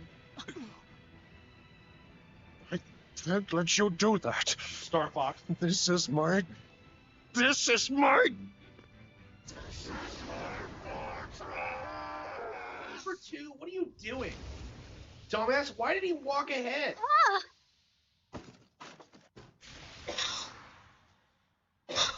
Why did he do that? Like, wow, that's like the dumbest thing I think I've ever seen in an RPG.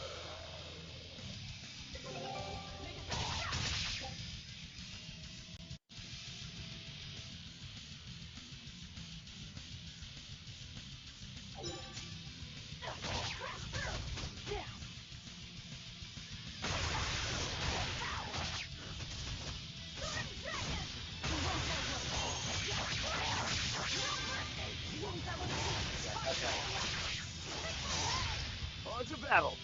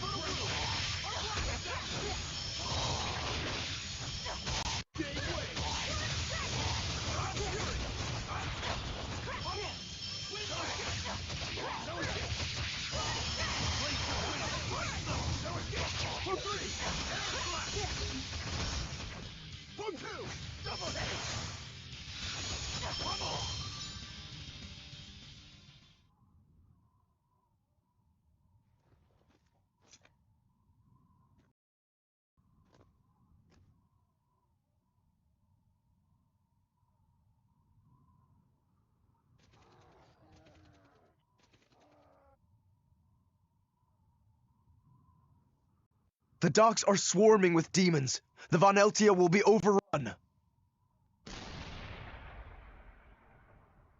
Rats, we don't have long. Eisen, can you signal for them to go through without stopping? That'd keep them safe. About us. We'll jump down onto it as it goes past.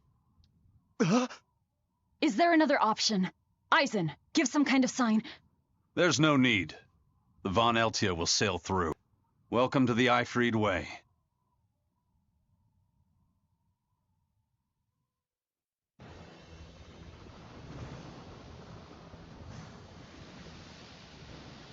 It's coming at full speed! Let's get a move on then.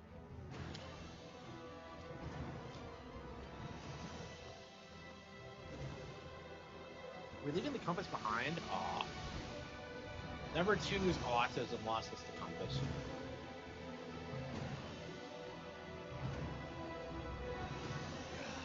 You have any idea what it's like to Will be this number really 2 work? or number 2?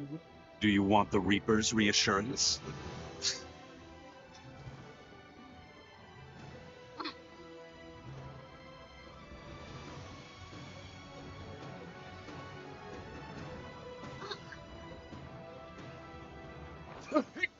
Wait, you...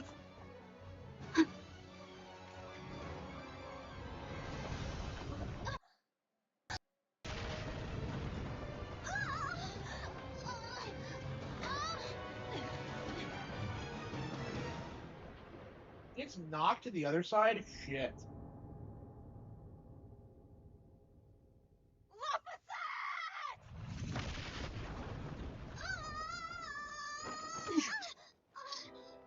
Aw, she actually saves him this time.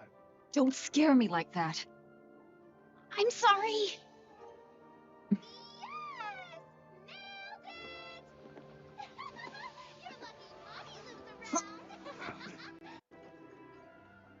Let's go.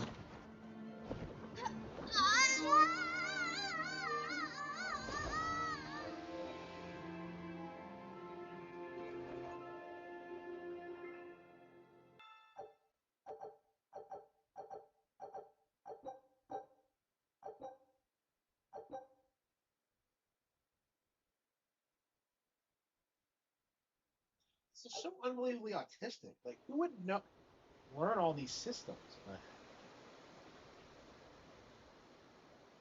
Yeah, I'm not in high school anymore, so I can't play Persona 5. It's not allowed. Nicely done! You're not going to thank your savior for her crafty cannonballing? Are you nuts? I told you to stay away from the cannons, not bang on them. But it was fun! And everything worked out, right? Your characters always do, like, the hands-on-head I'm pose. sorry.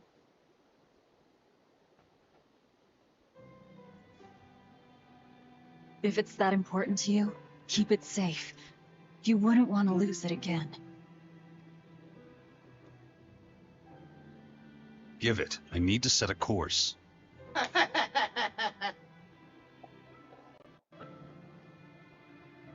Refused. Fine. You read it for me then. Yeah. But listen, kid. Give me one false reading and you're shark bait. Better work hard. Why are they so obsessed with compasses? What's Laphicet? It's a name. Your name. Oh! My She My named him name? that? Aw. Laphicet. It's a fine name. Well, it's no Magilu. We're through the channel. Give us a course, Laphicet. Aye, aye, sir. We're headed straight for Logris. She names him after her brother. It's gonna be awkward if he's not actually dead. I somehow doubt it, considering the premise of the game.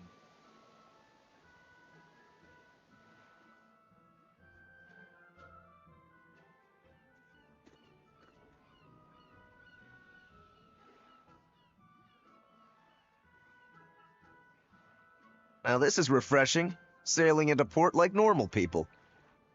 Well done, boy. The sharks are gonna go hungry tonight. Yes, I'm glad. This will... Helavis and Vortigern are in ruins. Trade with Northgand will likely be disrupted for quite some time. Well, I like the sound of that. I'll have to act quickly. Any word of the captain? Aye. It's an old rumor. But they say Captain Eifried was sent to Titania. Oh no, he was rescued. The island prison overseen by the exorcists, huh? We'll have to look into that. I registered your vessel as one of our merchantmen, same as always. But even so, stay on guard. There's a grand ceremony being held in Logris. Lots of watchful eyes about. I see. So they exchange information for mooring. Information. For mooring? Having the latest news gives merchants a chance to make favorable trades. So it's worth protecting a pirate. I bet Eisen and his crew have connections like this in nearly every port. Not even the Abbey's iron decrees can withstand the force known as human greed. I see. Don't bother going to Titania. You won't find Eifried there. And how do you know that? Because I escaped from there. And before I did, I heard something from the prisoners. They said Eifried was the only prisoner to ever get out alive, and that he was taken by an old exorcist named Melchior. Lord Melchior is an elder legate at the Abbey. He should always be present at the headquarters. Don't call him Lord. Von Eifried's our captain. It's starting to look like his disappearance has connections with the highest levels of the Abbey. Oh no. There Their headquarters should be in the capital, right? Yes, at the Royal Villa in Logres. I've never been there, though. And Velvet, your business is with a man in the capital, right? Looks like we're all headed to the same place. I won't apologize for involving you. Usually I'm the one who says that. Alright, By the way, there's the little matter of your ship. My men brought her through the gate as well. We're going to use her as a scouting... Do what you want. We stole it in the first place. A scouting vessel? I've assigned Benwick to her. He'll give you the details. I think we are gonna play something else for a bit before bed. Yeah, we're definitely gonna stick with this. Yeah, we are 5 hours in now. 5.5 hours in. Very curious how long this is gonna take to get through, but okay. I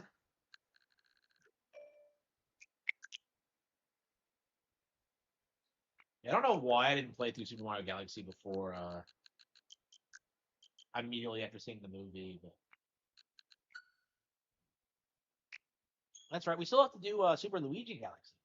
I really wonder how many times I've played through the game over the years, because like I feel like it's been a lot more than I would.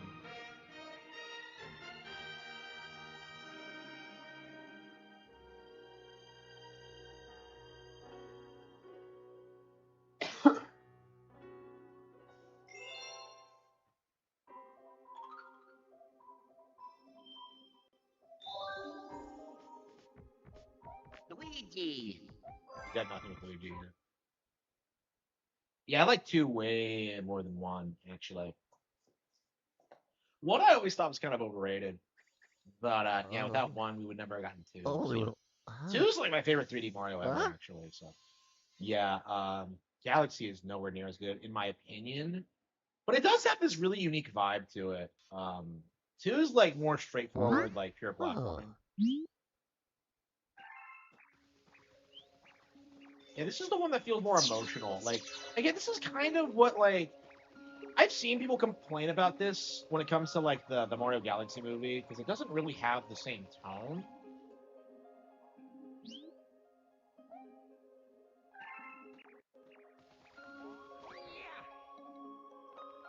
COD 4, oh yeah, it is, yeah. Did this come out the same year? Did COD 4 come out in 2007?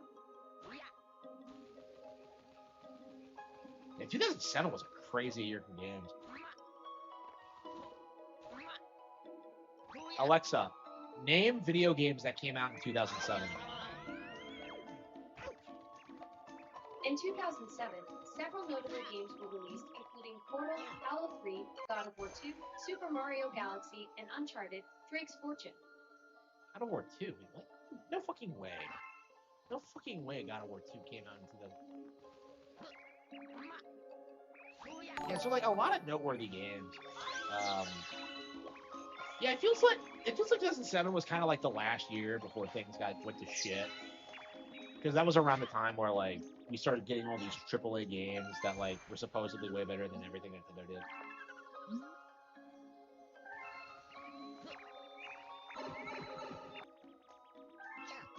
But yeah, I can see why like a lot of people say it is for sure. Like, I think I was too old to play it. I feel like this is a really good like entry level like 3D Mario game. Probably the best they've ever done actually. And I think that's why it's so beloved. But like, I don't necessarily think it's the best. I'm definitely way more attached to like Mario 64 and like Galaxy 2. Like, I don't know. It's just. Hey, it's Peach's sister.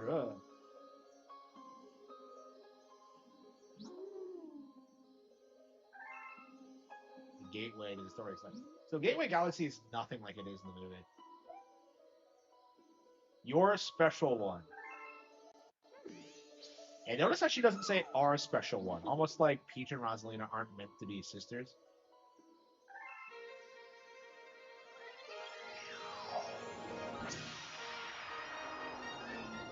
I know, the storyline of Mario Galaxy is very emotional. It is, yeah. It's a weirdly emotional game. I mean, Kasumi excels at that kind of thing. And that's why so many people like hold him in such high regard as like, one of the GOAT like Nintendo creators. I don't know how fair that is, cause like he excels at these kind of like original, emotionally driven like storylines and stuff like that, but that doesn't necessarily make the games better, in my mind.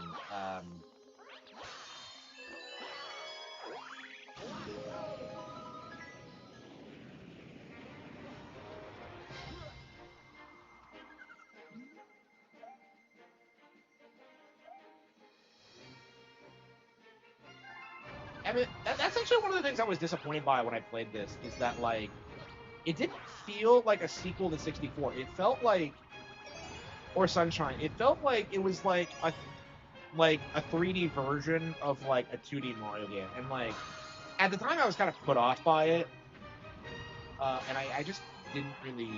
I did not understand the hype behind it. Like people would like rave about how creative it was, and I just never got it. Like it's really weird looking back on it because of how beloved this game ended up being. Like, I don't know. Like I think I just played too many games, honestly. Like I feel like if I went into it like not having obsessively played like New SMB and like Sunshine and like 64 and just 64 DS actually, like I wouldn't have been as critical of it. I went into this like expecting the greatest thing ever, and it was just kind of like another Nintendo game. You know what I mean? I think like a lot of people feel that way about like Twilight Princess, but I think I'm more attached. Yeah, this is like definitely a better game than Twilight Princess, quote unquote. But like, I love like everything about Twilight Princess. Like it's just a really special game to me. Straight from Juggle Beat. I don't remember if I had. Yeah, it's been a long time since I played Juggle Beat. Yeah, we're gonna have to do it. Yeah, I'm pretty sure I don't even have batteries in my Wii remote right now. We're definitely gonna do it at some point. But we gotta get through Star Fox Zero and then like probably Rainbow Curse. I don't know when we're gonna get around to it. I don't know. There's a lot of things I'm gonna play.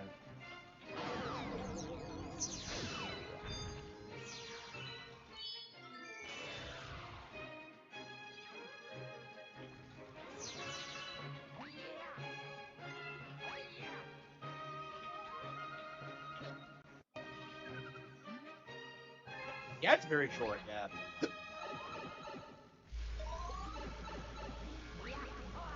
Yeah, it's interesting how influential Jungle Beat actually was, because like at the time people wrote it off as like some low effort like 2D Donkey Kong game, but like they used the art style for returns. Like it was like a pretty experimental game. I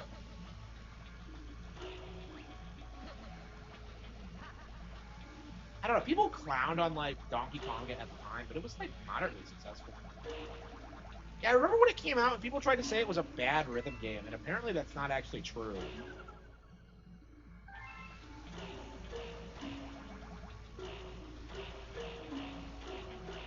Modern 3D Mario Team, really? Okay. Yeah, it does kind of, like I did notice that when I played Bonanzas, that it did remind me of like Jungle Beat specifically. So that's what happened, is that they turned Jungle Beat into Bonanza. I mean, I imagine there's a ton of teams at Nintendo like that. Like I think the Splatoon team was kind of like that. I'm sure they're like cultivating talent all the time. I mean, the next 10 years is going to be interesting because, like, I think it's going to be like the make it or break it moment, like, because like so many of like the top tier like Nintendo talents are retiring now. Like Imamura's gone, Tanabe's gone.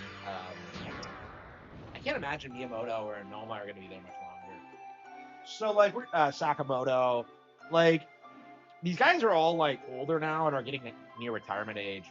So like I don't know if how long they're going to stick around and like who's going to replace them. Like people are talking about like Rize Tabata taking over from Tanabe, and I'm not quite sure she's going to be up to it. So like I don't know. We'll see. I don't know. I feel like putting a woman in charge of Metroid Prime is just going to end in disaster. I don't know. I think she primarily works on like Paper Mario. I don't know if what she did for Prime specifically. I don't know. She really lost her patience with Paper Mario fans, so I don't I don't know if she's gonna spurg out again. But...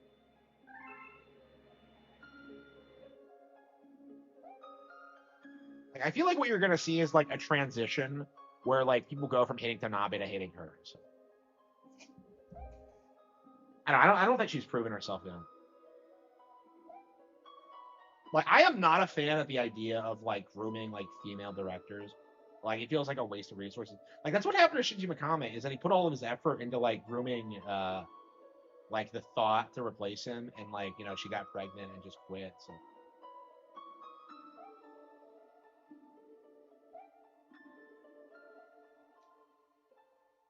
Yeah, I agree. Yeah, it's interesting to kind of think of like Ocarina in that time, Twilight Princess in that context. That like it was kind of the end of like the Ocarina Time formula. Because at the time people spurred out about like, no, it's too similar, it's bad. Oh, but like it was the last time we saw anything like it, honestly. I think that was a really expertly done move on Nintendo's part, but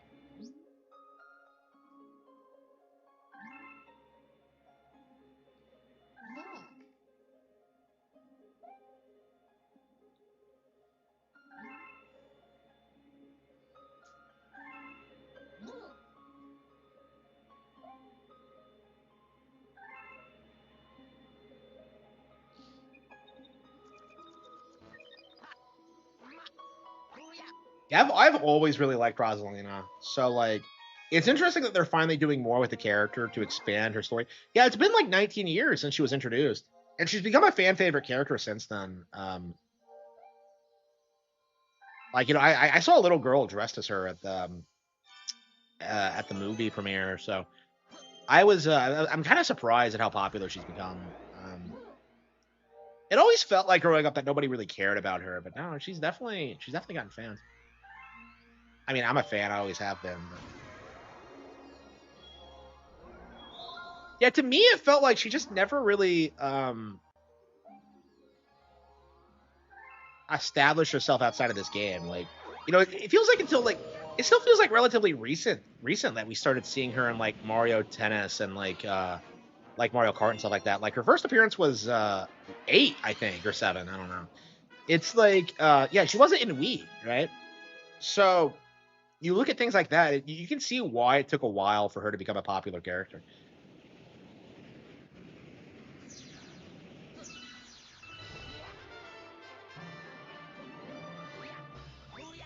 Yeah, I'm so anxious to see the Mario Galaxy movie again. I'm so excited. Yeah, so like Luigi's pretty similar to Mario, but he kind of slips around. I think he jumps slightly higher too, but it's not like too ridiculous or anything. She was unlockable in Wii if you own Super Mario Galaxy. Was she? Okay. Yeah, I didn't own Wii growing up, so I have no idea.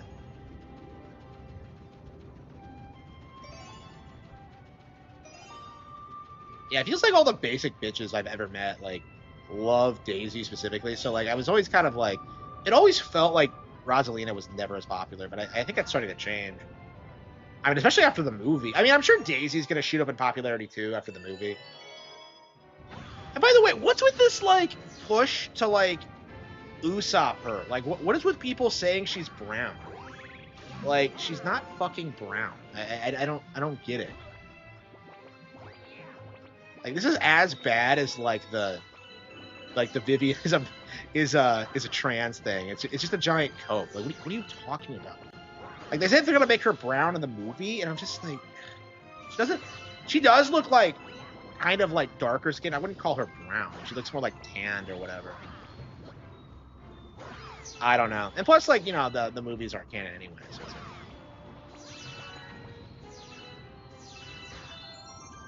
Yeah, I don't see the movies like changing anything with like the game lore, because like nothing about them makes any sense.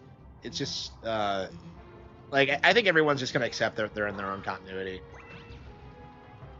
I imagine like again I don't like the whole angle of Peach being Rosalina's sister, because like it just makes it feel as if like I think kids are gonna be confused by that. I mean, maybe by the third one they'll like rectify and say that like, oh no, we're just both born from Stardust and we were around each other. Like, we're not literally siblings. I don't know. But yeah, the shit they pulled in that movie is just ridiculous. I don't think it adds anything. Like, I don't get, like, why couldn't they just hear about a kidnapped princess and go save her? Like, why did they have to, like, throw in this weird twist? I don't know. Smash and Mario Kart are responsible for a lot of niche characters being more popular. They are, yeah. Captain Falcon's a great example, probably the example. Yeah, we're seeing more and more of that happening, where, like, characters that don't necessarily have a ton of, like, presence in official media just get popular through, like, their roles and, like, crossover. Like, Fox was, like, has been entirely carried by Smash Bros. For the past, like, 30 years, if you think about it. Because he's consistently been, like, one of the most popular characters.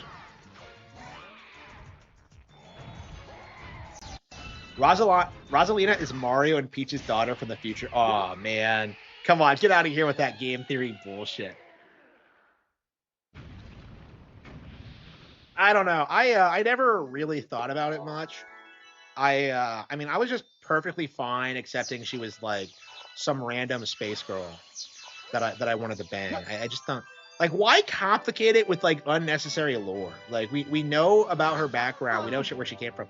Like, why does she need to be associated with, like, the other characters? I just don't understand the obsession with it. Like, I really don't.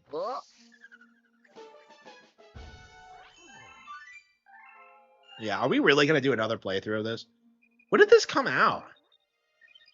Alexa, when did Super Mario Galaxy 1 and 2 come out on Switch? Super Mario Galaxy and Super Mario Galaxy 2 were released for Nintendo Switch on October 2nd, 2025. It hasn't been that long. Yeah, 6 months.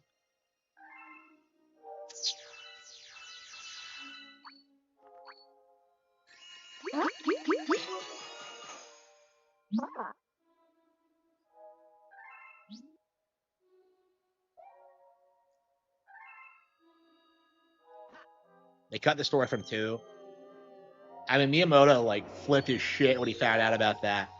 I've heard people, like, speculating on that. Like, the reason why Rosalina in the movie is so different is because Miyamoto had full creative control, and it was, like, circumventing, like, what Koizumi... I've heard people say that, but I think Koizumi worked on the movie, too. So I have, like, a hard time believing this wasn't, like, something that they wanted to do for a while.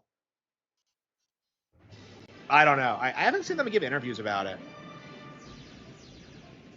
I don't know. I've seen them talk about, like, why Fox is in it and why, like, why it was a Galaxy movie, but I haven't seen anything about Rosalina specifically.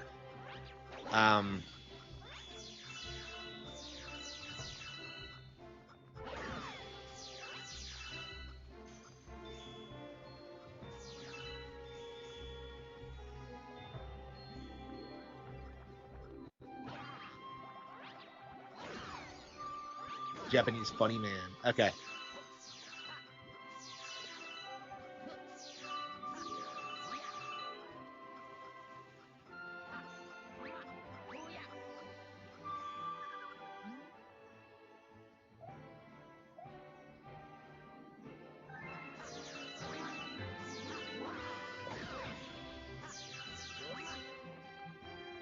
Yeah, I don't know if we'll play too much of this time.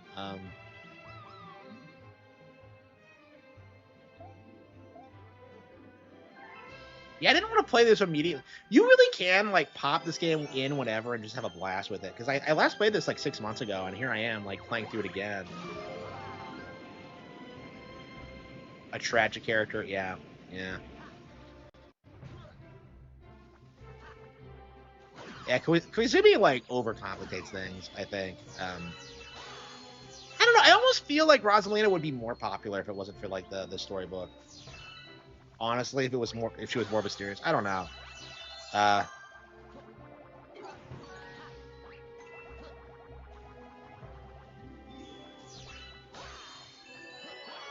I'm curious how much that's gonna stick after he retires. I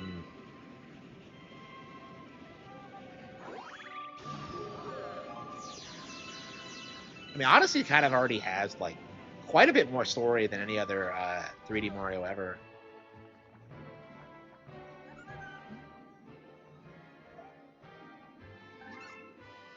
$100? What a man, I'm just like, yeah, every time I play this, I'm just like, I'm taking aback how like piggy these guys are. Piggy. Yeah, I have never been a fan of like the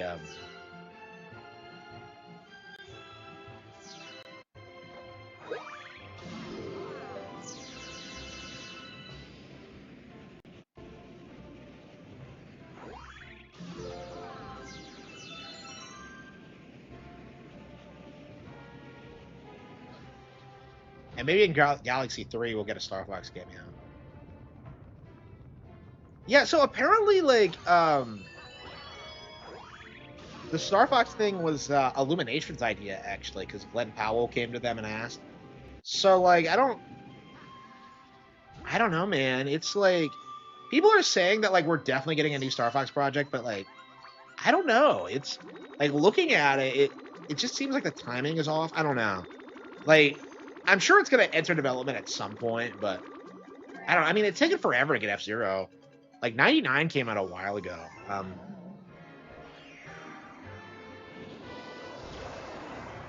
Yeah, I see so many people like hype up 99 as the greatest thing ever, and I'm just kind of like, I mean, I can kind of see why people like it, but like, I saw Rogers Base try and say it would be like in the top 100 Nintendo games ever, and I'm just like, yeah, no, it's not. I don't know. I get that people want to see more F-Zero, but like, it has a pretty steady player base. I'm always seeing people play whenever I'm on. Yeah, I agree. Yeah. 3D Mario games have always had a problem with filler for sure. Yeah, like 2D Mario isn't like that. I don't know why they're so like obsessed with the idea. I guess it's just padding. And everybody I knew who like played Mario 64 growing up like stopped around like 95 stars, because that's around the point where you have to start worrying about like the 100 coin stars and stuff like that. And like there are always like those 1 stars that you just don't find.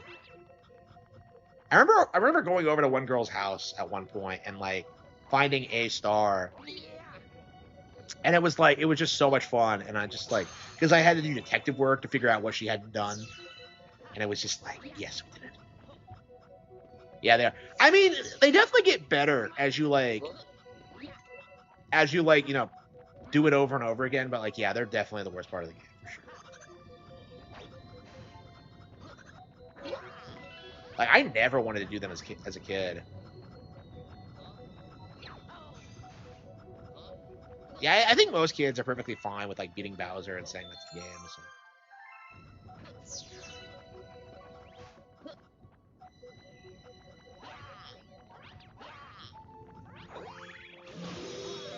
And this game is just like, it's so chill to just like play and just like go through it. Like I think that was my thing. Like when I first played this was that like I didn't find it enough of a challenge. And like I think that kind of works in the game's favor because you can just kind of zone out and just appreciate the visuals and the music. It's a pretty relaxing game. It has its own vibe to it. Yeah, there's really nothing else like it. I don't know. Is it safe to say this is one of the best Nintendo games ever? Like, I think in a lot of ways it is, even if it's not like one of my favorites. But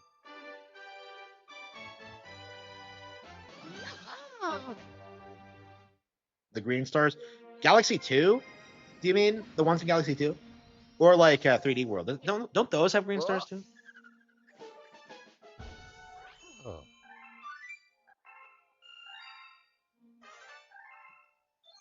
Yeah, I felt that like Galaxy 2. Yeah, okay, so I did the green stars in Galaxy 2 when I played this. And I was kind of surprised at like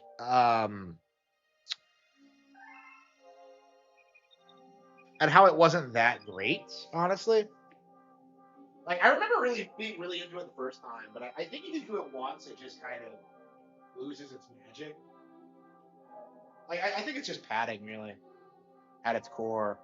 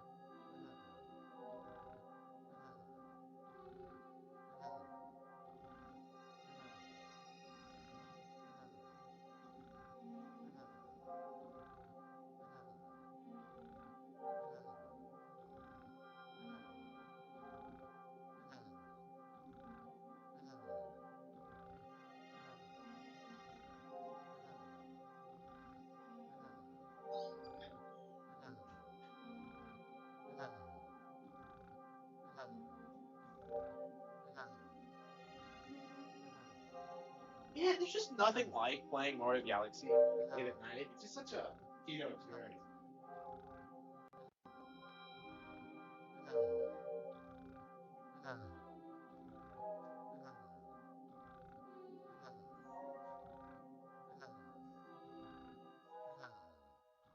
I've been playing this more than Mario World lately. I think this is the first time ever that I've been playing this more than World. Um,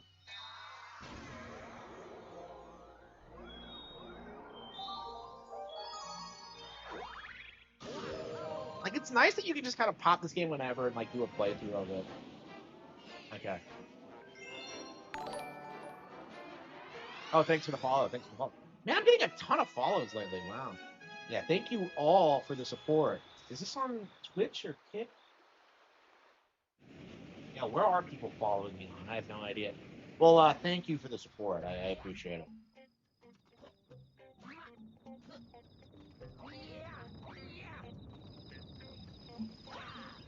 Let's see. Yeah, it really is. I don't know. I don't think I like the atmosphere to this as much as Luigi's Mansion. I don't know. Is it just me, or does Luigi's Mansion look better than this? Because like, this looks too cartoony. Like when during the GameCube era, like there was this like kind of photorealistic kind of look to it, where it was trying to like be a blend of cartoony and realistic, and they got rid of that. I think by this.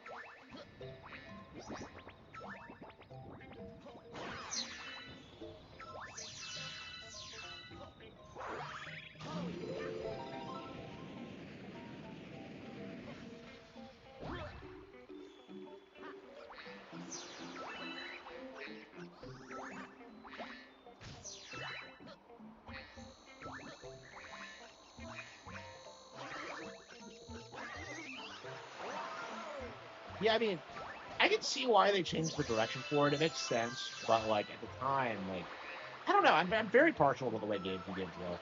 I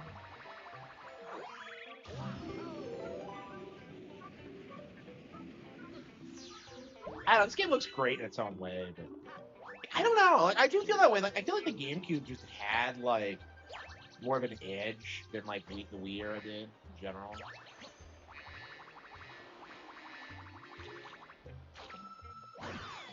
And I don't know if Nintendo's ever like tried to recapture that. Maybe the Wii U was kind of like that.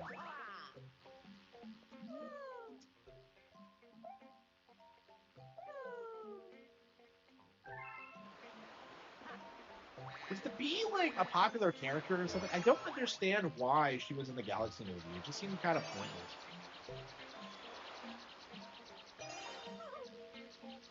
She's more of an antagonist, like if anything, because she fucks over like Bowser or tries to anyway.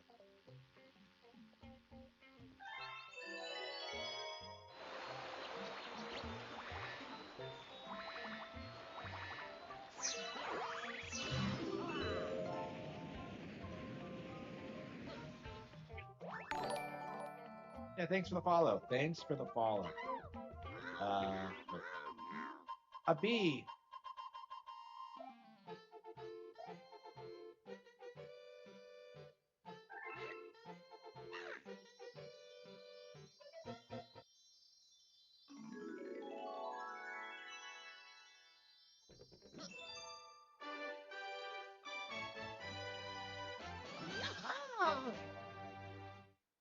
Yeah, the Wii was like way better at attracting older people than like the GameCube ever was. Weirdly enough, because like I always saw like older people like playing it in stores and stuff like that. It was really popular.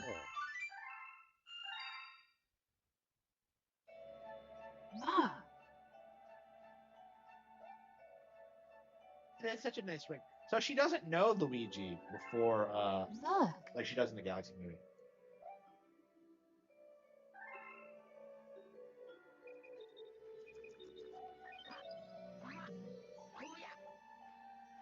Yeah, it feels weird to play a couple of stars and then stop, but yeah, I don't think I want to play too much of this.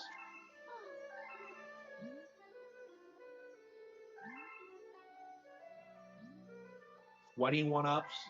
She gives you a lot more on Luigi mode for some reason. How the hell is she getting all these 1-ups? Yeah, this game is weirdly old school because like every time you turn it on, you actually lose all of your extra lives. So I think this is actually the last Nintendo game ever that's like that. I don't think Galaxy 2 does it. Like Odyssey, they should have like don't even have lives. So like this was kind of an end of an era. It's kind of like the last remnant of like the NES thing. I don't know why they kept it that way. I was always kind of confused by that.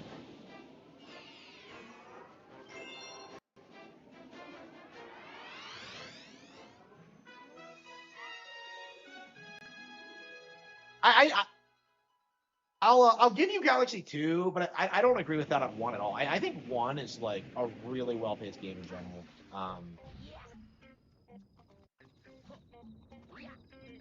don't know. I don't think I want to do this stage now. I think we're gonna stop. What time is it? Yeah, it's pretty late.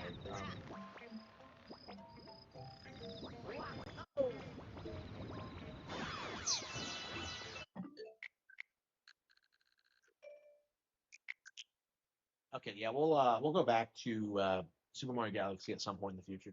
I don't know when we'll get around to finishing it. We'll definitely casually play it. I don't know if we'll beat it again anytime soon. I'm so pissed that you can't get to Grand Finale Galaxy without beating both campaigns. I was wondering why I never saw it that often, but like, yeah, you do have to do that. Yeah, I've always traditionally waited between playthroughs. I don't know. Should we play some Fatal Frame 2? I don't know. We played some 5 today. I mean, at least with 2, we haven't beaten it.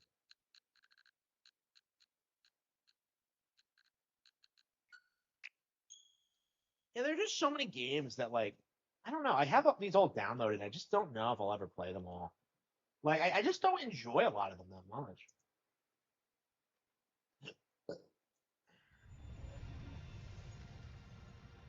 Yeah, I've definitely been buying a lot less games lately. Because I used to buy games willy-nilly, and now I'm just kind of like, let's finish all the stuff I have first.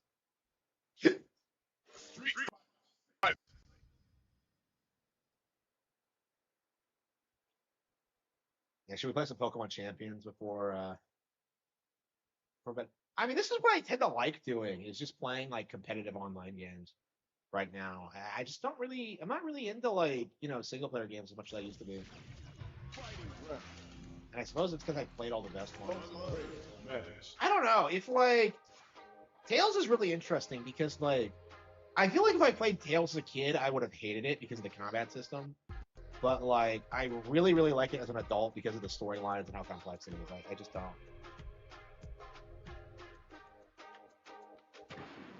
Now, find a new rival.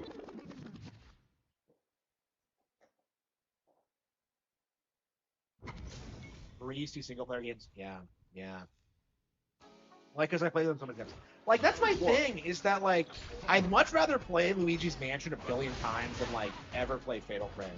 Because, like, you kind of saw me playing, like, Fatal Frame 5 tonight, and I'm just like, I don't know. I like the game. You know, it's not bad at all. Like I've enjoyed it. I've beaten it twice, but like at the same time, I'm just like, well, what's the point of this? You know, like I just don't think the game is as well made or fun to play as Luigi's Mansion. Like I just don't.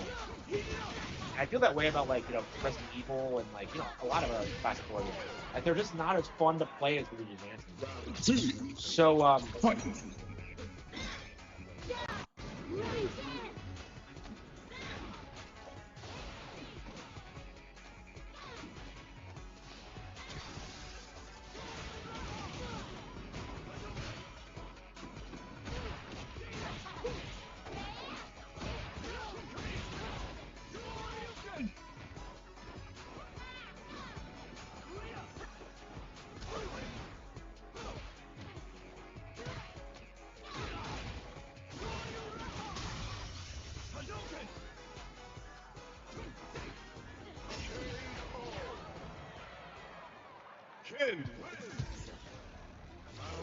like I mean, I played something like Battlefield 5, and I'm just like, what's the point of playing this game? Because I'm not really enjoying it. Like, the game has like way too many problems to like kind of overlook. Like, it was fine for like one playthrough. Like, it's fine for like just being like, oh yeah, I'd like to see a sequel someday. But it's like, it's not like the best game ever. You know what I mean? And it's just like, I don't want to spend like the rest of my life like obsessing over games like that. You know what I mean? It's just.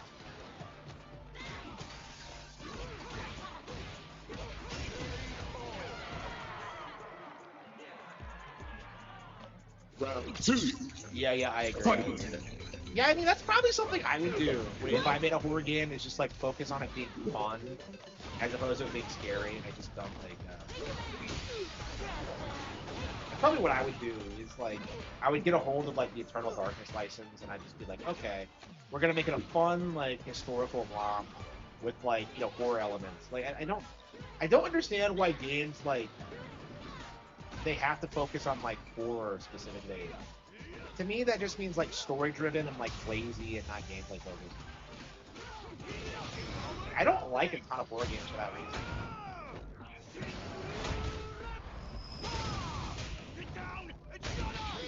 Oh. I never knew anybody in school who played The Witcher 3. Yeah. I wouldn't call 4 like a horror game.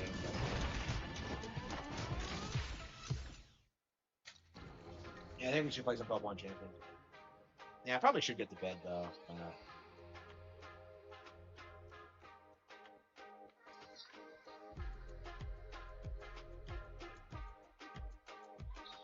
Yeah, I got somewhere to get. I gotta be in the morning, which I'm not thrilled about, but okay.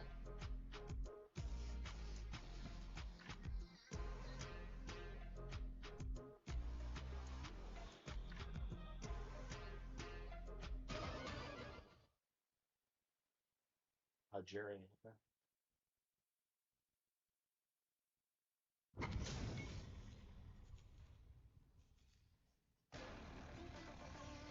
Know it. Round 1.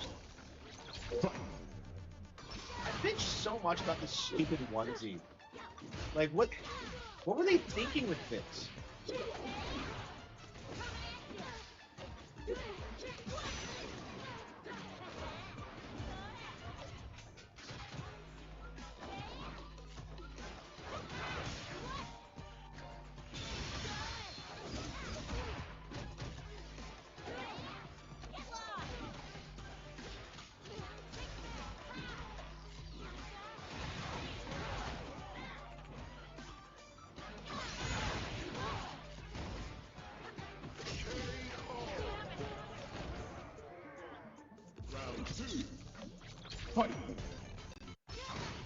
I want to see my life.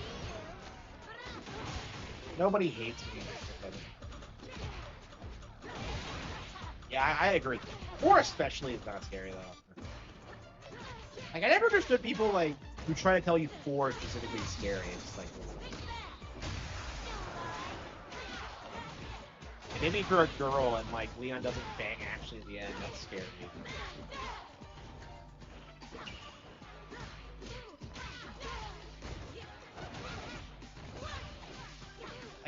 Like, do girls see Ashley as their self-insert character? I've never understood, like, the appeal of like RE4 for women.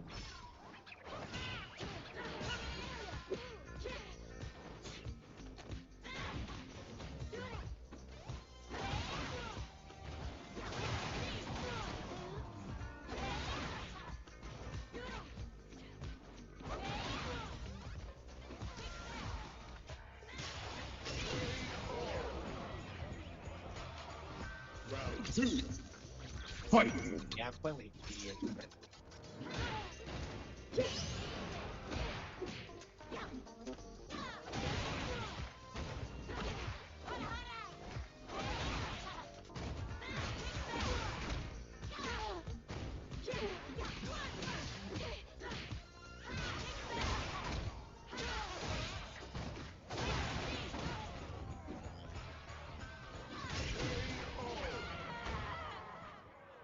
Judy!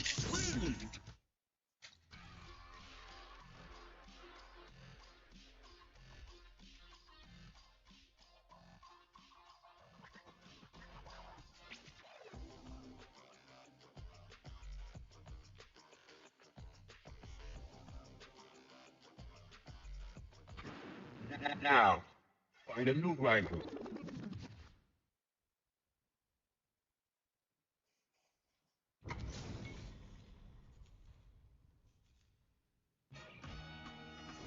Nowhere to run. Time for a beatdown. Round one. Fight.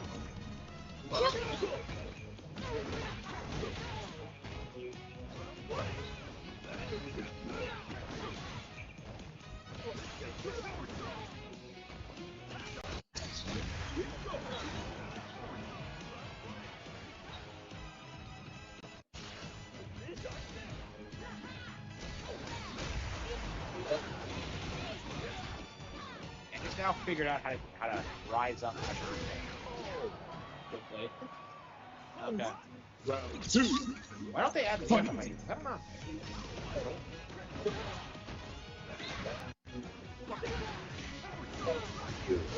Like, is he in any Marvel vs. Capcom? Because, like, in 2, it's Jill. I'm a member of STARS.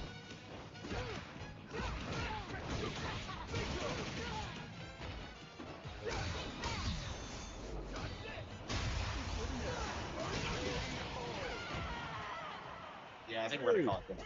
Maybe some Pokemon, but yeah, it's just a little bit too late. One.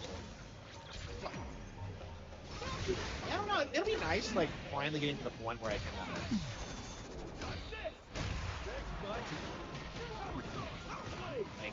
get up within a reasonable time frame. So I think I'm almost at that point. So.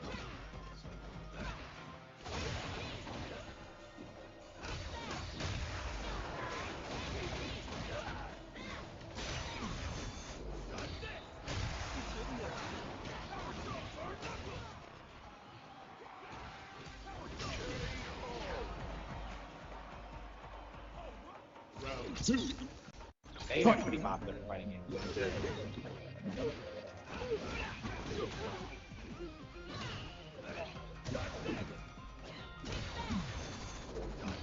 I'm playing like an idiot. I must be like really tired.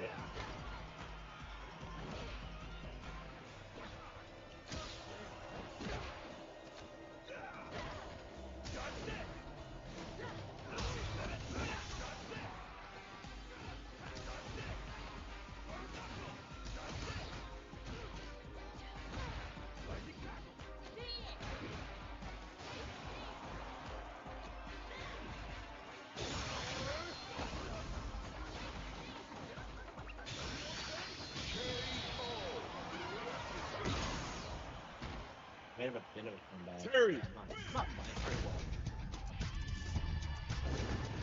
He's got stupid Kent ears. Okay.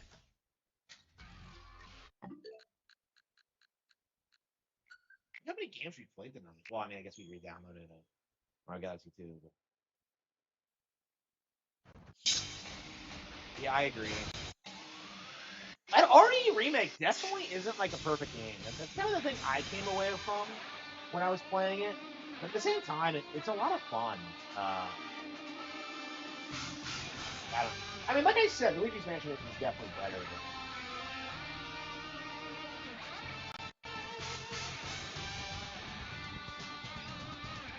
Yeah, I think we're probably gonna play like 1 minute. Probably gonna embarrass myself in this video.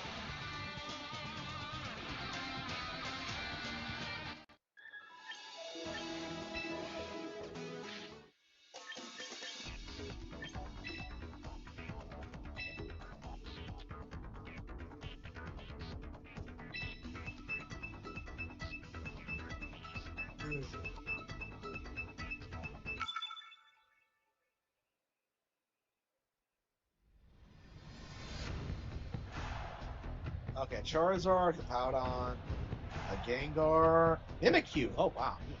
Okay. A Rotom and a Lucario. Okay.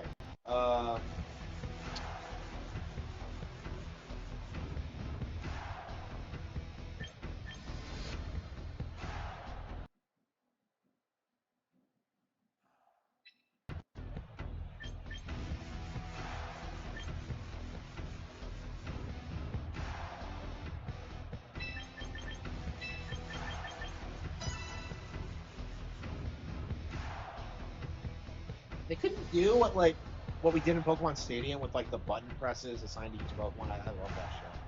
That was so clever.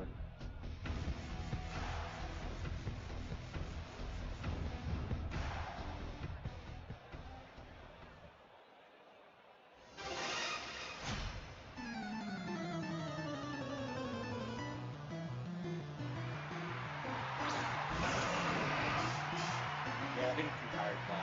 I think we'll go through this one.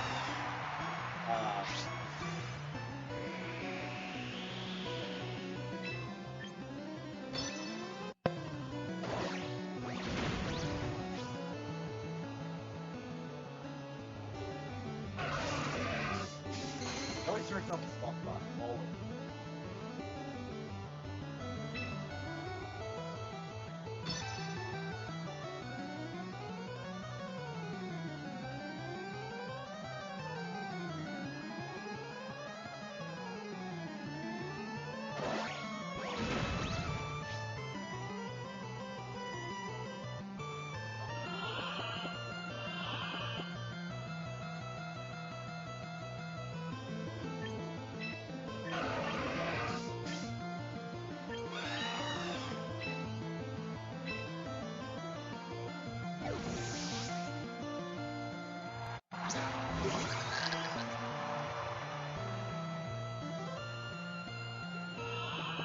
You yawned twice? Wait, how did we see that coming?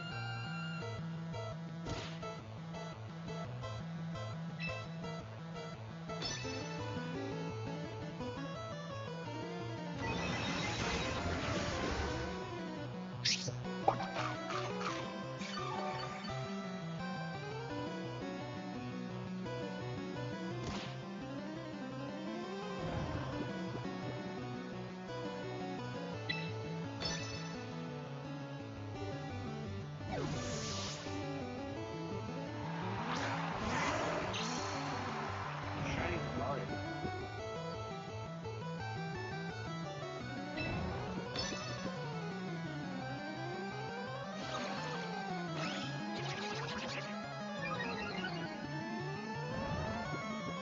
How is Lucario such a beloved Pokemon? I never did understand.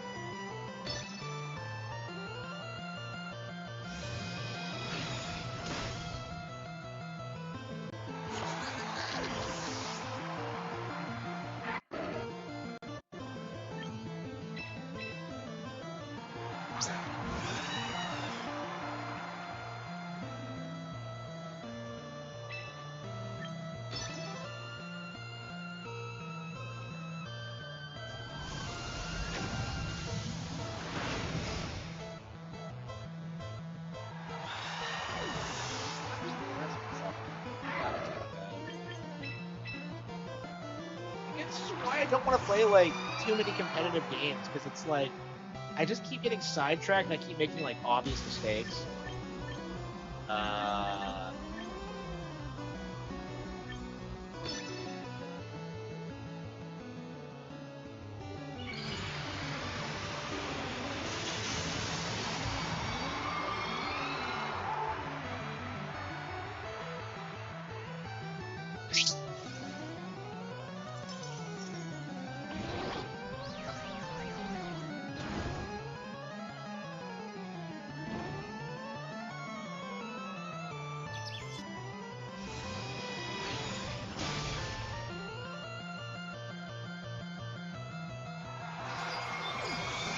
Fox McCloud here.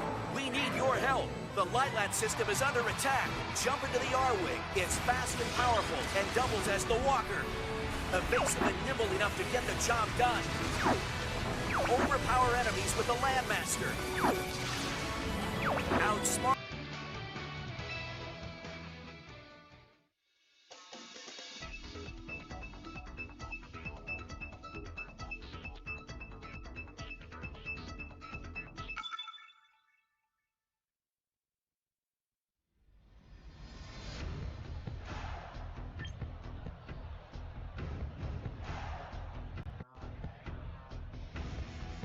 Tyranitar is in the game.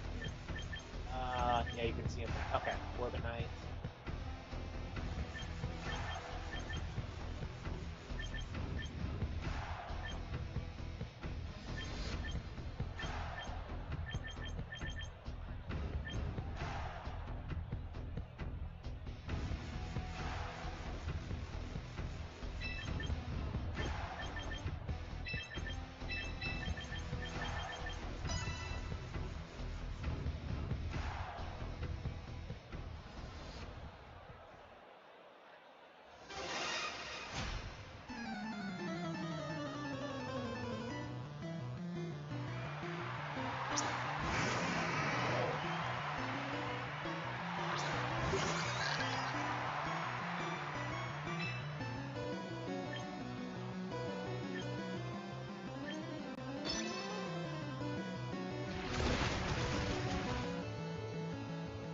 Alright.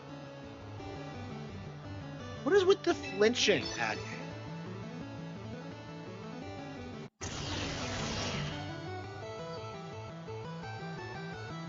Overflowing with space power?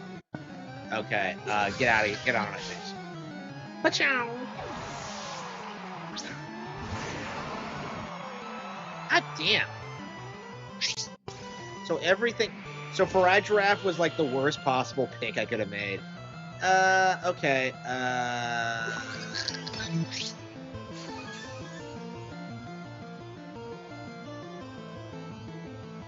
not a good type matchup.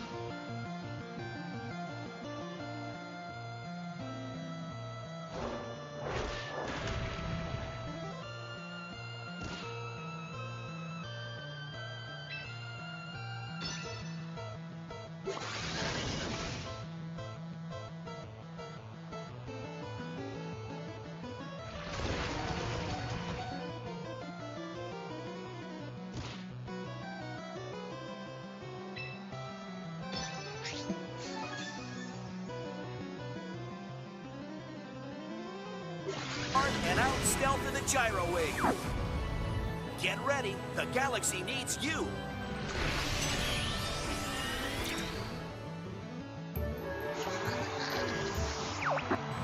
Fox McCloud here. Enemies have taken over the galaxy. There are windstorms and enemy forces on Titania, and massive bioweapons have overrun Fortuna. Fox, I spotted a member of the Star Wolf team in Area 3. Coming, Falco. It's as bad as it looks, Star Fox. We need your help. Do you have the guts to fly with the greatest in the galaxy? He's the best intergalactic pilot ever to fly the stars. Fox McCloud. His job, take on the evil Andross. He's an ace in the R-Wing, a monster in the Landmaster, a genius in the Gyro Wing. He's Foxy, Fox McCloud. It's his sky, you're just flying in it. Fox! Fox! Your finger's on the transmit button. Nice one, Foxy. Nice one, Foxy. Be the hero in Star Fox Zero, also including Star Fox Guard, only on Wii U. Game rated everyone 10 and up. Man, these new R-Wings are amazing. Andross doesn't stand a chance against us. Check this out. Ooh, my turn. Nice. My turn. Hey, Slippy, it's your turn. Show us what you got. Come on, Slippy. You'll get it, buddy. Titania is a red planet wasteland. You can't trust a place filled with sandworms and robot spiders. Don't sweat it. Peppy will take them out with the Landmaster. Oh, wow. Peppy is on fire. Man, what's gotten into him? No, no! There's a spider in the tank! I put it in there.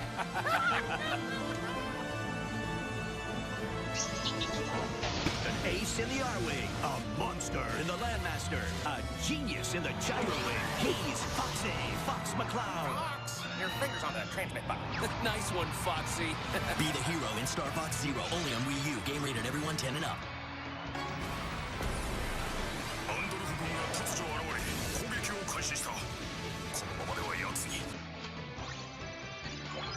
He's Foxy. Fox McCloud. Where'd these air? I swear I never saw them on TV.